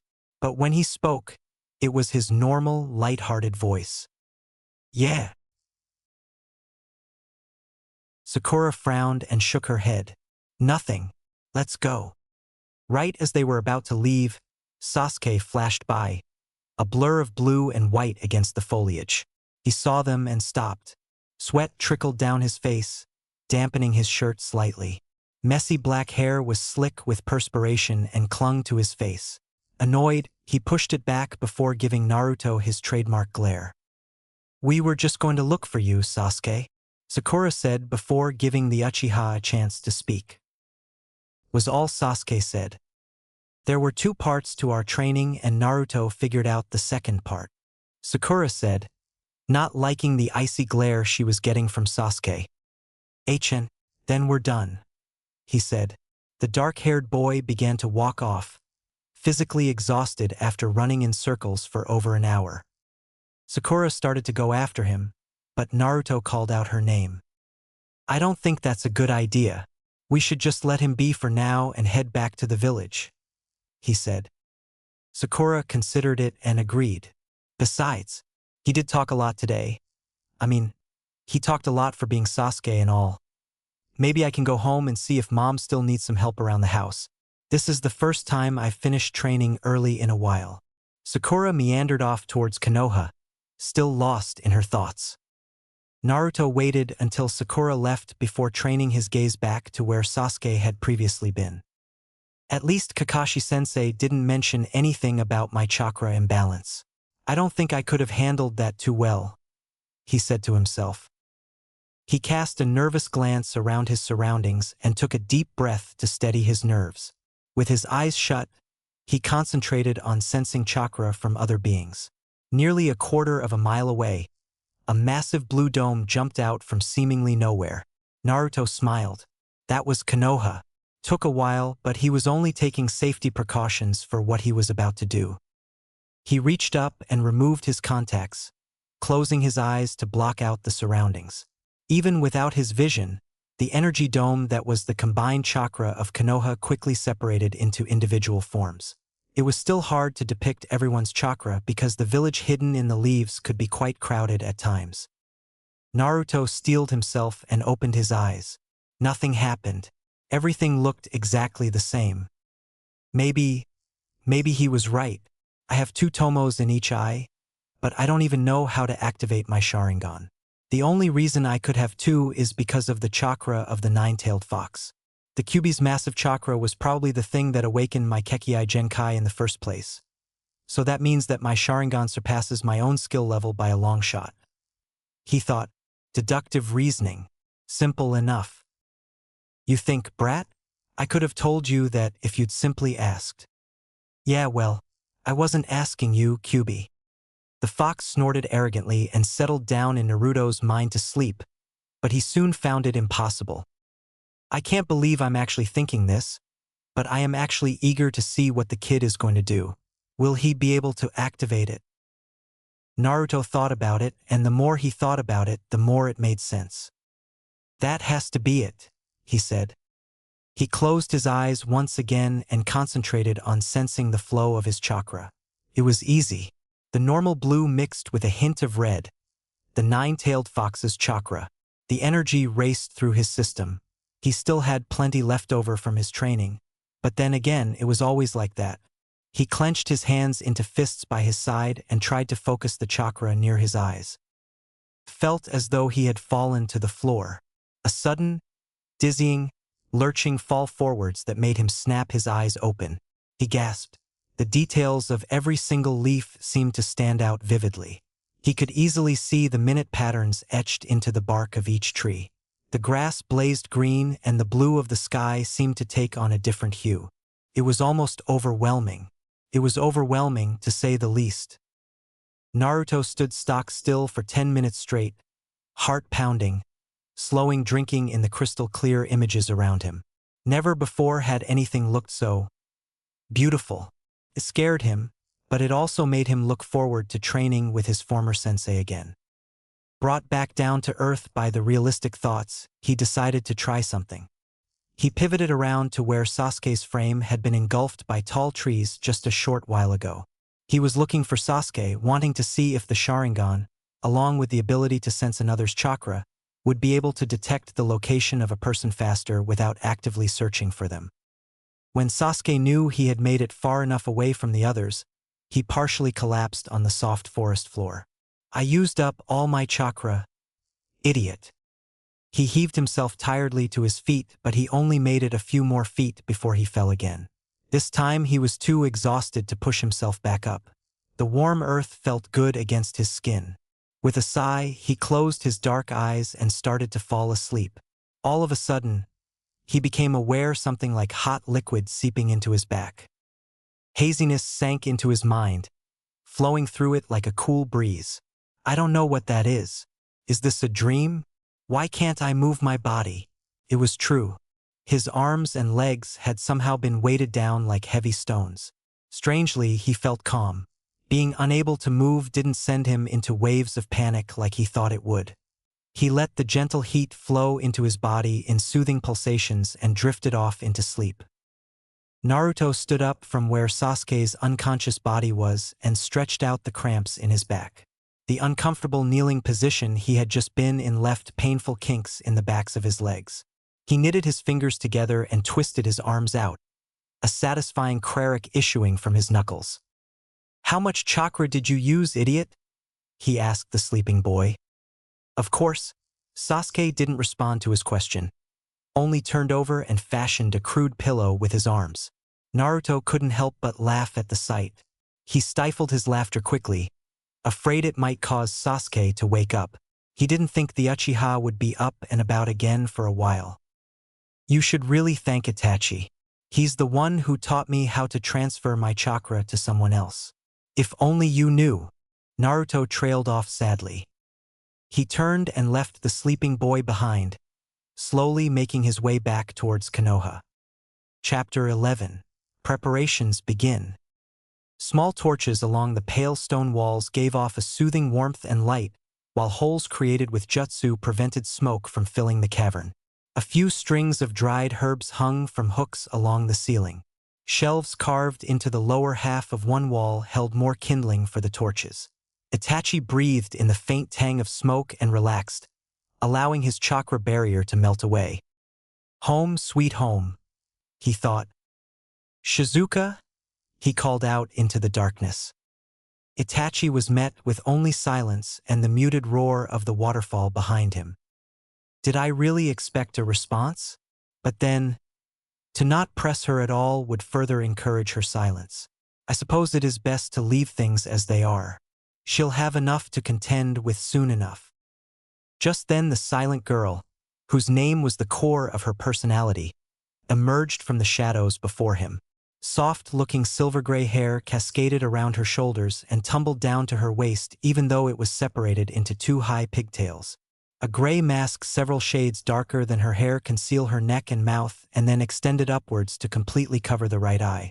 A matching forehead protector with 3 zigzagging lines engraved in the metal plate held the mask securely in place so it did not slip down.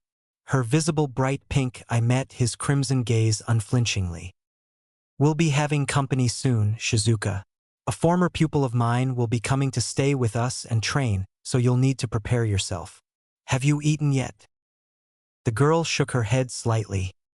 "Still not talking, eh? I suppose the trauma she endured 2 years ago still haunts her mind. Still, to go so long without speaking. I worry for your state of mind, Shizuka. Naruto is not the same child anymore. And I failed to help Sasuke. Kami, grant me the ability to make all of this right." Shizuka watched her mentor silently. The distance in his eyes told her he was lost in some memory and she yearned to speak, to reach for him. He'd done much in the 2 years she'd traveled with the man she often referred to as a walking enigma. Couldn't she do something in return? She opened her mouth but not a single sound emerged. Shoulders slumped in defeat. Invisible cement bound her lips, preventing a single syllable from being uttered. The words would not come. Speaking meant voicing things she hadn't begun to deal with yet. Speaking meant accepting that her entire family, no, her entire village was gone. Shizuka closed her eyes as memories bloomed unbidden in her mind. Shizuka's memory, Shizuka's POV. Our village is being attacked again. It seems like no matter what defenses we put into place, it never goes beyond a month before these ninja attack us. I'm not certain of what they want. They pillage us for food, buildings are burned. Sometimes people are injured, but more often than not, it seems like they're searching for something. Hataru, what's going on? Are those ninja back again? My mother has already gone out to defend our village, leaving me in the care of my brother. He's 3 years older than me, which makes me 9, and he thinks he knows everything. Sometimes I wonder if he does know something I don't. It shows in his eyes. There's a fear in them that I cannot explain, and it's there every time these ninja attack. Right now he's staring at me, and I can see the worry shining in their deep, gray depths. Shizuka, stay under here and don't you dare come out. Promise me you'll stay hidden. my brother shouts as he shoves me into a closet along the back room of our small house. I know I will have a bruise from his touch, but at the moment it doesn't matter. All that currently mattered, at least to my brother, was my safety. Hataru? I promise, Hataru. But tell me, what's going on? Don't leave me alone. Stay in there. Hataru shouted again, but his voice is muffled by the wooden door between us. I'm so afraid I can't make myself think straight. My hands grope around blindly in the darkness of the small space until I feel a patch of soft carpeting. The woven rug beneath my fingertips conceals a trapdoor. I shove it to one side to reveal a smooth metal ring. I tug and a hole opens up to reveal a rickety wooden staircase. I crawl down on my hands and knees and swing the trapdoor shut behind me. It's cold down in the basement, so cold that I can see my breath coming in misty little puffs from my mouth. Winter has kept our food supply to a minimum, but the ice and snow outside provide plenty of water as well as a method of storing our meat. Inside the basement are several large tubs filled with snow. My mother has always been a skilled hunter. We have enough food to keep our family fed for another month. I keep going down, farther and farther, and it feels like ice is being pressed against my skin. I'm scared. My voice echoes out. It doesn't sound like my voice. It comes out soft and quavery. This makes me even more scared. I have no idea what's going on right now, but I can already guess from the noise outside that the battle has already begun. It's odd though. These strange ninja that attack us very rarely come close enough for combat. They usually just target buildings from a distance as if they're trying to lure us out. The faint sounds of metal clanging against metal and the screams, too many screams, just barely penetrated through the thick walls. But fear amplifies my hearing until I believe I know which screams belong to the people I know. The village hidden in the shadows is a secretive village that few know of. Our location is not widely known. Being a small village does have certain advantages. I've lived here my entire life, and these seemingly random attacks have been happening for over a year now. I don't understand what it is that these ninja want. A few days ago, I overheard my brother talking about them to my mother. My father deserted us when I was small, and his face is just a hazy recollection of features with nothing distinct. All I remember is that my hair is the same color as his, a silver gray. I quickly realized that I was eavesdropping. Whether I actually intended to or not, I'll never know. But I ran away before I could hear anymore. What I learned that night, I will never forget. These ninja who took our money, destroyed our homes, and attacked were a group my brother had referred to as the Akatsuki. The Akatsuki, they must be attacking our village again. Hataru, I call out. Now I'm worried. I'm so afraid that I'm covered in cold sweat and shaking, and my stomach is cramping up in painful knots. Warm tears fall down my skin before I can even realize that I am crying. Suddenly, I get the overwhelming instinct to look behind me. I know that someone is in the room. A chill travels down the nape of my neck, and I nearly cry out as a wave of something that can only be described as raw, hungry power overwhelms me. My body freezes up in fear before I can make any attempt to get away. An icy hand clamps over my mouth just as I start to scream. Let me go! I struggle to shout, but my captor only seems to be amused. Your flesh, so young and tender. I wonder if I should make you mine. A menacing voice hisses into my ear. The man's hot breath tickles my ear. For some reason this makes me feel dirty and slimy. So I shiver, trying to rid myself of the feeling. It doesn't work. There is only an amused chuckle from the person who is holding me down. He drags me back against the far wall of the basement, and then I feel my arms being lifted up to either side halfway. He mutters a word under his breath. There is a small burst of chakra, and then thick cuffs with chains are conjured into the air. He makes sure my arms are pinned down securely before he moves on to my legs. When he's done, he backs away, and I muster one of the best hateful glares that I can. Once again, he is only amused. Then he sees my eyes and frowns. So, this is the best Kagekure has to offer of their bloodline? I thought the hidden shadow village would have ensured better protection for you than the pathetic ninja and kunoichi outside at the moment. Quite disappointing, actually, though I must say the color is becoming on a young girl such as yourself. he says in a low tone while brushing a cold finger across my cheek. Shut up. Get your filthy hands away from me, I shout as I yank my head away from him.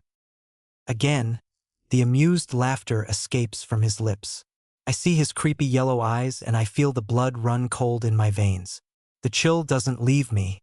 Instead, it penetrates deeper and deeper until I fear my beating heart will freeze in my chest.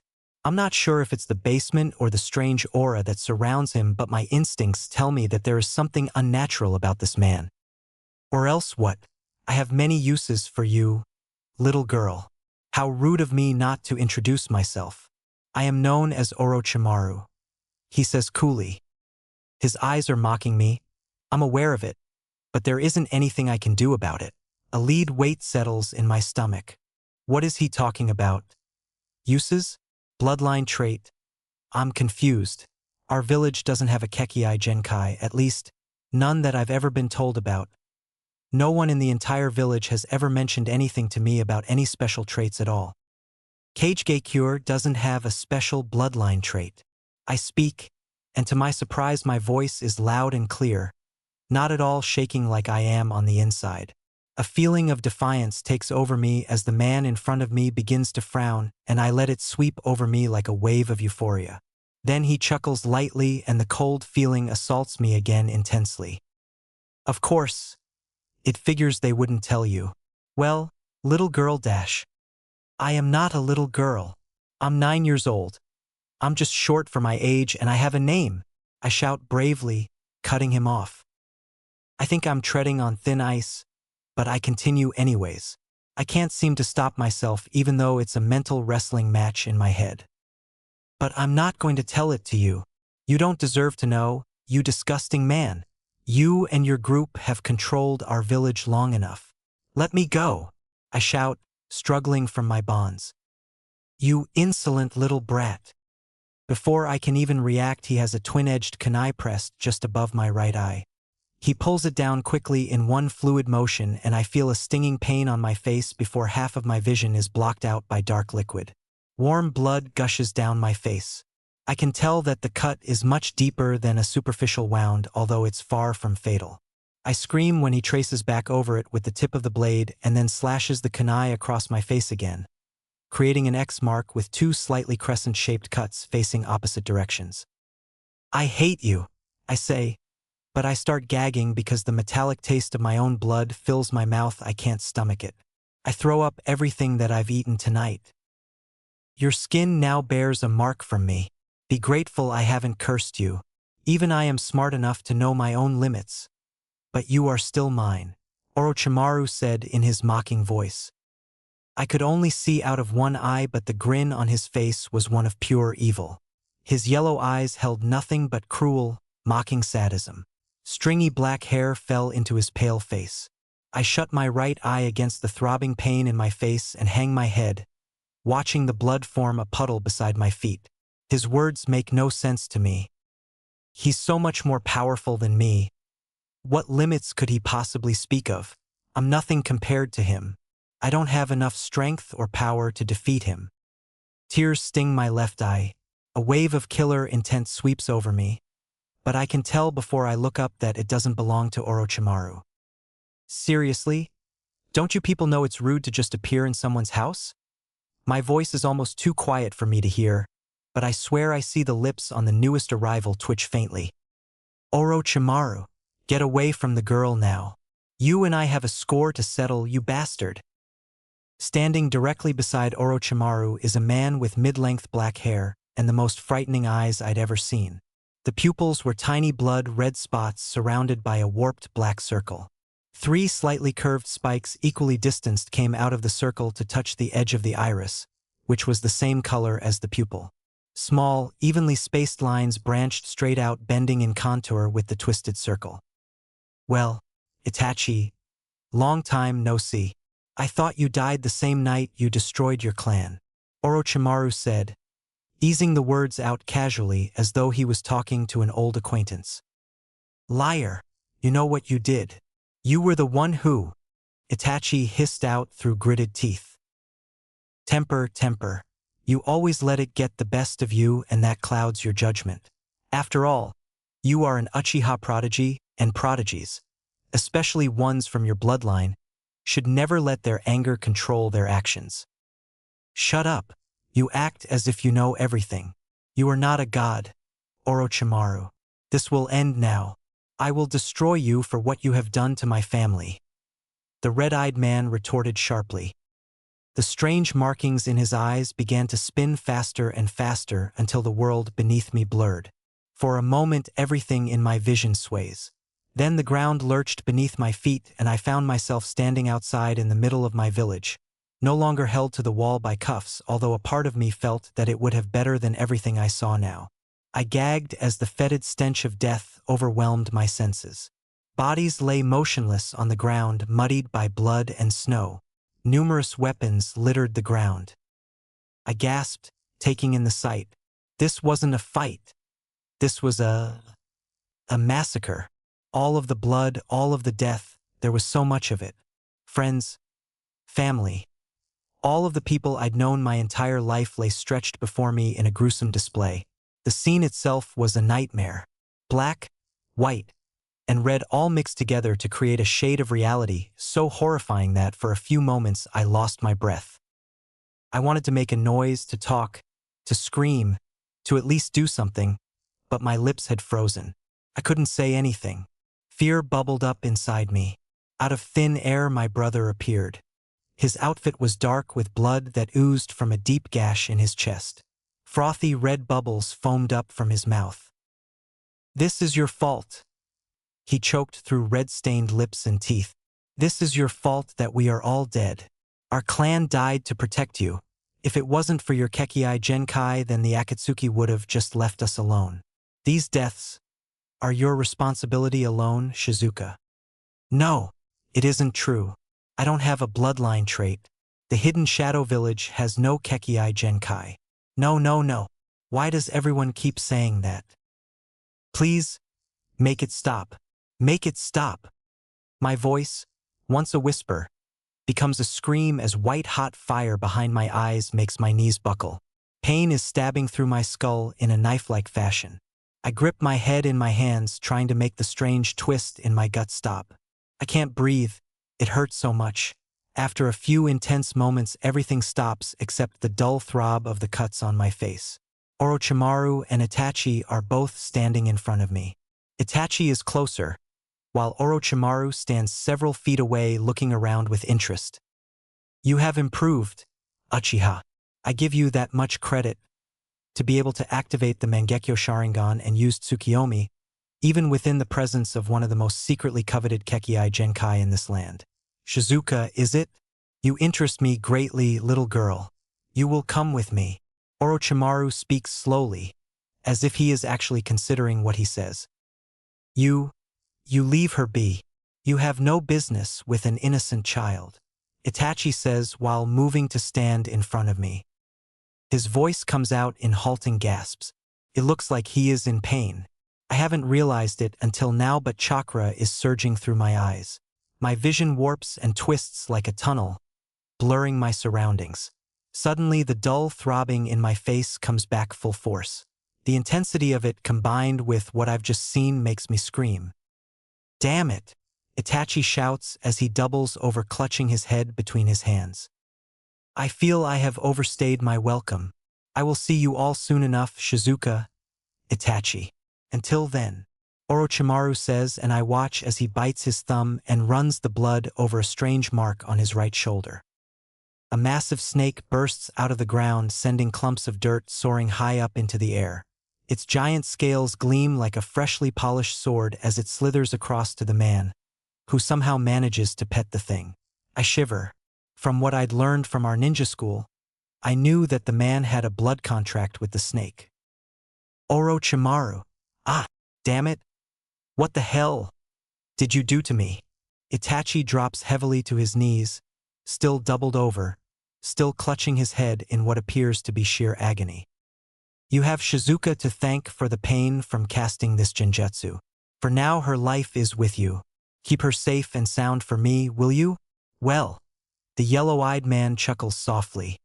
"You are both going to die by my hand regardless of what you do?" but I suppose I can have some fun with the girl before I take what I desire. Protect her little dragon eyes for me, Itachi-san. I'll be wanting them later. He jumps onto the snake's head, and then they vanish into a sea of pink mist. The metallic scent of blood washes over me. I squeeze my left eye shut, and when I open it again, I am back on solid ground inside the basement. Itachi is with me, but now he is lying on the ground and he is still. Takes me a few seconds to remember his name, but eventually it comes back to me. Itachi-san? I reach out to touch the hilt of a sword strapped to his waist. A freezing hand catches mine in a tight grip and I let out a strangled scream.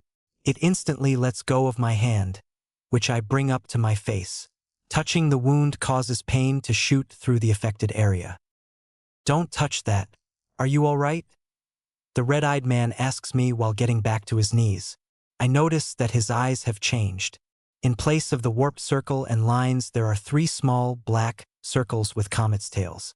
They look like little commas. Separating the strange marks are a bunch of minuscule lines in the shape of a circle. He touches my skin and I freeze up. My heart starts pumping 1,000,000 miles an hour. He's not going to hurt me. He wants to help. Just relax. I want to say something, but the words won't come out. I can only stare miserably at him with one eye while he watches me silently. Itachi looks like he's thinking really hard, and I start thinking myself. When he speaks again, it startles me, breaking me out of my reverie. I apologize for the things you saw. What they were was a powerful genjutsu. It wasn't meant for you.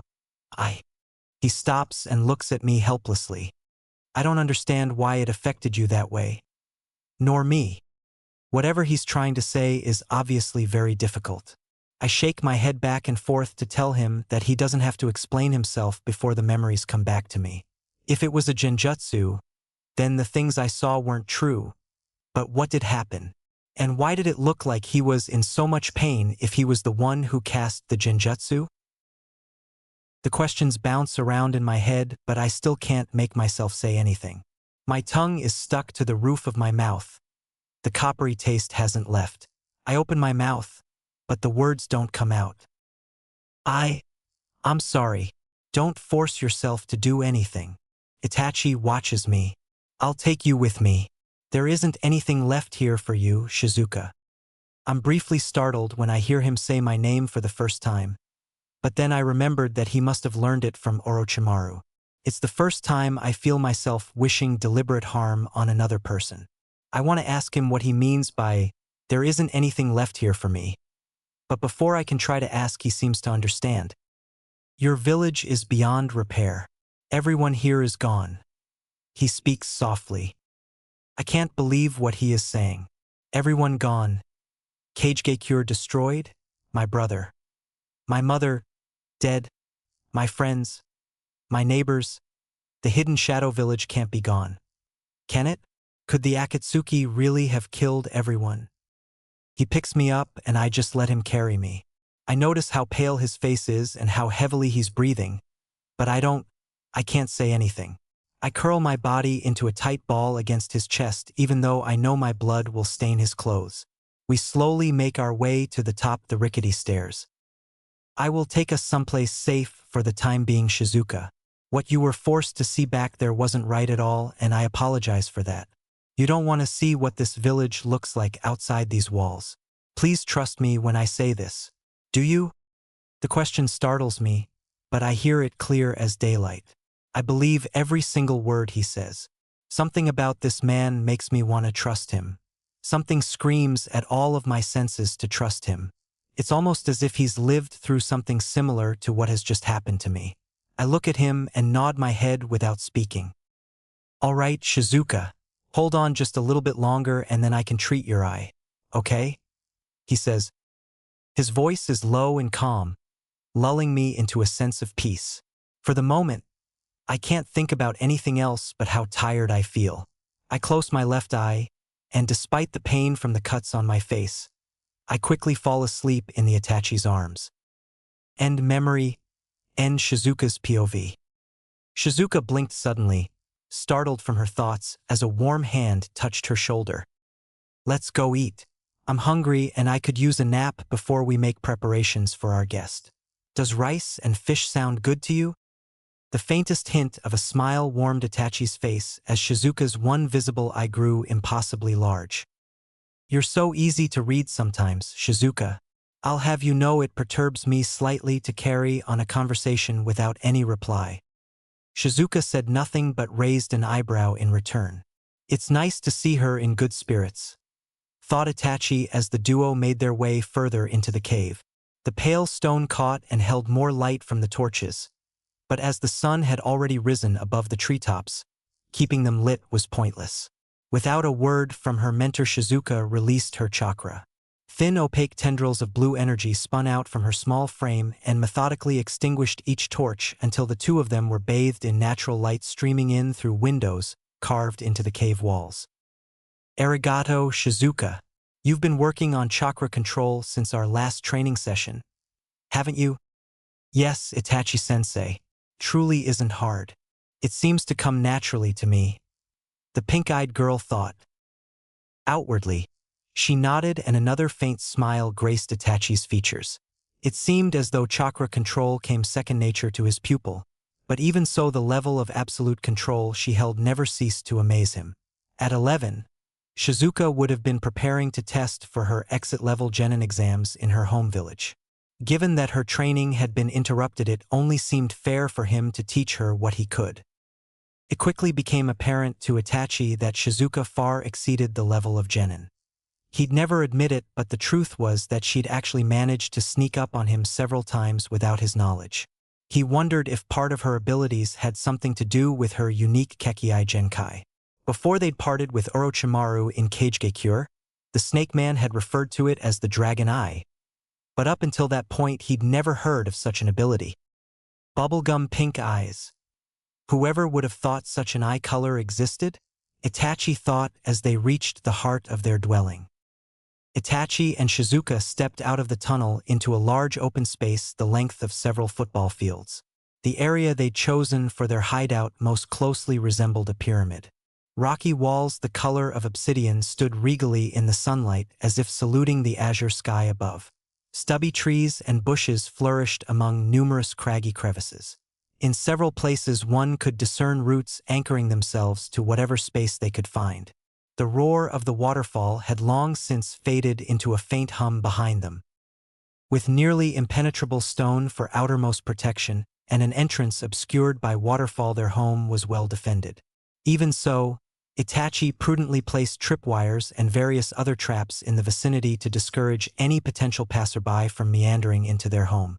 Light filtered in from above through a gap roughly a third of the size of the space below to illuminate a humble-looking cottage. Beside the building grew rows of various vegetables and a few small fruit trees.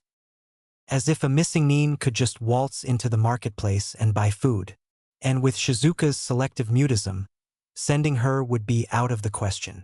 That and those pink eyes of hers. Itachi chuckled slightly at the amusing thought, but a raised eyebrow from his pupil silenced him at once.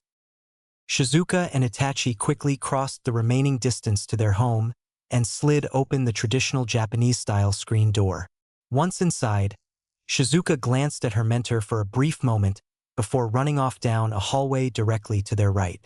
The dark-haired man was silent for a moment as he mentally reviewed the girl's typical routine. Although it had its awkward moments, keeping to a schedule helped facilitate communication between student and mentor. "Can I practice until lunch, Shizuka?" he called to her as she left.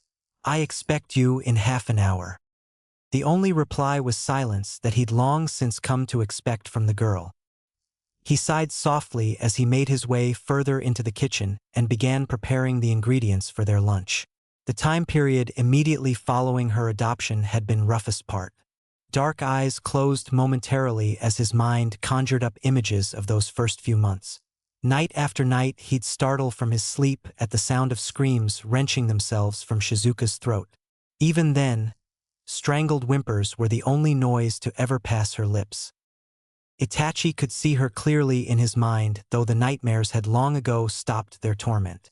The early mornings she'd spent huddled on her bed, head in her hands, as silent tears spilled down over her cheeks to dampen the pillow below.